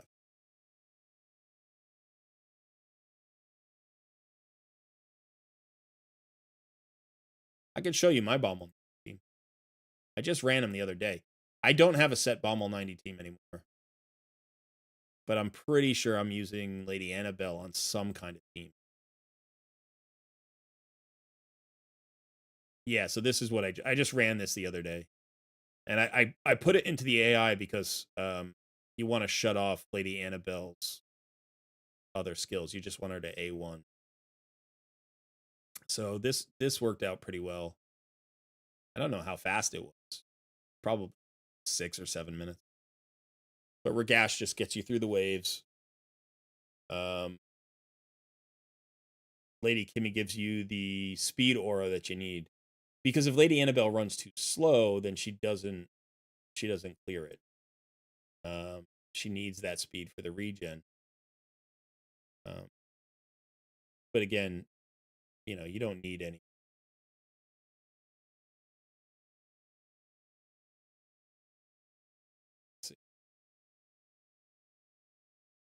I don't think this is 100% clear chance. I think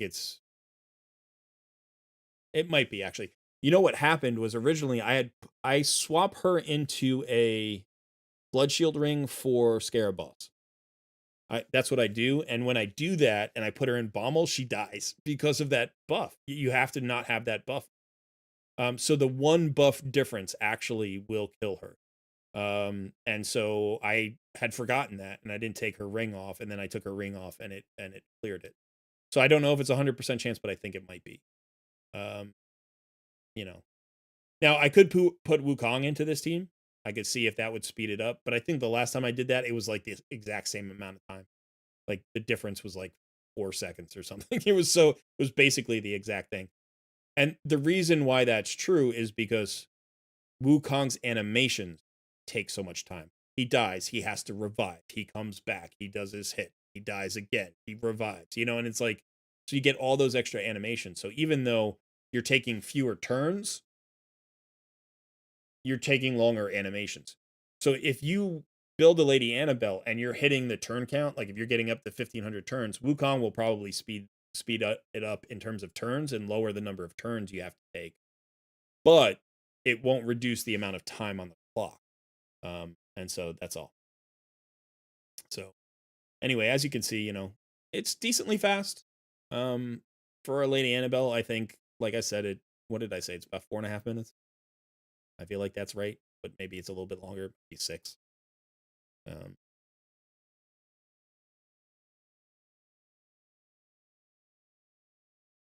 but yeah. And then, I can show you how my Lady Annabelle is built. You can see this will clear, and I don't want to waste the key here. I want to farm, you know, Dark Fae. But I'll show you my Lady Annabelle. She's weaker than she used to be because I stole some of her gear, but she still works.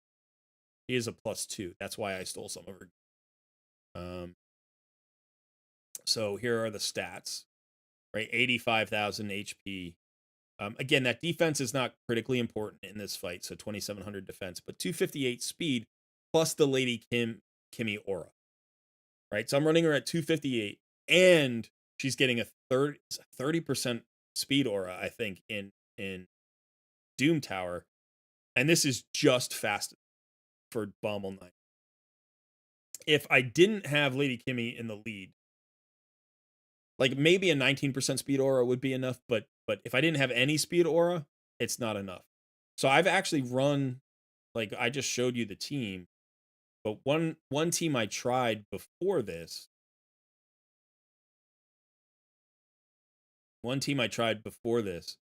was I just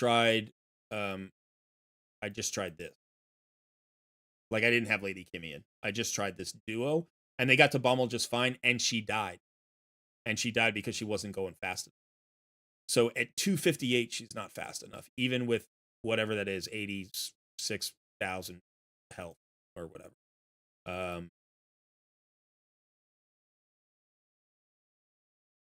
85,000 health. So even with these stats, without the speed aura, she wasn't fast enough. She was dying. It was very close. So probably, I don't need the full 30% speed aura, but yeah. No. Yeah, I mean, what I used to do is I used to use I used the YST comp, right? I would use Nishak to one shot the boss, and my success rate there was like 25 or 30%, but the runs were so fast that it was just fun and it would be done so quickly. And then I built, people for other things. I started building Nishak for Arena. I built all my champions for other things. But that's a pretty cool team. That's a double ally attack team. So I think I was using Cardiel and Lady Mikage, Nishak Vermin Lord. I think I was using Arbiter. And then I don't know who the last champion was. I don't remember. It might be interesting to do that. So the problem is you can't have turn meter decrease. You can't have turn meter decrease. And one of the parts of my failure rate was exactly what I was saying before, was this mastery, with the evil. But like I was like, okay, maybe you could bring in Astrid here, but Astrid has that turn meter decrease. And then she's got the decrease. So you really don't want that, because once the dread bombs are out there, Nishak's bombs are random and they go to different places. And so he can be bombing the dread bombs and not landing his bombs on the ball. So yeah. Now the other thing, let's see, where are we at Doom Tower? Let's go ahead and Doom Tower.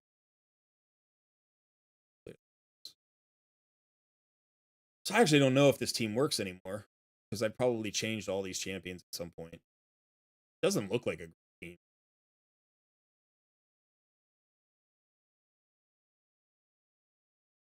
There's a whole thing with buffs and debuffs with this boss too. Also, turn meter decrease can be problematic, but we'll see if this will clear it.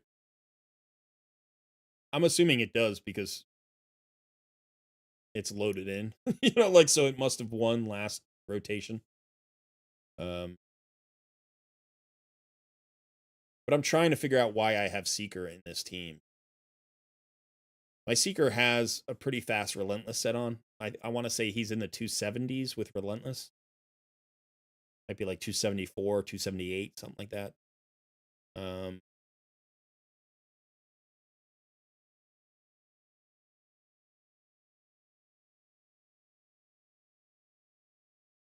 Yeah. One of the things that happens is I made guides on these, on all of these dungeons. And so I learned them really well and I messed around with them and I built teams that worked. And then my account kept progressing. And once you find a solution, you don't hold on to the memory of exactly how the fight works until you go back and try to build a new team. So, I went back 6 months later and I was like, let me see if I can build a faster team. And then I broke my old teams because I rebuilt those champions for other things. And it's like now I'm just kind of stuck with maybe a solution that's not as good as my previous one. But if it works, I don't care, I don't have to think about it too much.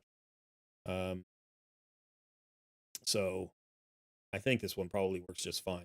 We're using a lot of buffs, which is not necessarily good against this guy, as you can see right there. But apparently we're tanky enough that it. And you don't want his counter to get too high, right? You don't want this Sky Bond counter. So right now it's only 5. That's not too bad. So if you kill him fast, but could I bring a Newt in here? Even though he's weak affinity, he might, a 6-star Newt might just burn through this boss faster. But I don't know. Do I want to worry about that or not? Like, this works, and if it does it in 3 minutes, I don't care. Or 2.5.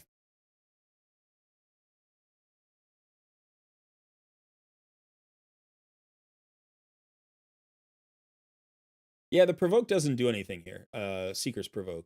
So I don't really care about the waves, right? Because I have the AoE stun, I have the AoE freeze, I have the AoE nuke from Sissia. So 2 minutes 32 seconds.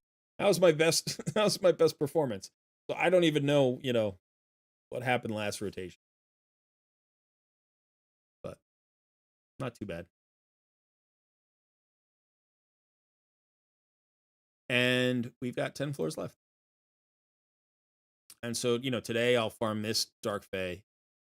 And then I'll go up and farm this Dark Fae. Now, I don't think this team is actually. This is just a new team I made this week just to mess around with it. I had a very different team. I actually had so I have this Dark Fae auto. I had another Dark Fae auto here. And then there's this team, which is Team 9. And then there's Dark Fae auto here and Dark Fae here. I had a whole bunch of different Dark Fae teams I was messing around with. Lady Kimmy is by far the best lead for Doom Tower, but I think specifically for Dark Fae as well. So the issue I was having here was my Thor was getting stolen, and I had Whisper or something in this spot where Royal Guard was, and so both Newt and Whisper were just hitting Dark Fae and not killing the Thor that got stolen, and as a result, the Thor eventually got a turn and wiped out my team. So it was just so it was kind of rough at first, and then I figured out, I just need a second AoE damage dealer. I used to use Ninja because the AoE freezes were just really nice to set you up for an easy time dealing with the other team. But now I just wanted to go pure damage and see if I could speed it up a little bit. So I tried this. Works okay. I definitely could I just messed around with this for half an hour to see if this would work. I'm trying to get my new 6-star Blessing Newt into every single team I can, so I typically avoided having him in Dark Fae because he's a defensive based nuker, and so he survives. But with Thor, Thor is strong affinity into Newt, so Thor nukes out the Newt pretty well with the debuffs and everything. So you can see there, Thor just wrecks the whole team, and now Newt does a ton of damage to the ball, and that's through strengthen, by the way, right? That was through the strengthen buff that she stole, or she didn't steal, but she got from her. So this is a little bit faster than my old clear. I want to say my old clear was like 215 ish, and I think this clear is like 145, something like that.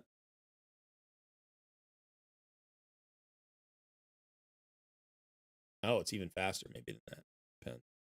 123,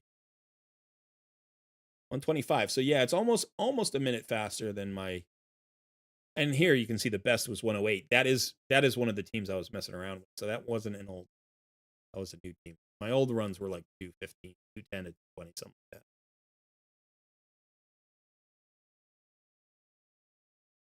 Yeah, if Thor gets stolen, you need to kill him, right? She always takes my Thor. She does not take my Newt. She does not take my Royal Guard. And in fact, when I had Whisper and she didn't take my Whisper. So she always steals my Thor. And I think she steals the champion. She might steal the champion with the high. I thought it was highest crit damage, but maybe it's like highest attack. Maybe she doesn't steal defensive based champions. I don't even know. I used to know. I'd have to look at that. But I think one thing that could speed this particular run up is maybe getting Lydia out of here. Let's actually do that. We'll let this one cycle because I do want to farm. Yeah, I think it might be the highest attack champ.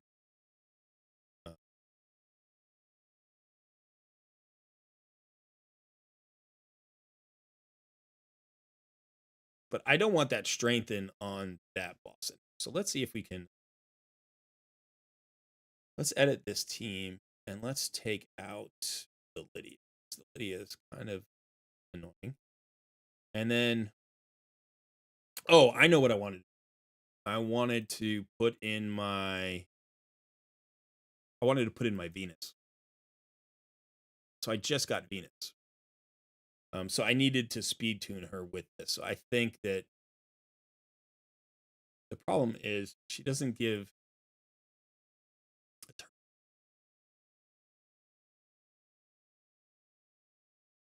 So maybe not. I don't. I wanted to do Venus, but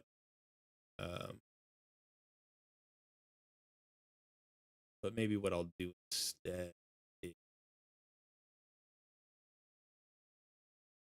her out of there. Let's try Ash.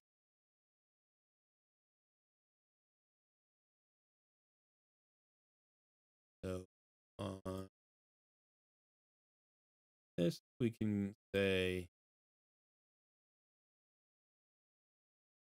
open.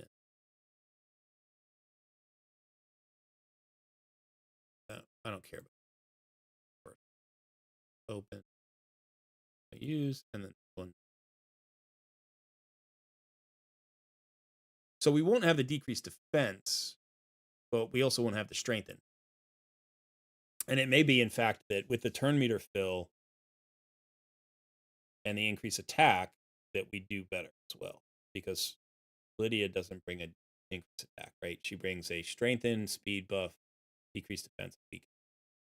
I don't think we had an increased attack. But this will now give us an increased attack.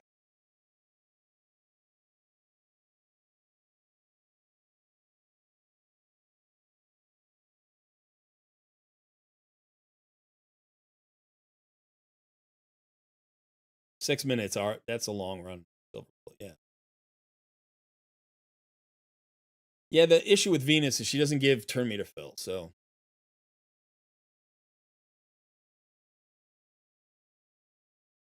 So now hopefully Thor goes.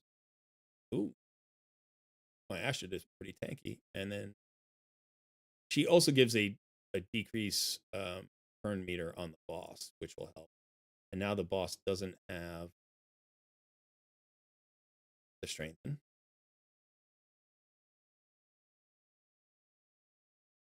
But Newt's A3 also didn't go on to the boss because he used it. Astrid. So my Astrid might be too tanky. That was still a pretty good hit. It's going to be slower though, right? Because the previous one was about a minute 20 something, minute 25.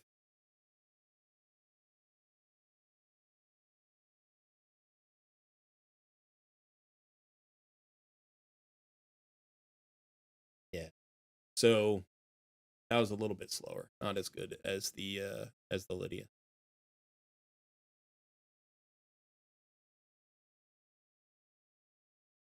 Did Thor miss? So his A1, I don't know if he missed it. He shouldn't have. He has the accuracy at 428. I'm pretty sure that's enough for where that is. Might not be enough for the floor 120, but it should be for floor 80.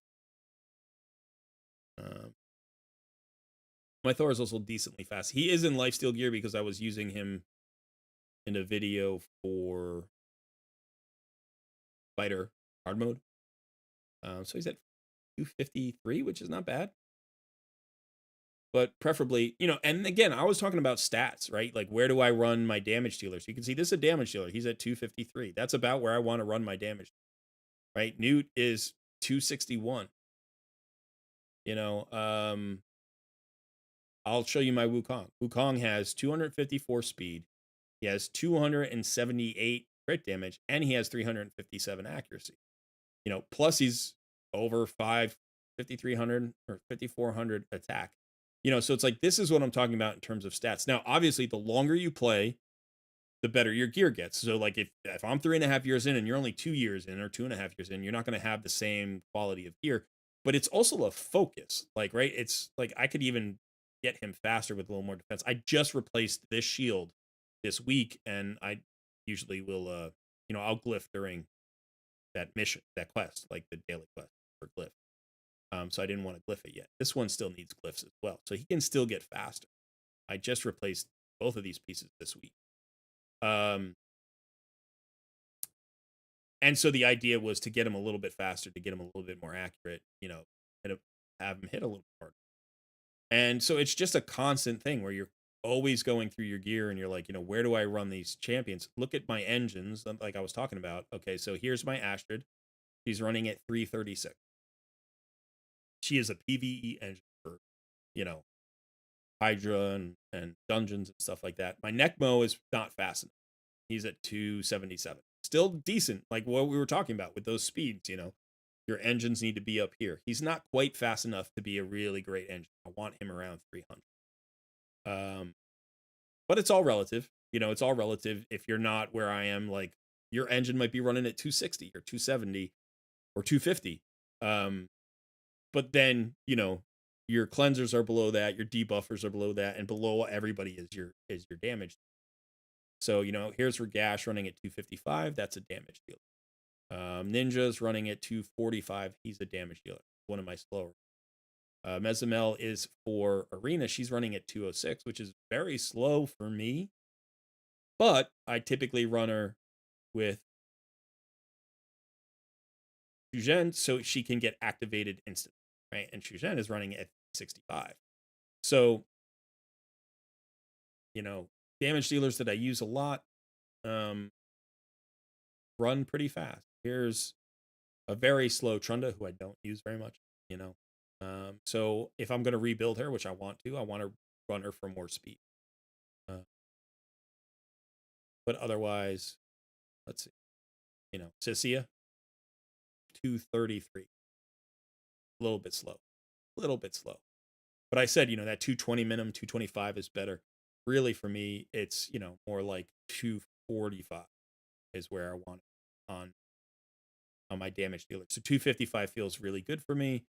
254, 245. That's the number that for me, just feels like the right number.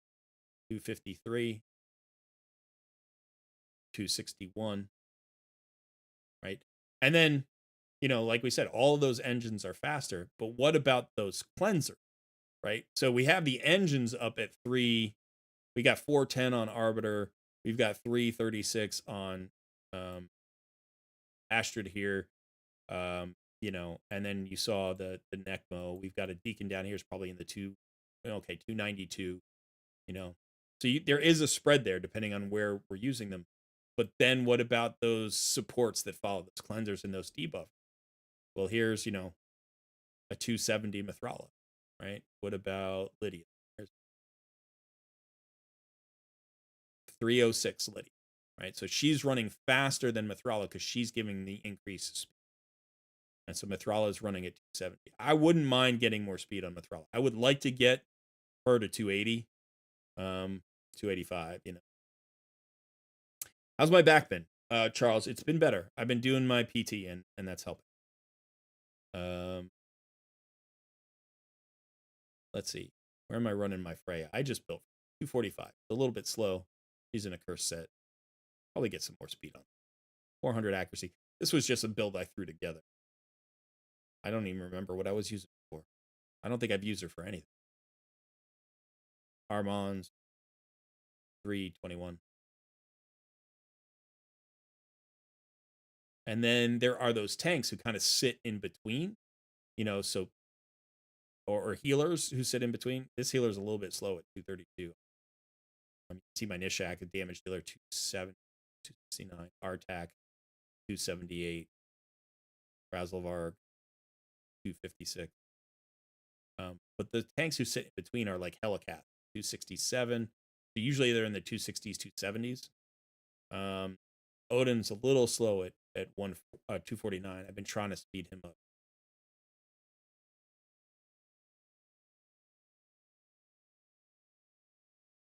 Scylla Drake's slow. I haven't rebuilt her in forever. Here's Lady Kimmy. This is another engine, 311, that looks like. Archer, she's a tank, 266, right? Right in between those damage dealers and those cleansers. Right? So, this is actually a little bit of an issue, but like Mithrala's 270, just ahead of that Air Gigante Archer, which is where she needs to be. Cardiel's 305, right? That fast cleanser, just below Lydia, but above everybody else. And then you can go with your super slow tanks, like the 124 Ultimate Death Knight, who I'd actually love to get slower than this, right? I would love to run him at like 105 or something, but it's hard to get good stone skin that has your stats but doesn't have speed on it. Like this 9 speed, you can see I didn't glyph it because I don't want speed. It's like I actually ascended these boots, got speed on them, and I was like, no, like I don't want the speed on these boots. But every once in a while you have to take the speed, even when you don't. Where am I using Loki? I'm not using Loki anywhere. I don't know. I used him in a video for Spider, for like that barbarian only Spider tournament a few months ago. But I haven't. Yeah. You have a base speed UDK. That's beautiful. That's beautiful. Yeah. Honestly, I find it difficult to find locations for new champions because I don't need the new champion. And as a result, I'm reluctant to take gear off of my old champions and put it onto my new champions who need the good gear in order to be worth putting into a place. So for instance, like you Odin, who is phenomenal, by the way, he's a beast. This was all original gear. That's why he's at 249, because I wasn't willing to strip other champions to put gear on him. So I could get him to 300 speed with these stats, with even better stats. I could get him to hit harder. I could get him to have more accuracy, but that means I would have to gimp somebody else. And I just haven't been willing to do that, So that's basically why he's where he is. I don't have enough great gear to gear 30 champions. I don't. I have enough great gear to gear like 12 or 15 really, really good champions. But like I'm not taking gear off of Nair Gigante Archer. I'm not going to do it. You know, I'm not taking gear off of Newt. I'm not going to do it. So, you know, like Lady in the Kage is running where I want her to run. You know, she's actually really fast. She's at 311. She doesn't have to be quite that fast. But I like her there. You know, I do like her there for live. So yeah, it's kind of interesting. All right. So I went longer than I expected to because you guys started me talking about my own account. I don't know if I'm going to pull 1+1 shards. I don't know if I'm going to pull soul stones. I still have to think about those things. I know a lot of people are like, pull it, you know, trying to get me to pull, but I have to actually think about where these resources can be the most valuable. I will go ahead and just buy these 17. So if I do pull, we'll see. You know, 2-star chance of 5 and 6-star perfect souls. Yes, those are very good. I definitely have some champions I could use some better souls on. But a lot of my very, very best champions have great souls now. Thor, Nair Gigante Archer, Ragash, you know, Newt, Cardiel, Mikage. I would like the 4-star soul for Mezumel Luperfang just because of that extra crit rate. You know, so here you actually on a mythical, you get 45% additional crit damage. That's what I meant, not crit rate, crit damage. I would love to get that 45% additional crit damage. So she's one champion I would love a bigger soul on. Otherwise, like Ninja, a 4-star soul would be nice. I would like a higher Arbiter soul. That would be valuable. I would love the 6-star soul to get the actual extra speed because that's the only way I'm going to get this faster. And I wouldn't mind a 4-star Allele soul. That would be pretty. But basically, souls like these stars are just for me. They're either for Arena or Centranos. That's it. Those are the only values for those stars for the most part. For some of these other champions, I mean, for my best champions, obviously they're valuable everywhere. I'd love an Odin like 4-star soul or something like that. That'd be great. And I need a soul for Venus at now, and a soul for Shu Zhen. So those would be good. But so yeah, I don't know. I might pull. But all right, that is it for me today. Sorry I didn't get to a third takeover. It's hard to do three takeovers and still give people time and answer questions and stuff like that. But I'm glad we got to do a Takeover Tuesday this week. I plan to be back next week. The family is doing well. I am feeling well. So I'm going to try to pump out more videos as well. I know I've been doing a lot of collabs recently. We still have a few more coming your way soon. But yeah, I won't give those away. And then again, remember, we're thinking about those account giveaways. So I'm going to try to figure out how to do that. If you have any suggestions about how you would like to see that done, shoot me a DM in Discord, and also shoot me a DM in Discord if you are interested in paid takeovers. You want to get the info on that as well. All right. Happy Thanksgiving to everybody in the US. If you are not in the US, happy Tuesday, happy week. I will see you in another video or another live stream very soon. I hope you all have a good one.